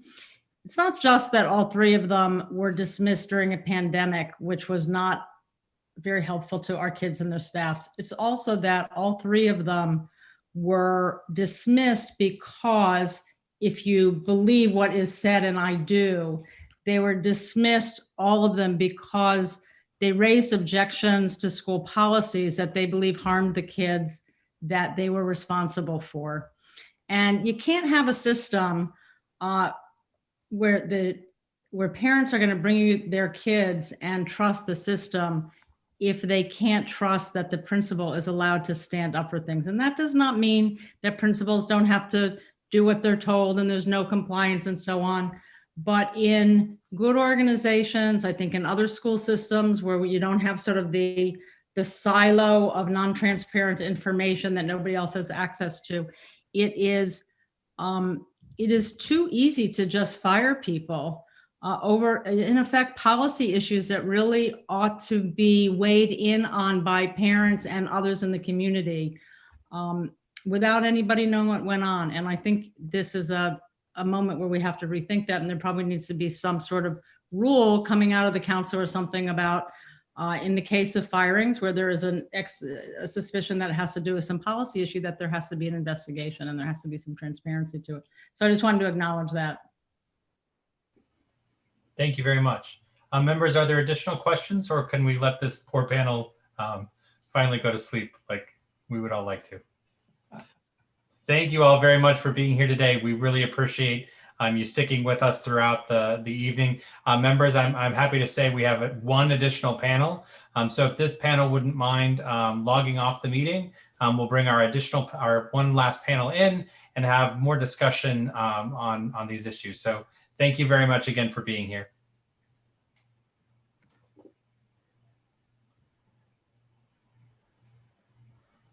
Okay, so members, members of the public who have joined us, welcome. Thank you so much for sticking around and being patient with us as we had to shift technologies and all those types of things. We really are glad that you're here to provide testimony today. Each of you will have 3 minutes to provide your testimony. And after everyone has presented their testimony, then we will open it up for board members to ask questions. Each member will have 2 minutes to ask questions, and we will go accordingly. At the 30-second mark of your remaining time, we will shift to a timer so you can see the last 30 seconds counting down. And if you could please finalize your testimony at that point, that way we can make sure that everyone has a fair ability to provide the testimony today. So let us begin tonight with, let's see, where's my list? Ms. Moscoso. Great, thank you. President Waterberg and representatives, thank you for the opportunity to testify. My name is Sandra Moscoso, and I am the president of the Home and School Association for School Without Walls High School. I have grave concerns about DC public schools and the Department of General Services and how they are proceeding with plans to reopen schools for in-person instruction. Their approach excludes teachers, threatens principals, and ignores very real concerns raised by parents. It's no secret that teachers have been excluded from the planning process. Instead of engaging them in building sensible practices or co-creating distance-friendly solutions, teachers have been treated by DCPS like an afterthought, with no regard for their expertise, and worse, with no regard for their well-being and health. Principals have been kept in the dark and forced to respond to last-minute decisions or reversals that come from central office. I got the first taste of this over the summer while DCPS insisted Summer Bridge would be in person, suggesting teacher shortages would be filled by central office staff who know nothing about the schools they would be representing. Does that sound familiar? DCPS reversed course at the last minute, leaving principals scrambling to recruit teachers and pull together last-minute virtual classes.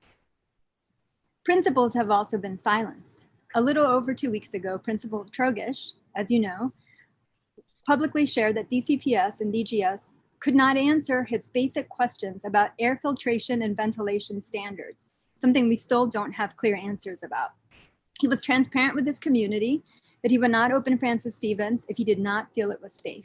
And days later, he was fired abruptly, leaving 1,200 students, their families, and their educators shocked and devastated.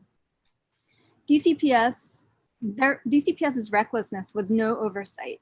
When asked how this decision made during a pandemic, weeks from reopening schools was in the best interest of students, Chief of Secondary Schools Cito Narcisse and Instructional Superintendent Jelig responded simply, "It is not in the best interest of students."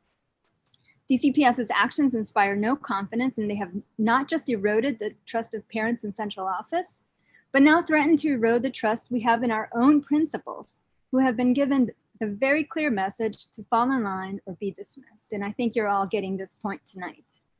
Like yesterday's news of DCPS's plan to pull staff from secondary schools to support CARES classes, DCPS continues to introduce ideas that threaten to disrupt the fragile new normal we have all worked so hard to build. Their recklessness threatens to destabilize both academic scaffolding and every community's mental health. I ask the State Board of Education to pass a resolution to call for the reinstatement of Principal Trogish and to express no confidence in the way Chancellor Farabee has handled his firing, and to express no confidence in how DC Public Schools is rolling out the plans to reopen for in-person learning. Thank you. Thank you very much. Mr. Severs. Hey, good evening, everyone. Thanks for having me on. I am, my name's Adam. I'm a first grade teacher at Hyde-Addison in Ward 2, and I'm the building rep for our union. And most of what I wanted to say tonight has already been said. I'll try to keep this pretty quick, but I just want to use this time to kind of lift up teachers and lift up teachers in the WTU and to talk about what we're experiencing so that you guys can take this information and take some specific steps to the council when you meet with them. Before I do that, shout out to like Laura and Jennifer, Alice and I wrote down, Ben, Aiden's mom, Jennifer, I think I already said that, Alex and the other students, you guys rock. Keep fighting that good fight. Keep doing what you're doing. So basically, I just want to start by saying that throughout like my childhood and high school and college and grad school, and then my 8 years in the classroom, and living in Akron, Ohio, Cleveland, Ohio, and Washington, DC, the most amazing people that I've ever met and been around in my entire life are educators. And we are in it, and teachers are in it always for the right reasons and are in it for the kids. And we would love nothing more than to do our jobs in the classrooms with our students. We are teachers because it is empowering, because we love our kids, because it's rewarding. We're not in it for the glamour and the fame and for the money. And so of course, we'd obviously like to be in it in the classrooms with our kids. However, it is not safe to do that right now, and the majority of teachers do not feel it's safe. And so I am imploring the council and the mayor to only open schools when it's safe. And that includes proper testing. That includes more details, actual details and plans that the chancellor can lay out for us. And that also includes COVID cases in DC going down. In terms of specific things that teachers are feeling right now, we are feeling so anxious and nervous and scared about reopening. I'm trying to spend my days teaching a class of kids on the computer. And during my lunch break, when I'm making a sandwich, I'm getting a call from concerned friends that the mayor just announced that schools are reopening. And they're doing it in a different way that we didn't even know. Teachers are getting surveys and having to fill them out in the middle of the night, asking if we want to go back to school. And it's pitting teachers against each other, basically by saying, oh, well, if you're going in, then I don't have to. Or if I'm going in, that means you don't have to. And they were deemed illegal by the courts. There are specific things DCPS can do to gain our trust back. And please don't go into the meeting on Friday with the council saying, oh, there's no trust with both sides. Both sides need to come together. No, DC was acted illegally with this survey. They are not bargaining with the WTU. They are telling us things in our lunch break. We're getting an email on Friday saying if we need to go back or not into school. And all during this time, we're trying to teach our class of kids and be there for the people who really need us to. So again, I just want to lift up teachers, lift up the WTU. You guys are rock stars. Keep working hard. Thank you for this time. And y'all have a good night. Thank you very much. Mr. Shostak. Yes, good evening. Thank you to the board for holding this long hearing, and to John Paul for his expert facilitation, and to all of the eloquent speakers, including the students who have spoken prior to me. My name is Randy Shostak. I'm the parent of a senior at the School Without Walls High School. I'm an elected parent representative on the school's local school advisory team, or LSAT, and I'm a resident of Ward 4. My testimony today is about the dismissal of Richard Trogish as principal of the School Without Walls High School and as principal of the School Without Walls at Francis Stevens. I have known Principal Trogish for 3.5 years as a talented, effective, visionary, and caring principal of my daughter's high school. I am shocked, dismayed, and angry about the sudden dismissal of Principal Trogish after all of the positive efforts that he has made to make the School Without Walls High School the top public high school in the city, the second best public high school in our region after Thomas Jefferson, and the 73rd best public high school in the country, according to the latest US News rating. The official reason for Principal Trogish's dismissal, according to DCPS, as I understand it, is an alleged, quote, enrollment discrepancy, end quote, incident that apparently happened nearly 2 years ago. DCPS dusted off that charge and dismissed Principal Trogish after he had been outspoken in his efforts to make sure that the rushed plan to reopen schools is done safely for students, teachers, and others. The unfair, unjustifiable, and rash decision to dismiss Principal Trogish and silence his advocacy for safety for students and for teachers in the middle of the school year and in the middle of a pandemic stinks of politics. During this election season, it's appropriate to say that these are trumped up charges. At the entrance to the high school, beneath a banner proclaiming it as a national blue ribbon school, a sign reads, "Silence is acceptance." So this is our message to Mayor Bowser, to the DC City Council, to the Chancellor, and to the media. This is the wrong school to mess with, and we will not be silent in the face of this disgraceful injustice. We demand that Principal Trogish be reinstated immediately as principal of School Without Walls, and we request the State Board of Education's full support in our call for Principal Trogish's immediate reinstatement. Thank you.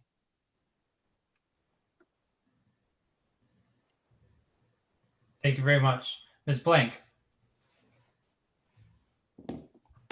Thank you, John Paul, for letting me in. Okay. Hello, members of the board, and I appreciate you spending your entire night allowing us to share our concerns. My name is Sonda Blank, and I am a DCPS parent of 2. Neither of my children are elementary school aged, but the pending reopening of schools is threatening the well-being of many DCPS teachers who I've come to know and love over the years. I've attended so many school town hall meetings recently, and it is evident that DCPS has not thought through the many challenges of reopening at this time. There are still so many questions that are answered with, "We are looking into it," or "We will let you know before we open the schools." There are 2.5 weeks left until November 9th. Why are there no concrete plans of action to deal with the very real possibility of positive COVID-19 cases directly impacting our school communities? This "let's figure it out as we go" attitude is unacceptable with such dire consequences at stake. Not to be dramatic, but COVID-19 can be a life or death situation for our teachers. The fact that they are being asked to go along with the reopening plans or lose their jobs is abhorrent. When did our teachers become disposable? Where are their rights to living a healthy life for themselves and their families?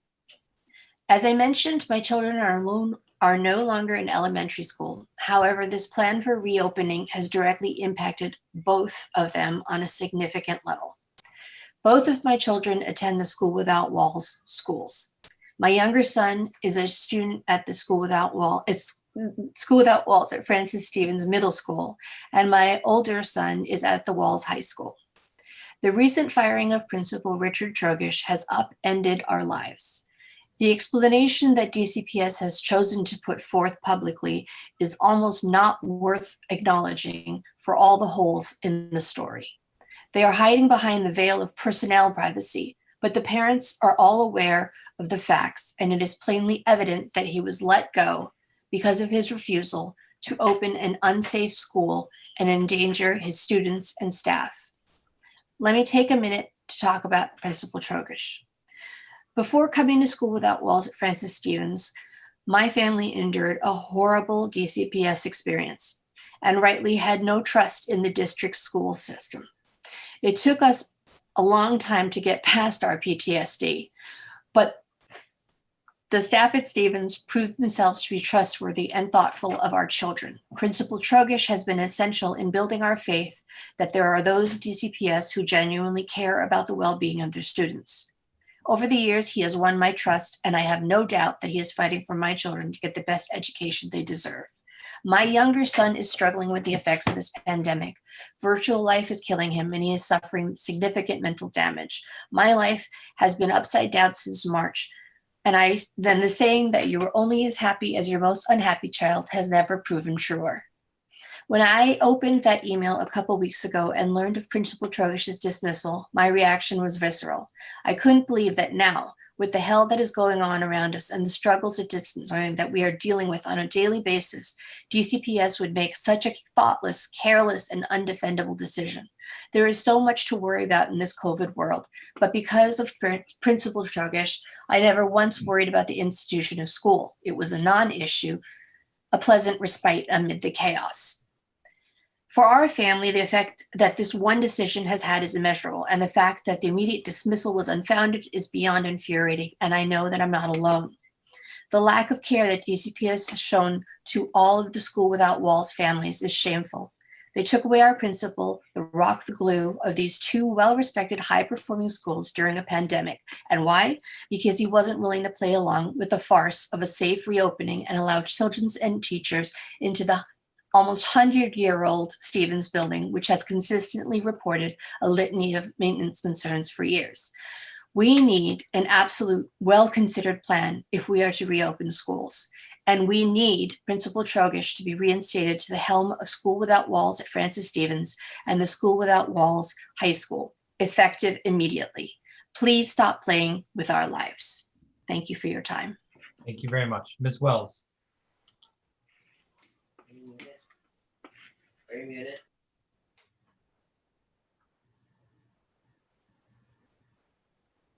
Ms. Wells, I believe you're muted.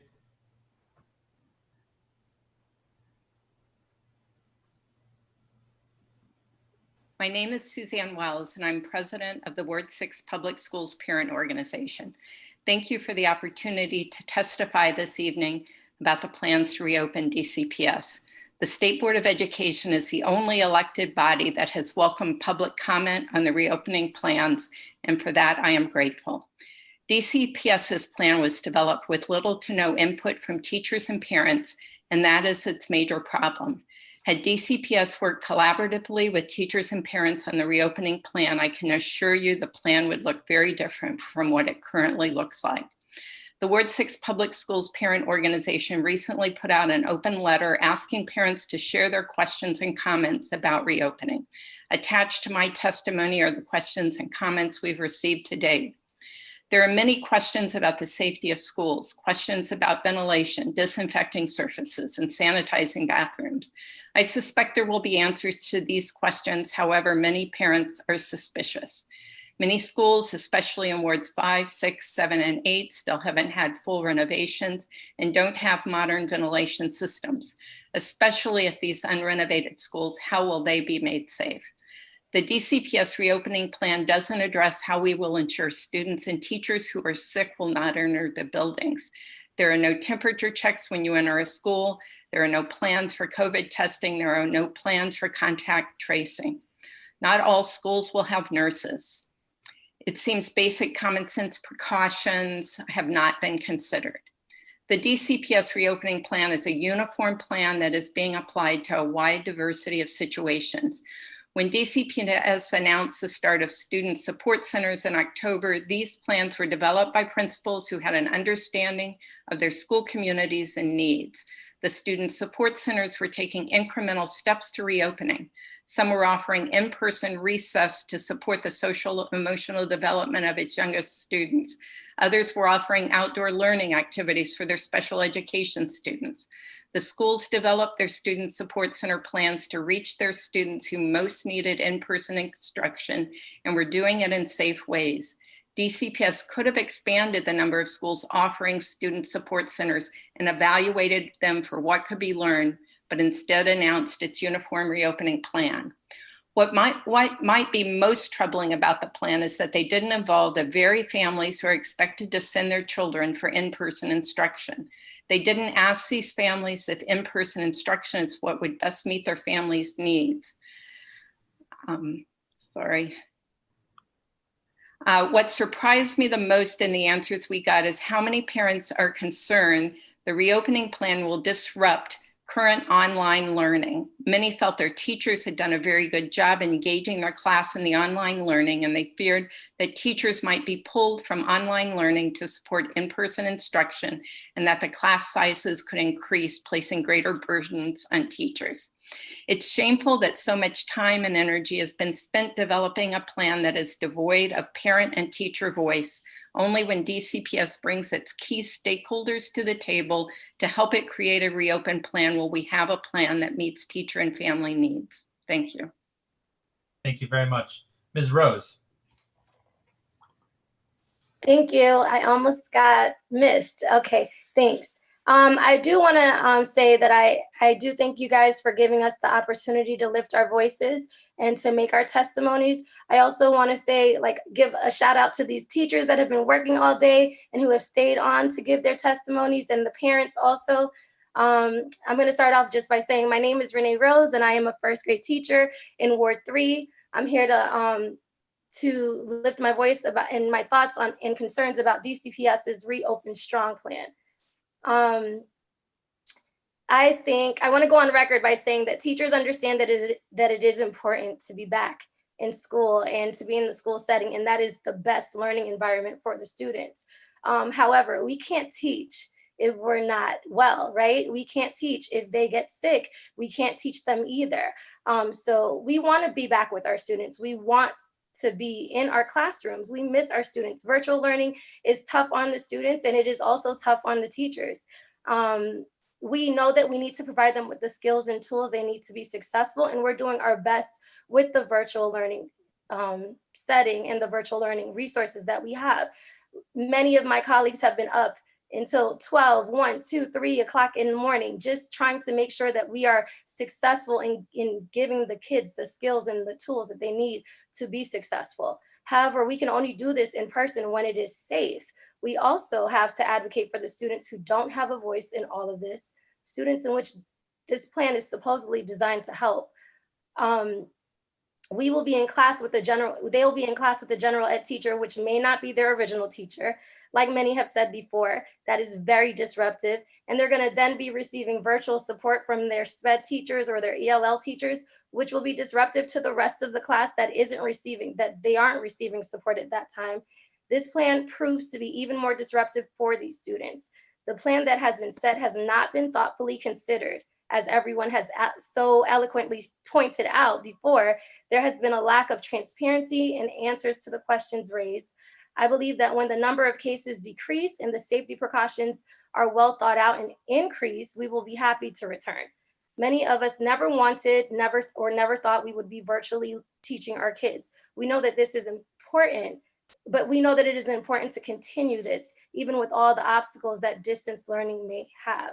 Student and teacher safety should be the priority, point blank, period.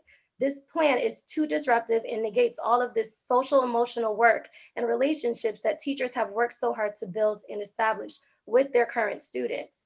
I say we use this time to come up with a better and more equal solution instead of making hasty decisions that will affect and put so many in danger.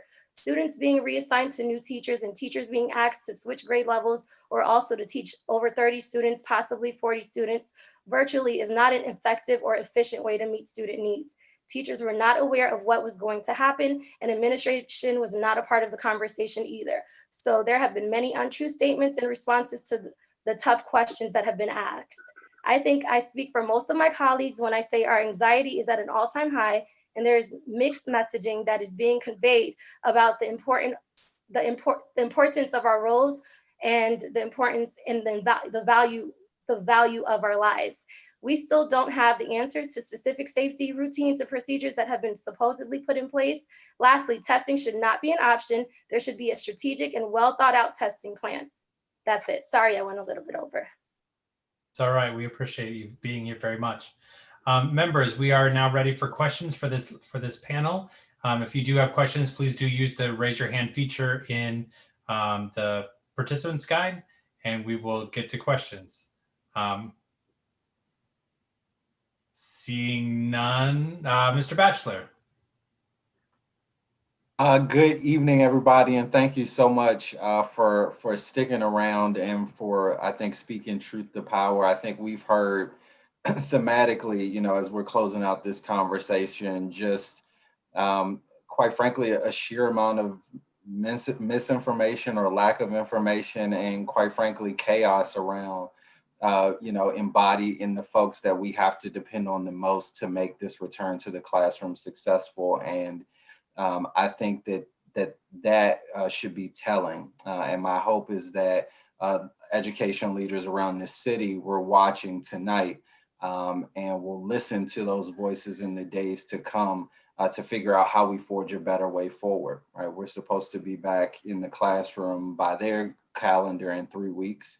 And the fact that so many of you all who, you know, we've talked to for months are still in the dark after months of asking these questions and coming to the table is disappointing, to say the least. And we all, especially because the stakes are so life and death, deserve better. So I just wanted to thank you for adding your voice to what at this point is a chorus of concern about our schools reopening. And we'll, you know, my hope is that all of my colleagues will take the information we get and that we do as a body and really try to press folks to listen and to not just listen, but actually react and do things differently, you know, in line with what folks are feeling on the ground. So I just wanted to thank you all so much for testifying, and know that you have this space to use as your megaphone as often as you need. So thanks so much. Thank you. Dr. Sutter. I will just echo what Marcus said, but I want to send particular thanks to the members from the Ward 6 Public School Parent Organization, both Ms. Moscoso and Ms. Wells, for showing up this evening and for sharing the feedback from your members. I had the joy of attending that meeting Tuesday this week, last night, gosh, is that only last night? And listening to quite a few people, a lot of folks who showed up for the first time or the first time in a long time. They had incredibly large turnout of parents coming to share their concerns and then responding to the open letter with additional insights for members of the council. So thank you for all of your work, and thank you for bringing those thoughts tonight and staying with us so late into the evening. Thank you. Dr. O'Leary.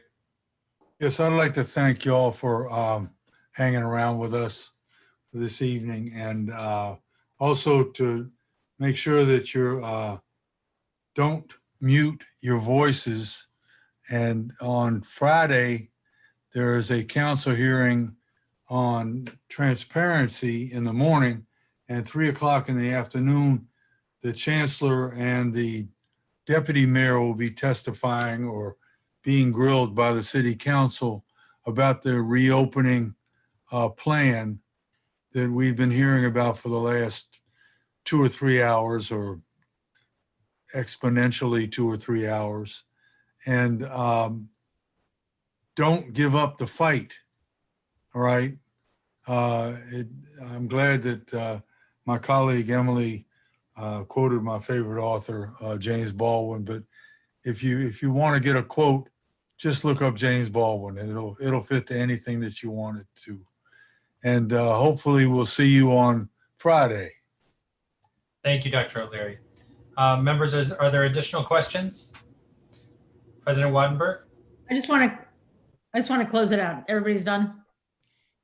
This is going to be the fastest closeout because everybody has helped do that. And in particular, our Vice President, Marcus Batchelor, really, I think, captured for all of us what a great evening it was with you. And you lucky guys, you don't even get interrogated by us. We're just thanking you. But it was a great evening. We learned so much. I've been getting emails from people as well. And I know there are people on the chat about how much people were able to say. And we're going to try to figure out how to convey much of it to the council where they have the authority to do something. So many, many thank yous.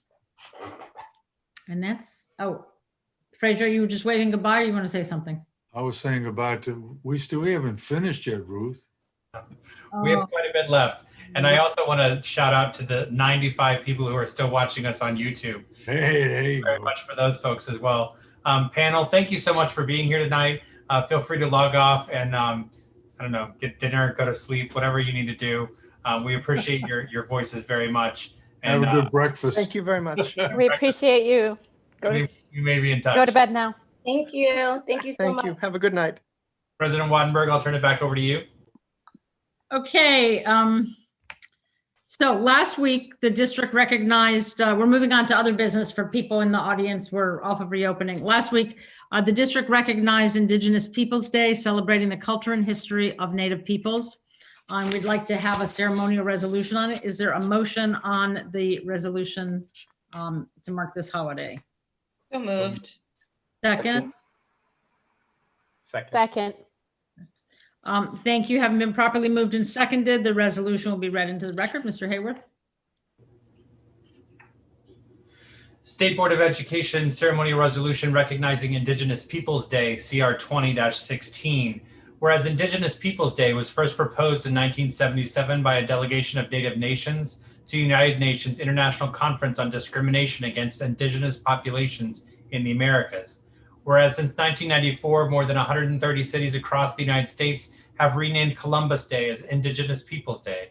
Whereas on October 11, 2019, DC Mayor Muriel Bowser signed a bill formally recognizing the second Monday of October as Indigenous Peoples Day in lieu of Columbus Day. Whereas the Washington, D.C. area is home to Indigenous peoples, most notably the Anacostans, the Piscataway, and Rappahannock tribes, and approximately 4,200 American Indians who live in present-day Washington, D.C., and nearly 115 students who are enrolled in the district public schools. Whereas the D.C. State Board of Education recognizes that Indigenous people have been and continue to be the victims of prejudice and systematic discrimination, which perpetuate high rates of income inequality and exacerbate disproportionate health, education, and social standing. Whereas the State Board promotes works and policies that address such aforementioned discrimination, promote an opportunity for those of Indigenous descent, and foster a welcoming, inclusive, and equitable, and just community for all. Whereas recognizing Indigenous Peoples Day is a crucial first step in acknowledging the deliberate and systematic oppression of Indigenous people, celebrating their resiliency and contributions while acknowledging the current presence of Native nations and their thriving cultures.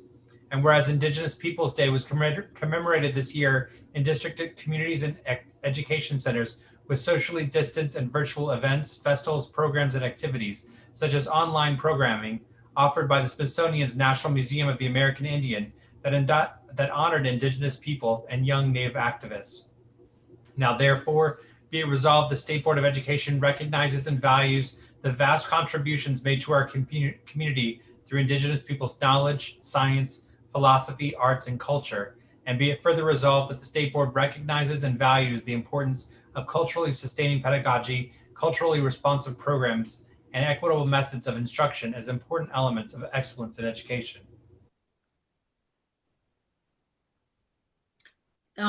Thank you. Is there any discussion on the resolution? Okay. Oh, I see Ms. McClay and also Mr. Parker. Is that right? Go ahead, Zach.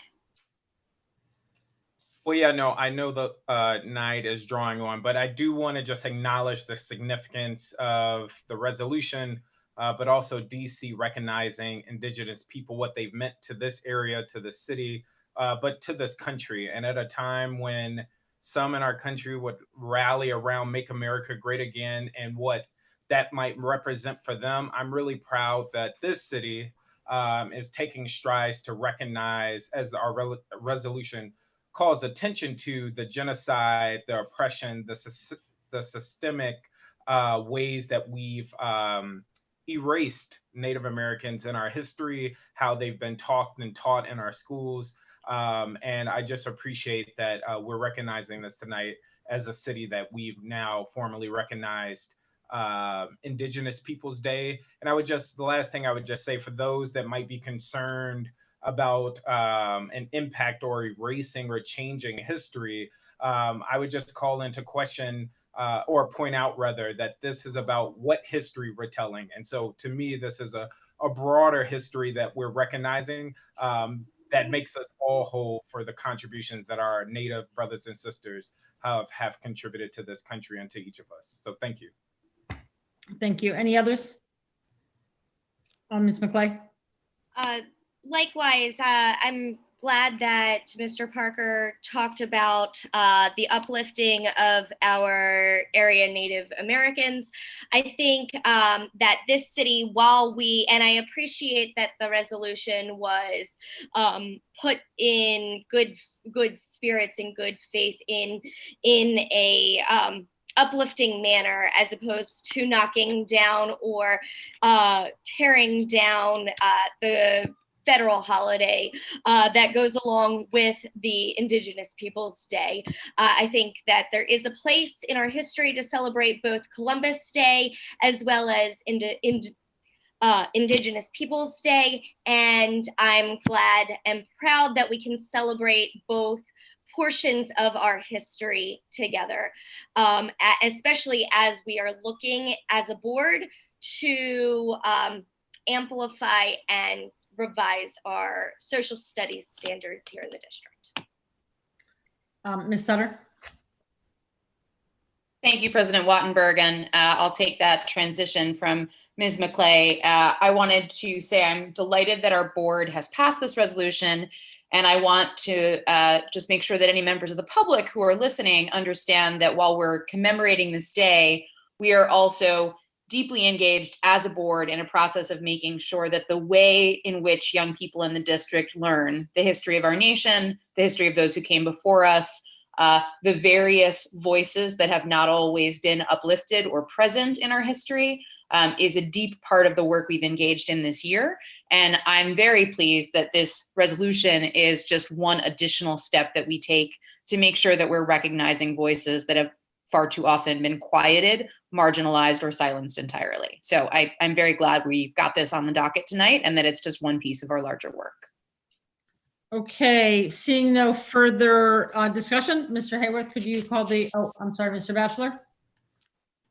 I'll just say very quickly, I'm very excited to be celebrating the district's second Indigenous Peoples Day, and I'm grateful that we finally took this step to tell the history of a people who both physically and through historical narrative have been erased from so much of this land's history. I think it's important to acknowledge that so many of us got here in very different ways, but all of us arrived on stolen land.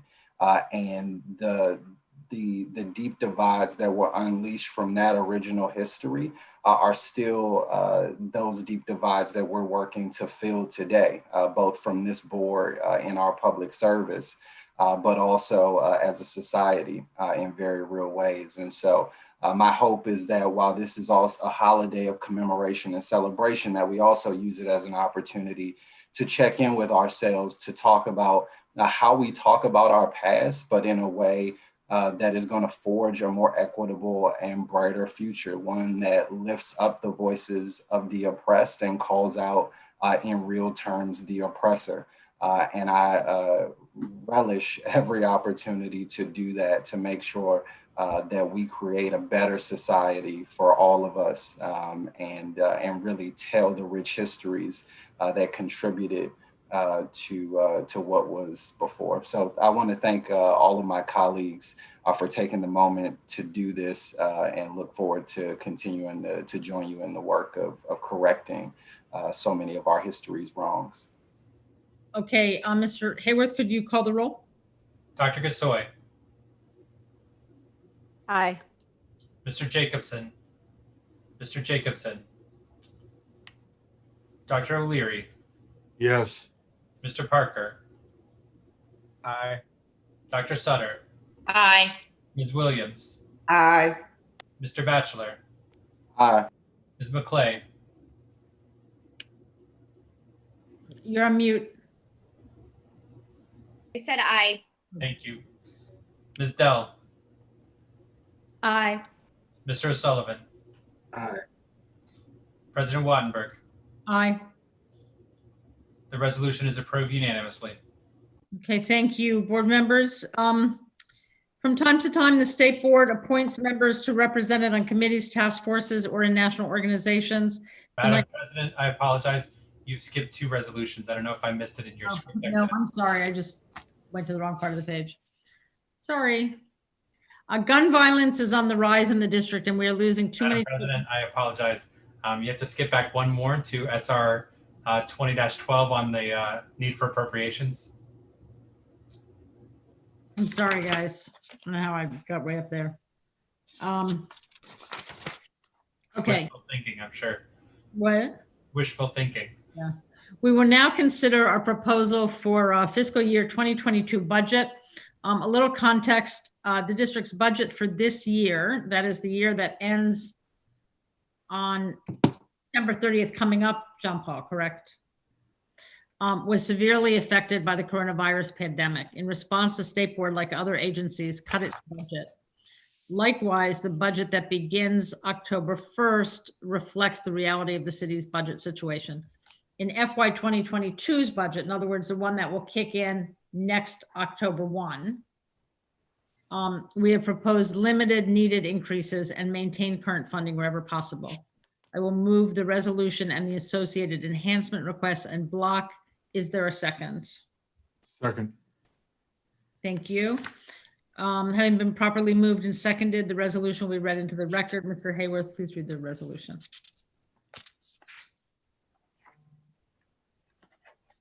State Board of Education Resolution SR 20-22 for fiscal year 2022 need for appropriations.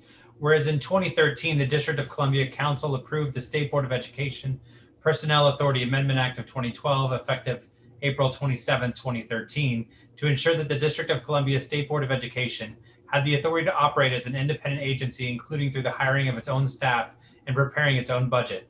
Whereas DC Official Code 38-2652D3 reads, beginning in fiscal year 2013, the board shall prepare and submit to the mayor for inclusion in the annual budget prepared and submitted to the council pursuant to Part D of Subchapter 4 of Chapter 2 of Title 1, annual estimates of the expenditures and appropriations necessary for the operation of the board for the year. All the estimates shall be forwarded by the mayor to the council for, in addition to the mayor's recommendations, action by the council pursuant to 1-204.46 and 1-206.03C.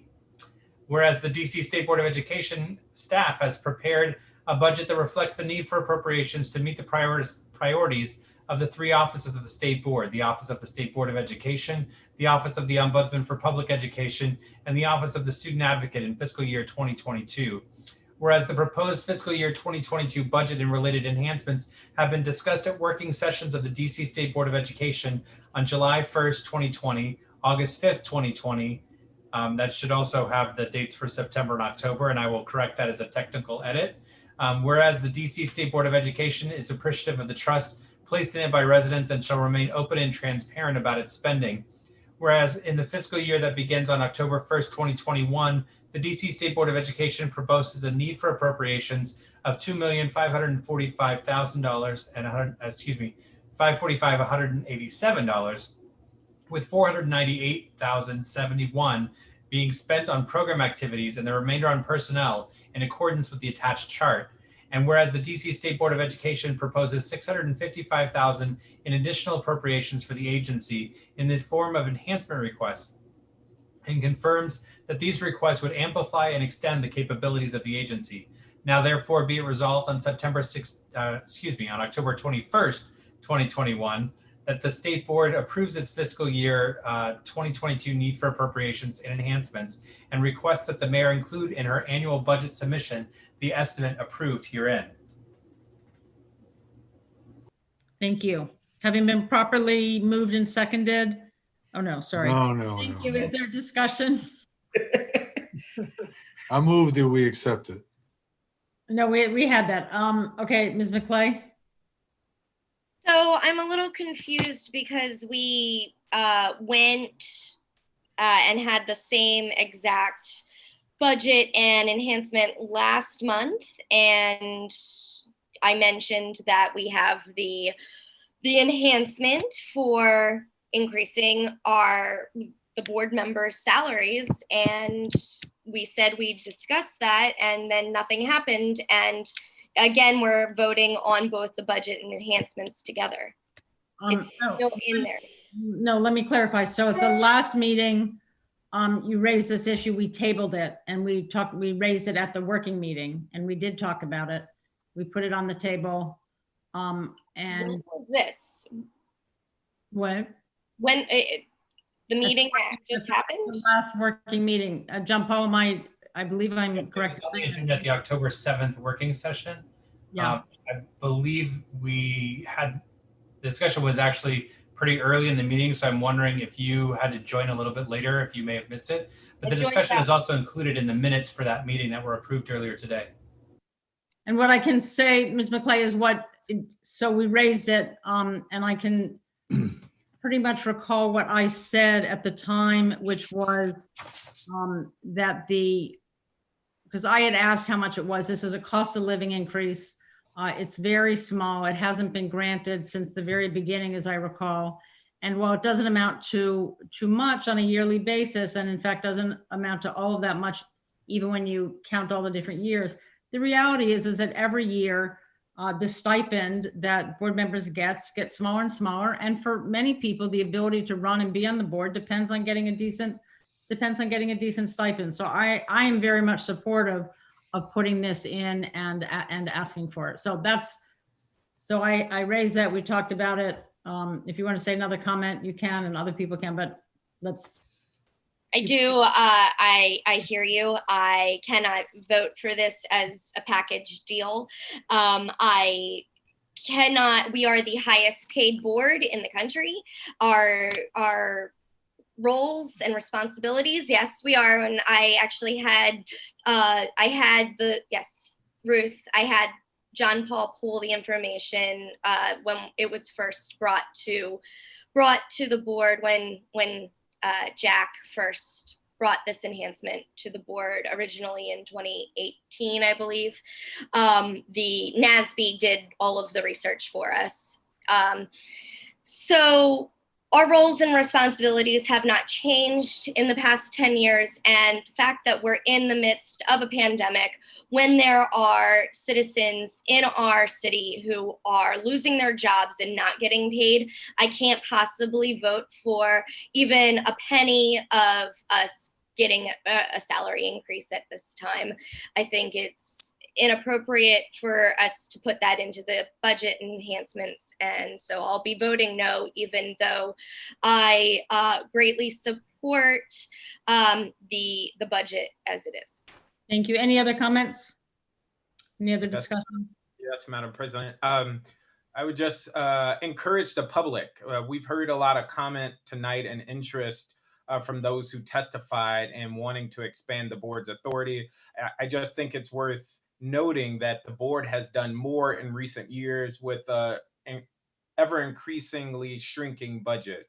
And this year is similar. And while I know the city as a whole took a hit and there are budget shortfalls for many agencies, I do hope that given the critical work that not only the board, but our sister agencies do, the critical lifeline that they serve for families and getting information, serving as mediators, the work that many board members are doing in their communities, whether that's offering translations, hosting events, giving away school supplies, and the list could go on and on and on.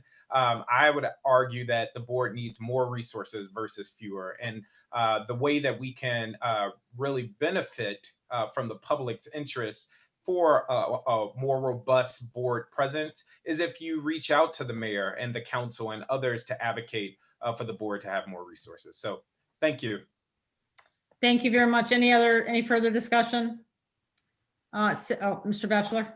Yeah, I just wanted to, as we always do and always should, just thank the staff for their stewardship of this process. I know especially this summer has been really difficult in trying to streamline our supports and our services and make sure that all of our hardworking employees also don't get the short end on some really difficult cuts. And obviously, to Mr. Parker's point, really fulfill what is becoming ever increasing promise and role, both statutorily, but also in our communities and across the city. And so I just wanted to again thank the staff for their hard work and thank all of you, including the admin committee, for really engaging in this conversation about how we best advance our priorities in more difficult times. So thanks.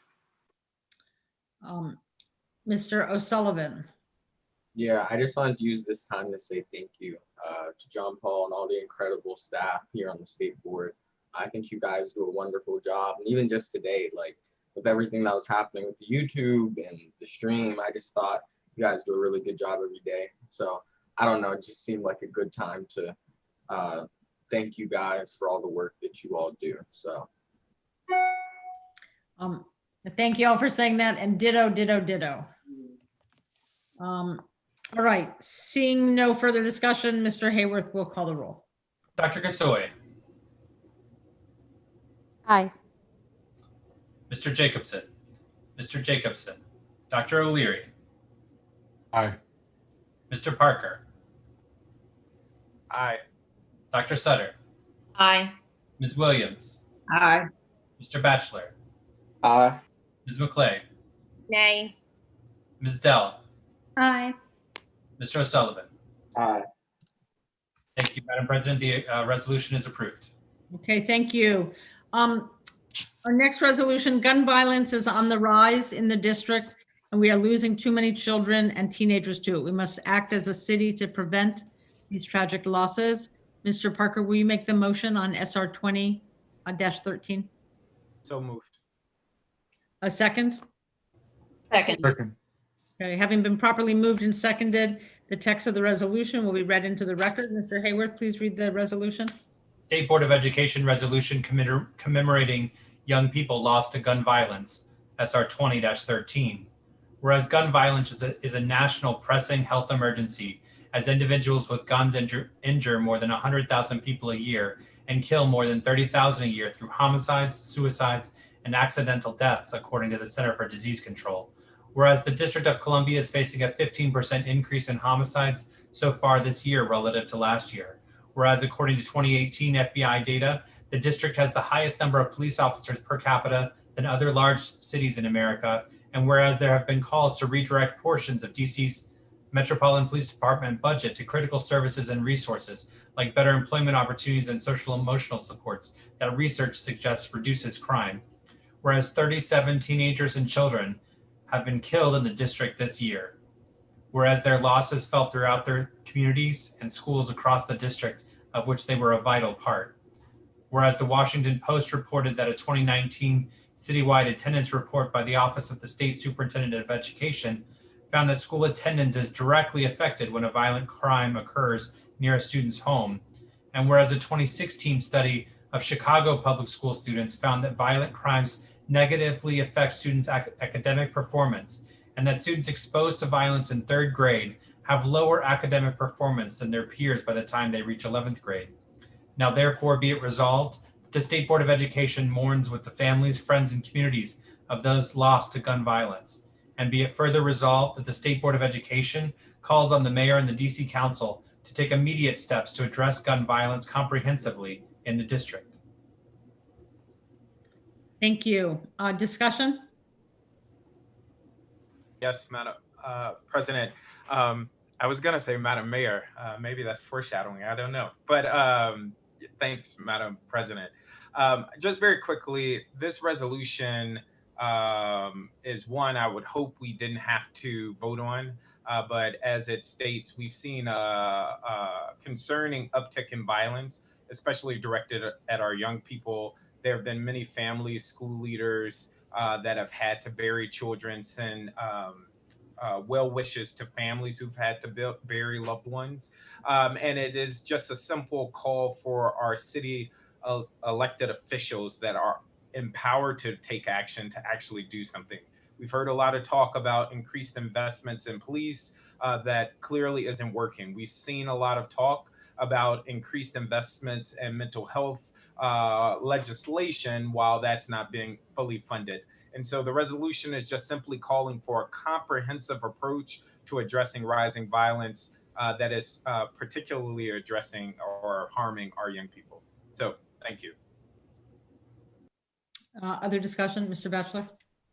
Yeah, I wanted to thank my colleague, Mr. Parker, and again, all of my colleagues. Over my 4 years on the board, I have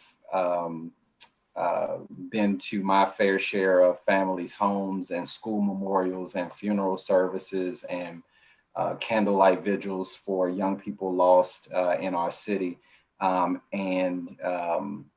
It just shouldn't be this way. And over the course of my 4 years on the board, I have not just seen a rise in homicides in our city in general, but an ever increasing and ever concerning number of young people, of juveniles in our city being victims of gun violence and being killed by a gun or by a knife. And I think it just speaks to the very critical work, and even in the wake of a pandemic, those numbers going up just shows how much work we have to do, including on the education side, to make strong schools the center of strong communities and do those things that are going to fill the gaps for so many students who are just crying out for help and support and opportunity in our communities left farthest behind. And so, my hope is, again, that we take this opportunity for this to be a moment to reflect on their lives and, quite frankly, that lost potential that this city and that their families and that their friends will never get back, but that we also take it as a charge that we should just work as hard as we can to make sure that students stop falling through the cracks and that we promote the type of equity that's going to make that possible. So I wanted to just thank everybody for pausing for that. And thank you, Mr. Parker, for staying committed to doing this. I know we've been talking about it, so I appreciate it. Ms. Sutter? I buried my first student weeks into my first year of teaching in Chicago in 1999. And if I had anyone tell me that 21 years later, I would serve on a board of education where we had to write a resolution commemorating the loss of lives of young people, I would have called you all liars, because I couldn't possibly imagine that in 21 years we couldn't do better.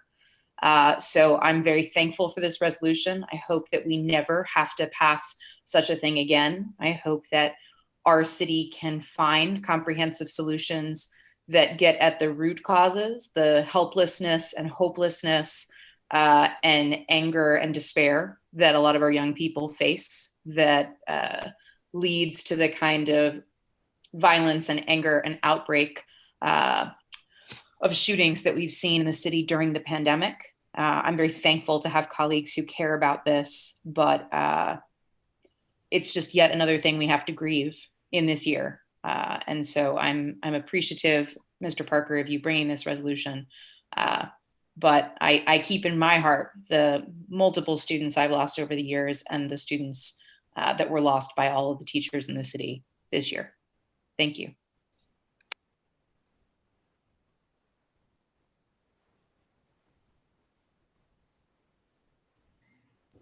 Madam President, you're on mute.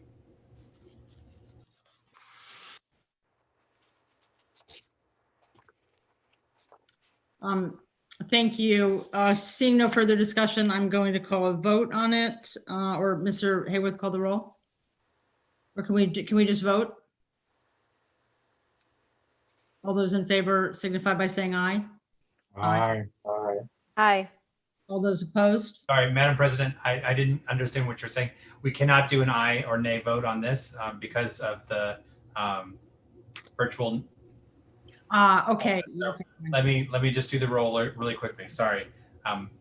Dr. Gasoy, Aye. Dr. O'Leary, Aye. Mr. Parker, Aye. Dr. Sutter, Aye. Ms. Williams, Aye. Mr. Batchelor, Aye. Mrs. McClay, Aye. Ms. Dell, Aye. Mr. O'Sullivan, Aye. President Wattenberg. Aye. The resolution is adopted unanimously. Thank you. All right, moving on. I believe this is our last item. From time to time, we appoint members to represent the state board on various committees, task forces, or at national organizations. And today I have two such nominations to consider: Fraser O'Leary to the Everyday Counts Task Force and Kieran Williams as the National Association of State Boards of Education delegate. If there is no objection, I would entertain a motion to adopt both nominations by unanimous consent. Any objection? Okay, seeing none, the nominations are confirmed, and that one I don't. And Ruth, I think Zachary had Oh. something. Just a question, it's not a suggestion. When do the nominations take effect? Obviously, we would vote on it tonight, but like, when would they start serving? Is this for the coming year, or would it be effective immediately? Well, the Everyday Counts is for the next year, and I believe the NASB is simply for this one meeting, if I'm not mistaken. Correct. For the national meeting, which is upcoming. Got it. Thank you. Oh, got All it. right. Thank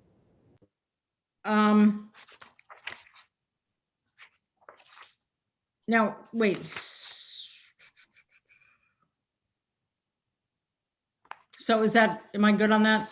So we have unanimous consent to consider them together, and now we need to do the vote. Okay. Oh, we do need to still do vote. Okay, sorry. Okay, all those so a roll call? Roll call. Okay, you'd think I'd have this down by now. Sorry, guys, it's late. Okay. Dr. Gasoy. Aye. Dr. O'Leary. Aye. Sorry, I just lost my, Mr. Parker. Aye. Dr. Sutter. Aye. Ms. Williams. Aye. Mr. Batchelor. Aye. Ms. McClay. Aye. Ms. Dell. Aye. Mr. O'Sullivan. Aye. President Wattenberg. Aye. The nominations are accepted. Thank you, everybody. Okay. Members, are there any items of new business or announcements? Please say no. Oh, no. No, just kidding. No, just go vote on or before November 3rd. Yes, good. Thank you for that. Anything else? Okay, no. Would love to just put in a plug for our upcoming webinar that's going to be next. Oh, thank you. Yes, next Wednesday, the 28th. It's the first of our series where we're wanting to hear from parents and school leaders about how they're forging strong relationships between school and home.